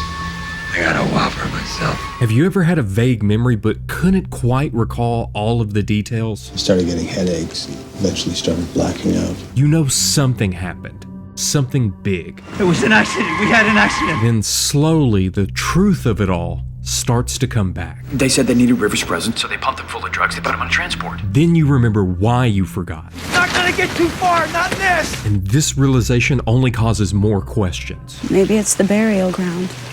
What? Maybe here is where our answer lies. Maybe there's some connection between all of us. Maybe here is where the greatest twist in all of horror has been hidden, trapped in a motel with 10 strangers in identity. As I was going up the stair, I met a man who wasn't there. He wasn't there again today. I wish he'd go away. This poem is the first thing that we hear from a session between Malcolm Rivers and Dr. Malik. And it's just a simple poem that Malcolm made up when he was still a child, but before we get any more details than that, Dr. Malik begins to skip around in the recording. It's through this opening scene with the doctor that we learn more about Malcolm and the murders that he may have committed. This seems to be the reason the doctor is here in the first place, as we even hear him question Malcolm on exactly who he is speaking with and what he should call him. Call me whatever you want. Now everything happens really quick here through this opening scene, but through the questions and the articles that we can see, we learn that Malcolm has been sentenced to death row, and that Dr. Malik here is the psychiatrist that was tasked with assessing Malcolm's mental state. And from what he has in his notes, it seems that he believes that something has broken that mental state, leading it to fracture, ultimately causing the death of 6 people at the Lake Worth apartments. The real problem is they've already tried to get Malcolm off on the insanity plea so he can be put into a mental ward, but it failed the first time because of the lack of evidence. And now he is less than 24 hours away from his execution. Which is why tonight is so important, because they're holding one last meeting to determine if he needs to go to execution or if he needs to go to an asylum somewhere. And this meeting was put together so quick and under the radar that now everyone is scrambling to get there in time, including the judge and Malcolm, who is already in the process of being moved there. They said they needed Rivers present, so they pumped him full of drugs. They put him on transport. On the same dark and stormy night at a motel in the middle of nowhere, Nevada, everything is nice and calm. But that doesn't last for very long, as a car comes flying up to the motel and a man jumps out holding his wife and pleading for help because she won't stop bleeding. It was an accident. We had an accident. Now it's here that everything stops and we flash back to the accident. And this happens quite a bit throughout the film to give us the full story to how each guest ended up at this motel. A total of 10 guests, 11 if we count Larry, who's the motel manager, all become trapped at this motel because of the raging storm that has even washed out the road up ahead. So with so many guests fixing to show up here, we can go through them one by one, starting off with Larry here, who is the motel manager and just finds himself caught up in all of the craziness that is fixing to happen. Then we have our first car with George here, who was just carrying his wife Alice after the accident, and Alice's son, George's stepson, is in the back seat and his name is Timmy. They were driving down the road when they ran over a shoe that popped a hole in one of their tires, causing them to have a blowout and have to pull over to attempt to fix it. It's here that Timmy knocks on the window to get Alice's attention as he sticks his hand up to the window, and she matches his movement, and as he moves back,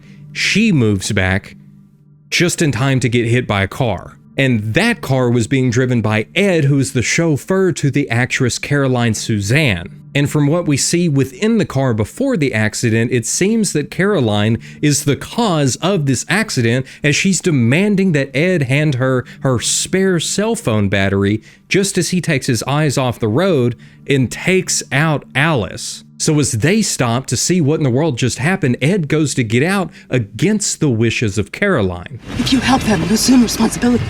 It is my responsibility. And Ed, being the good guy that he is, does help the family and loads them up and makes their way to the motel. And as we find out next, the tire that blew out was caused by a shoe that flew out of the case of Paris's car. Because it's as she's looking for a lighter that she reaches back to unlock her suitcase, which causes a bunch of clothes and one of her shoes to go flying. As she also remembers where she left her lighter with a client that she had previously. She seems to have left it on his nightstand. And it's through Paris that we also find out that the road up ahead of the motel has been completely washed out by the storm, and that she might just be the reason that the phones no longer work at the motel as she backs into one of the telephone poles. All of these misfortunes lead her to getting a ride from Ed, who was trying to make his way to the hospital, but since he doesn't listen to her, he leaves them both stranded on the side of the road. Luckily, this is when the newly married couple, Jenny and Lou, come pulling up to give them a ride back to the motel. Now, I know what you're thinking. That's a lot of people and a lot of stuff that just happened all at once, and aren't we still missing 2 people? And the answer is yes to both, but this does give time for everyone that is now there to get settled into their rooms and for Ed to find a sewing kit to close up the wound in Alice's neck. And it's here that the final car drives up. Did you feel that? Feel what? Cold. This is Officer Rhodes and the prisoner that he is currently transporting. And with their arrival, we now have all 11 people trapped at this motel. All of them having their own problems and their own secrets. And I mean, every single one of them has a secret. But the good news is that Ed managed to get Alice all stitched up and even got the approval of Officer Rhodes. Pulse is shallow but steady, just keep her comfortable. Bad news is there's a killer on the loose, and Caroline finds out the hard way, as she had stepped out of her room to try to find cell phone service and instead gets found by one of the other guests. Now, if you were just watching the theatrical cut of this movie, this whole next scene might just seem almost supernatural. Because Ed just wakes up, goes off into the rain, and immediately finds a trail of the curtain hangers that Caroline left behind. Then it gets even weirder when he makes his way to the laundry room and finds Caroline's head within one of the dryers. Because this is when Larry and Officer Rhodes walks in to find him with the severed head of the only person that he knows, and neither of them have any questions to how he found it or what's going on. But if you watch the extended version of this film, you would still be confused because there's no answers here. All of the answers to what just happened are in the deleted scenes. Because it's there that we see that everyone heard Caroline scream, George gets Ed, Ed gets up, he goes to each room with Officer Rhodes to see who it was, and then when he's in Caroline's room, he notices the shower curtain is gone, causing him to stumble around outside until he finds the shower curtain hangers on the ground. And at this time, Officer Rhodes and Larry are also going from place to place to see who it was and what happened, completely filling in all the gaps to the questions that I had, and also not making Ed so suspicious in this moment, but making him out to be a really good detective. You a cop? I was. Officer Rhodes also seems like both a good and bad detective, as he spots a room key in the dryer with Caroline, but then he just tries to grab it with his bare hand. Regardless of that though, this is where the real problem is, as the room key is to his room, where he left his prisoner unattended. Where's your guy? He's cuffed to a toilet. He was cuffed to the toilet, but now he's free to go wherever he wants. Just after this awful revelation, we cut back over to our late night meeting where the judge has just arrived and is ready to get everything started. But there's just one problem, and that's that Malcolm still hasn't arrived yet, and his lawyer requests that they wait for him to get there. The judge, however, basically tells him to either jump out of a window or hurry up and state his case. As they're getting their meeting started, there's another meeting that just got started back at the motel where they have to get everyone together to tell them the news that there is now a killer on the loose, and there's already one of the guests dead. But it's not just that news that causes everyone to begin to freak out.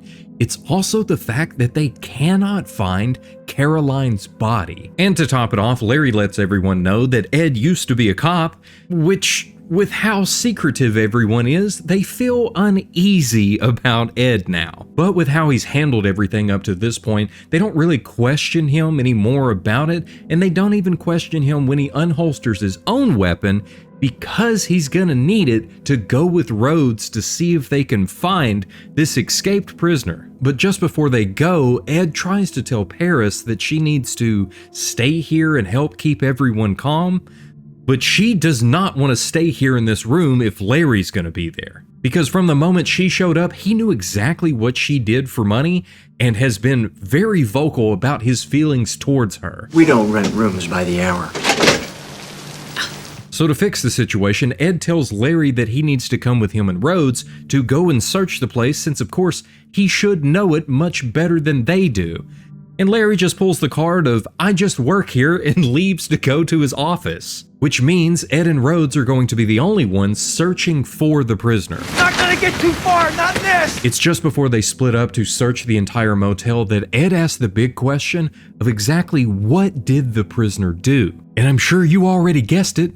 Multiple homicides. With this news, they split up to cover more ground, and the group that was supposed to stay within the room decides to do the same thing because they're all just dumb. Larry goes to steal Caroline's wallet because, well, she doesn't need it anymore, and Jenny and Lou get into a fight, causing them to leave the room they're supposed to stay in to go back to their own. Because they just got married 9 hours ago, and Jenny told Lou that she was pregnant with his kid, but it turns out that all of that was a lie. So as they begin to fight even more, Jenny locks herself into the bathroom. Paris follows after both of them to get them to calm down. Ed finds a knife missing from its sheath on an old bus. Rhodes continues searching, and Lou is trying his hardest to get Jenny out of the bathroom so they can at least talk until... What are you doing?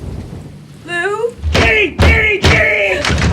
As she slowly steps out to see what happened to Lou, we can see that there's blood all over the walls and the shadow of someone with a knife trying to attack Jenny. She's able to narrowly avoid the same fate that Lou just had as she's able to get the door shut and locked and jump out the window just in time to be saved by Rhodes. But when they all go to check the room, the only thing they find is Lou dead in the corner. It's here that we cut to the prisoner running away from the motel through the desert towards another group of buildings where he breaks into what looks like a restaurant, and we get my favorite moment in the film. There's only one other scene that I can compare this moment to the first time that I saw it, and it's from the Green Mile when John Coffey heals Paul and then coughs up all of the bad stuff. I'll never forget the shock of realizing that there's this whole extra supernatural layer to that movie, and it's the same thing that happens here. Because even though they catch him just after this, I was already fully on board with this mystery at a motel.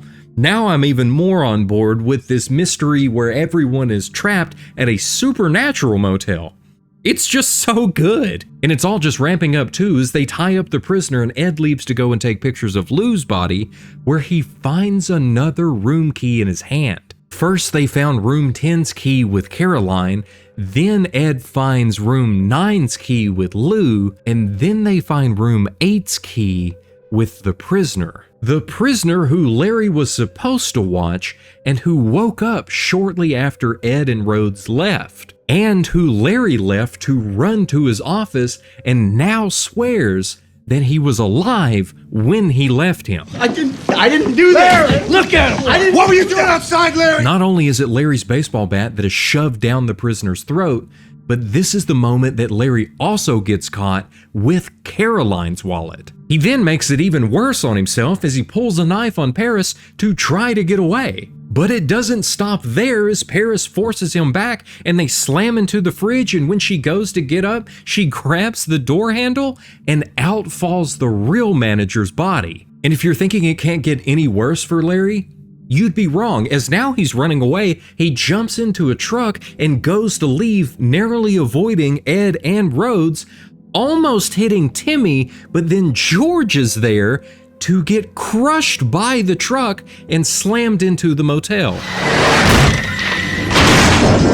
After George is killed, Larry loses all of his vigor to try to escape, and then we cut back over to the meeting that is happening about Malcolm, where Malcolm's lawyers are trying their hardest to explain to the judge why they are pursuing the insanity plea again, even though it's less than 24 hours from his execution. Because it turns out that Malcolm's notebook was misfiled in evidence and is now the key to get them to truly declare him as insane. What you are looking at are the private thoughts of several different people. It's as Dr. Malik is explaining his diagnosis of Malcolm that he believes that he has DID, that they're all interrupted by the guards saying that the transport has arrived and Malcolm is here. Back at the motel, Larry is now tied up and trying his hardest to explain how he ended up in this situation. After losing everything at Vegas, he made his way to the motel, but there was nobody there until he searched around and found the manager, who was also named Larry,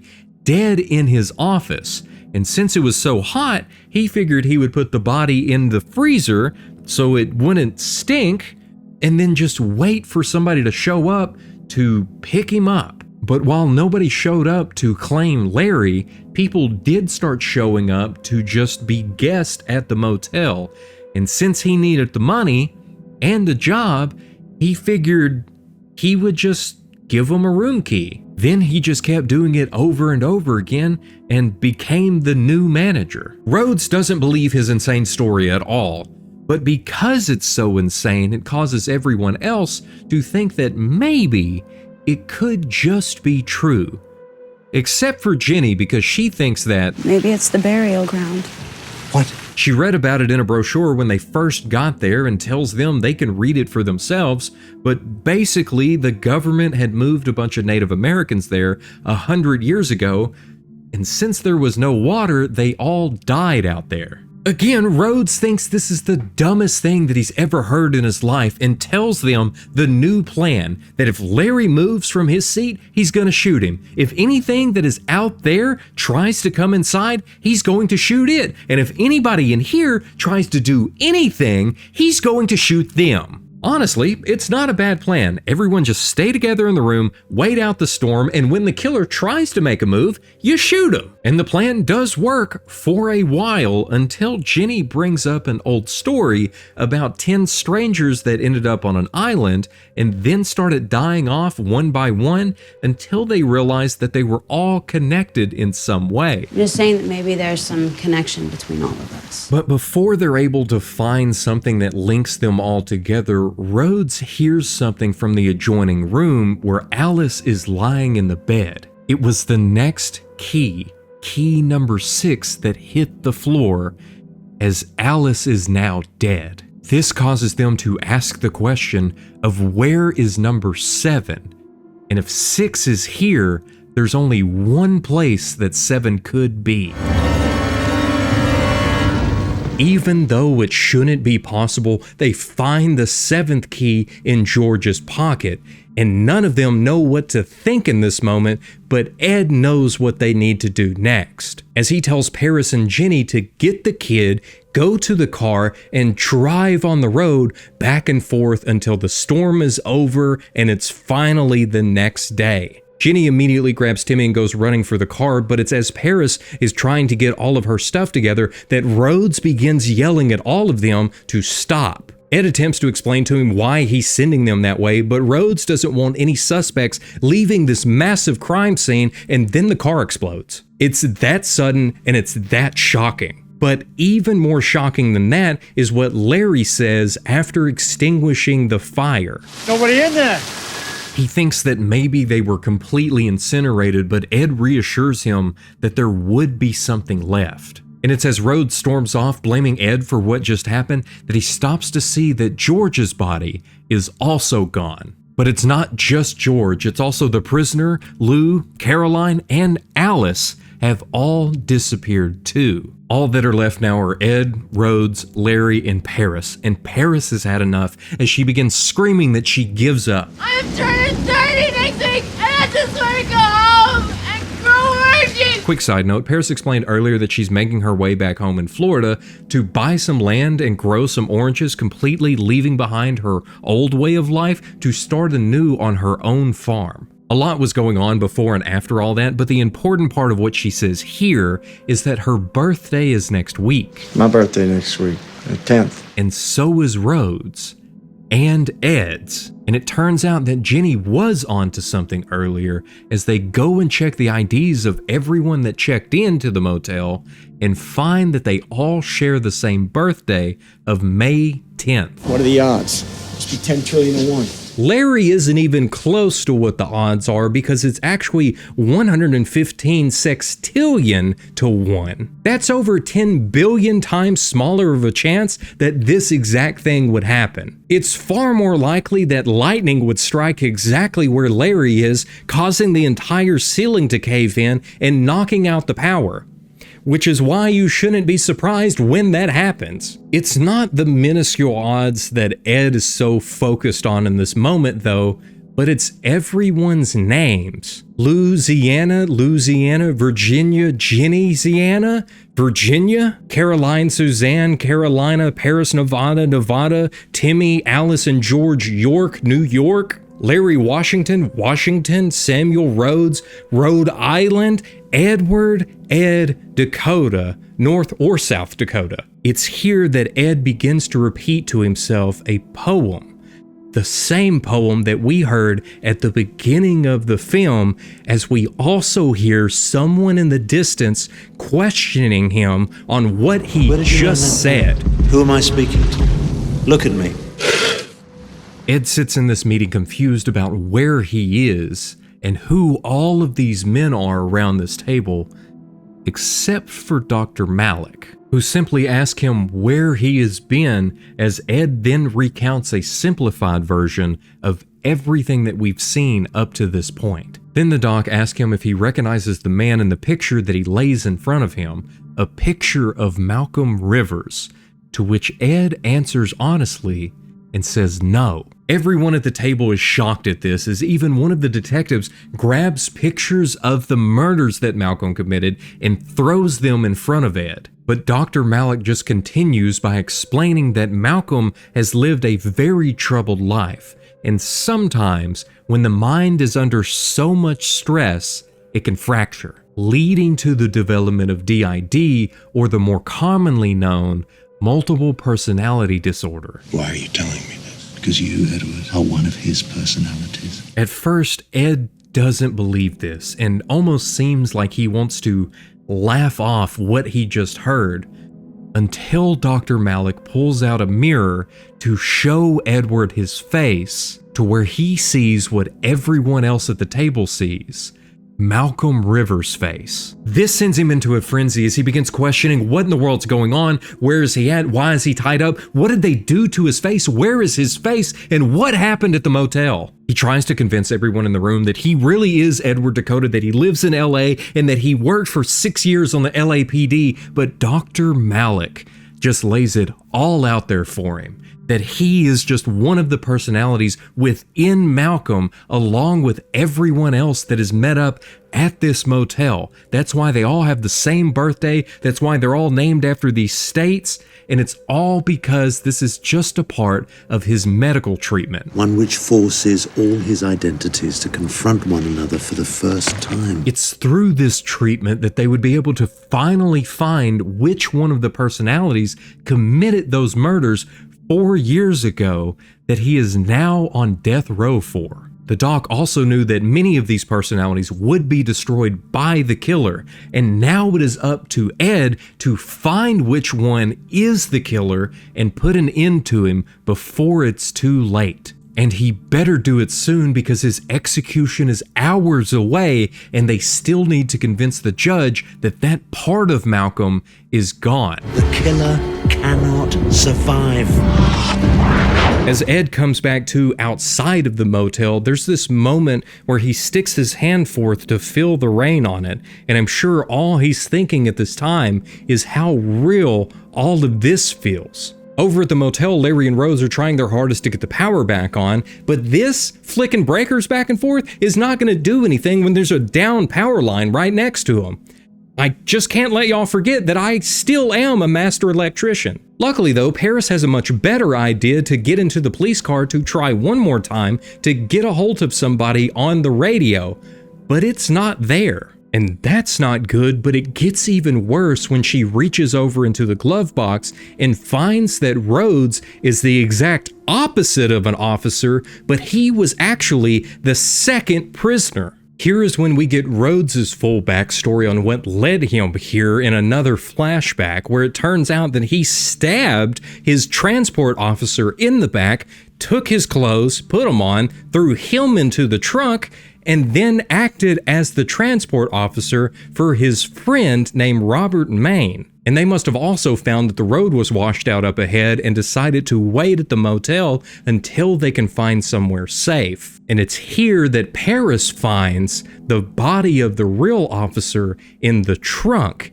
as she begins trying to get Larry's attention to let him know what she just figured out. The problem is Rhodes is the one that hears her as he begins to try to find her before she can tell Larry. Where are the keys to the car? Larry to the rescue with a fire extinguisher, knocking Rhodes out just in time.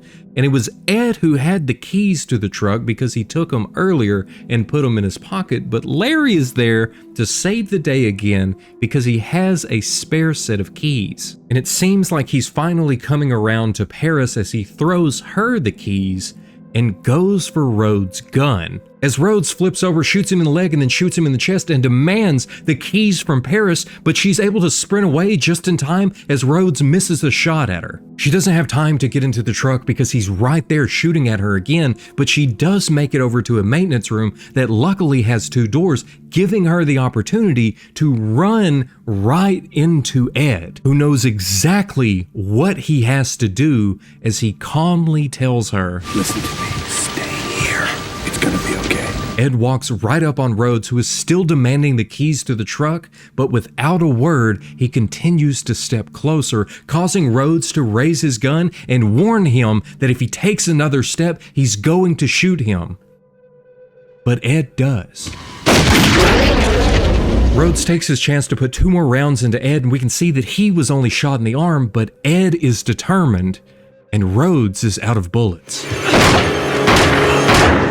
Rhodes slides down the wall, no longer a threat to anyone there or to anyone around Malcolm. With his mission complete, Ed collapses in the rain and Paris runs to his side, pleading to just let her help him. They have the keys to the truck and they can make it to the hospital now. But Ed knows that this is it for him and there's no longer any point to try as Paris begins to question where he went earlier and what did he see. He answers her with his last words. I saw you in an orange grove. In the distance, we hear the words being repeated by Malcolm as he has been saying everything that they have been saying out loud at the table for everyone around to hear.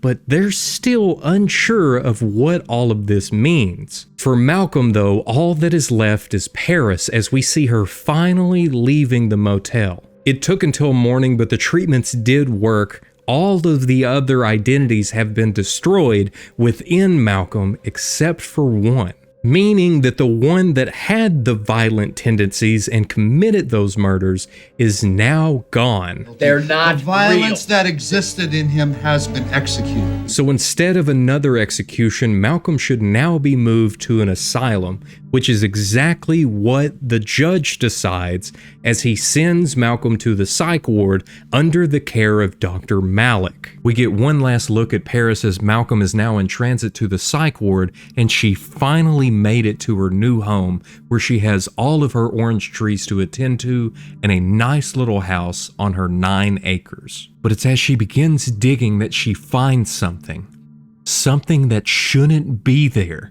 The final key.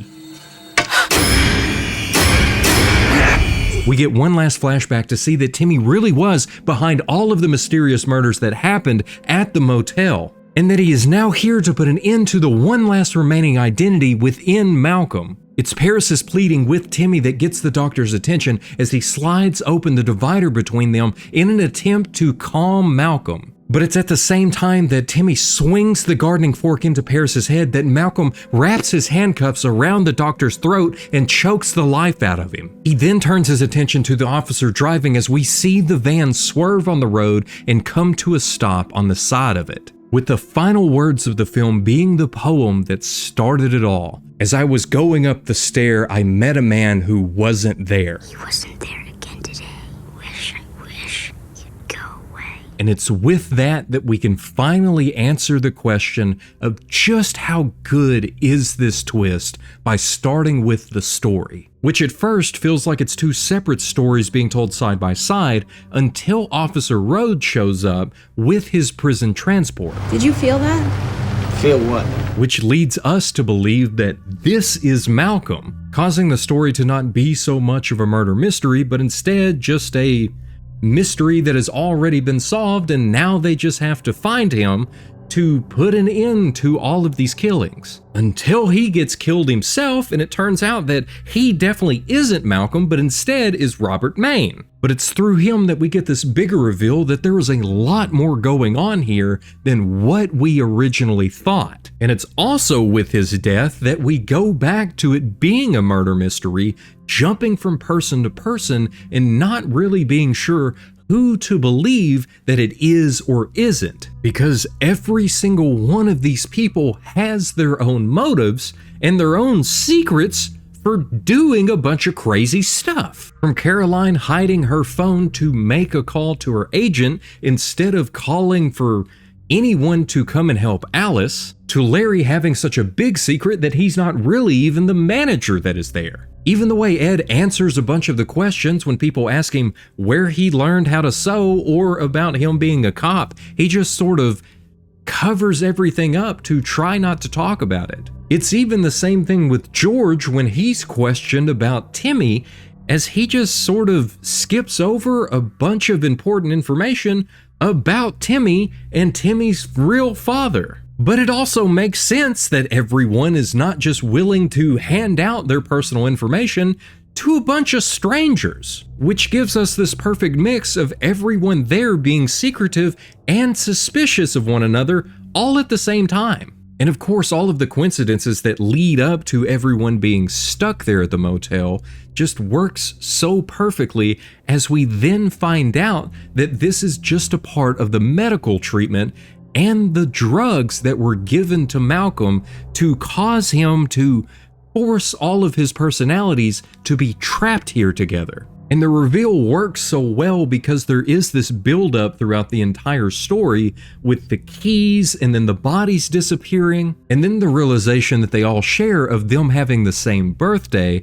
But then it gets even better with Ed being the only one to realize that every single person here's name is the name of a state. And it's that reason that he is the one that is pulled forth by Dr. Malik in the meeting. Because you, Edward, are one of his personalities. And I'm sure this is the twist that everyone remembers, but you probably forgot that Timmy was really the killer the whole time. With the second part of this double twist being Timmy showing up to kill Paris and take over Malcolm in the end. And I will say this is one of the reasons I do like the extended version a little better, because when the flashback is happening, showing Timmy doing all of this, he's actually switched out for part of them with Malcolm himself. But with both of these twists and how they work within the story, they work really well. We're constantly second guessing everything that happens and every person that is at the motel,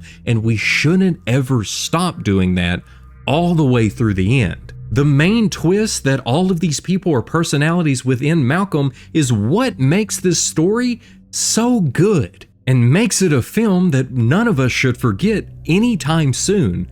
So I have to give it a 95. And with our second category, we have acting and how well do these actors pull off the twist. And of course, we've got John Cusack here, and he absolutely kills it in this movie. Or Ray Liotta, or even Alfred Molina. All of them do amazing in this film. And really, they all do really well, whether it's Amanda Peet, John C. McGinley, or even Jake Busey, who is at the center of my favorite scene. And even the way that Pruitt Taylor Vince portrays Malcolm here is fantastic. I mean, the moment that the big reveal happens to Ed about him being a personality within Malcolm, the switch between them two is so good and nearly seamless. All of it is masterfully written and acted, and even little Timmy here, played by Brett Lower, is done perfectly, and I love the way that they set him up as not talking because of what happened in his past with his father. who was violent, just for him to not even have one full line in the movie because this is all he says. Get a second chance. The terror on Paris's face during this scene is great. The look of just contempt that Timmy has is fantastic. And even when Ed gets shot and he's in the rain, you can just see that all of his worries have faded away as he knows that Paris is going to get to live on. And Paris's acting in this scene is so good. All of it's really good, but I do want to point out this one little weird spot that happens right as Ed shoots Rhodes. Before Rhodes slides down the wall, we can see Ed say something and Rhodes respond. And this is because Rhodes is telling him, I didn't do this, and Ed responds, I know. But they thought that that would probably give away the whole twist with Timmy and how everything was working out. So they cut the dialogue for that film. And I think it works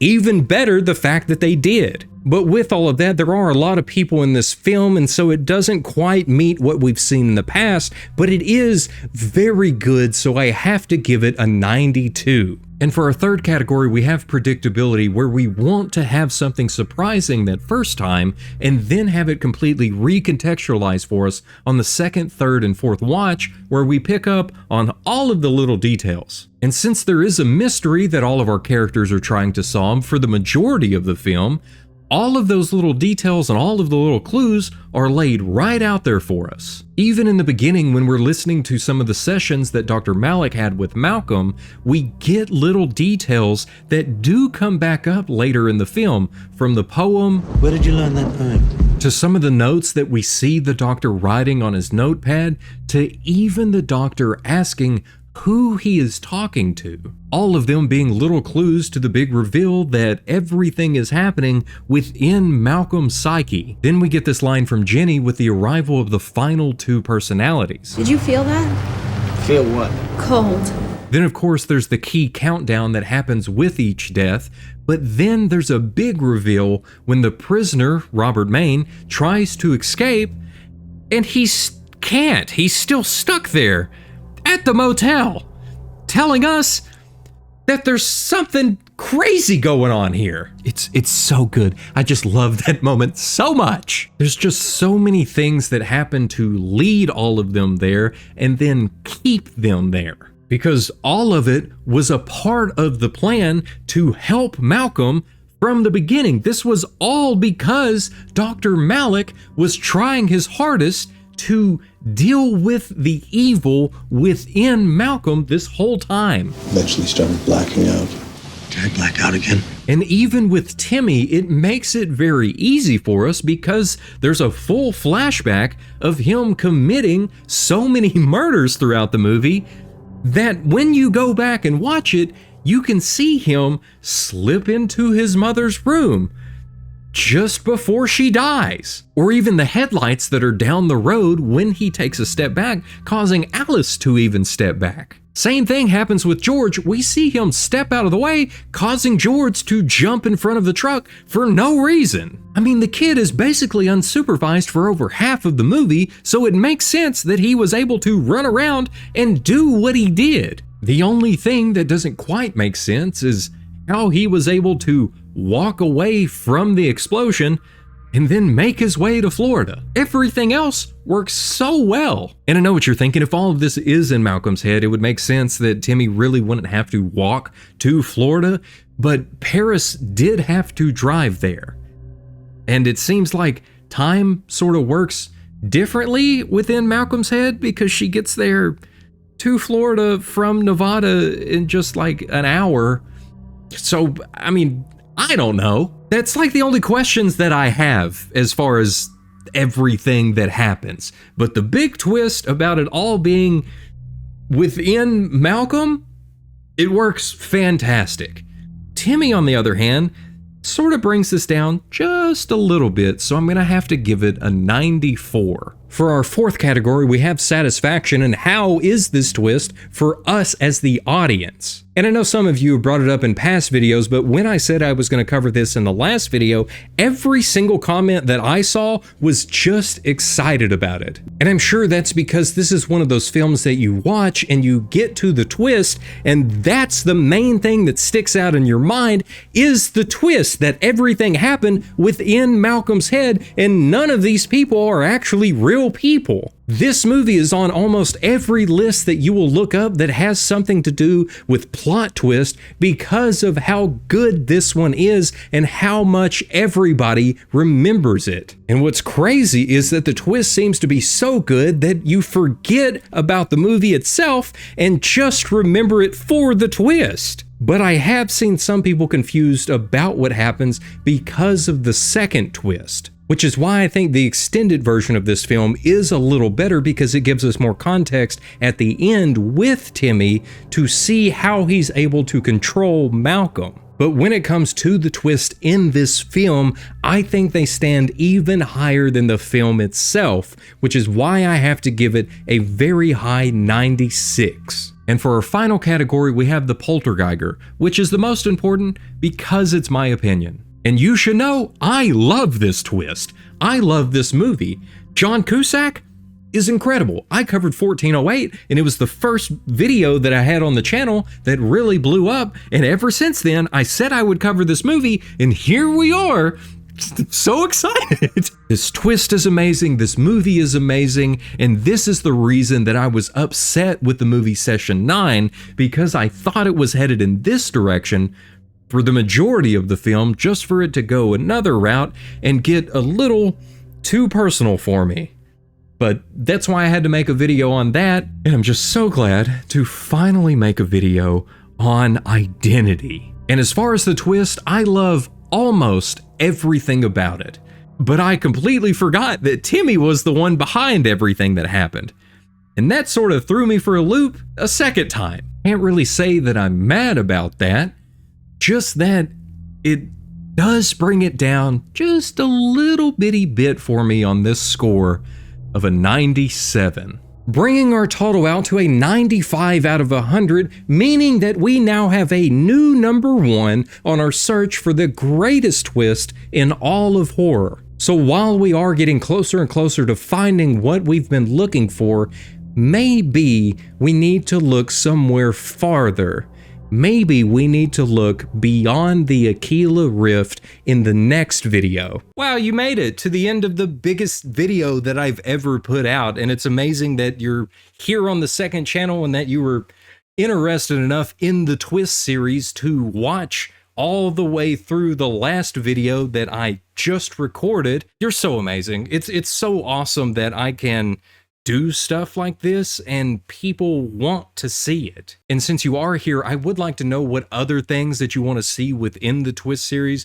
Right now, I've got other TV shows that I want to cover, other movies, and I finally found a piece of media that I've been looking for a while that will allow us to look at both the original story from the 1800s and a banned episode of The Twilight Zone. And since you are here, I can let you in on a little secret that I've been planning for the channel, is that I'm pretty sure I already know where a perfect twist is. But just because I'm pretty sure it will score perfectly in all of the categories doesn't mean it's the only twist that is able to do that, which means that we need to find a few of them and then put them together to see which one really does come out on top as the greatest twist in all of horror. But then we'll have the question of, is it the greatest twist of all time? I thank you so much for watching this massive video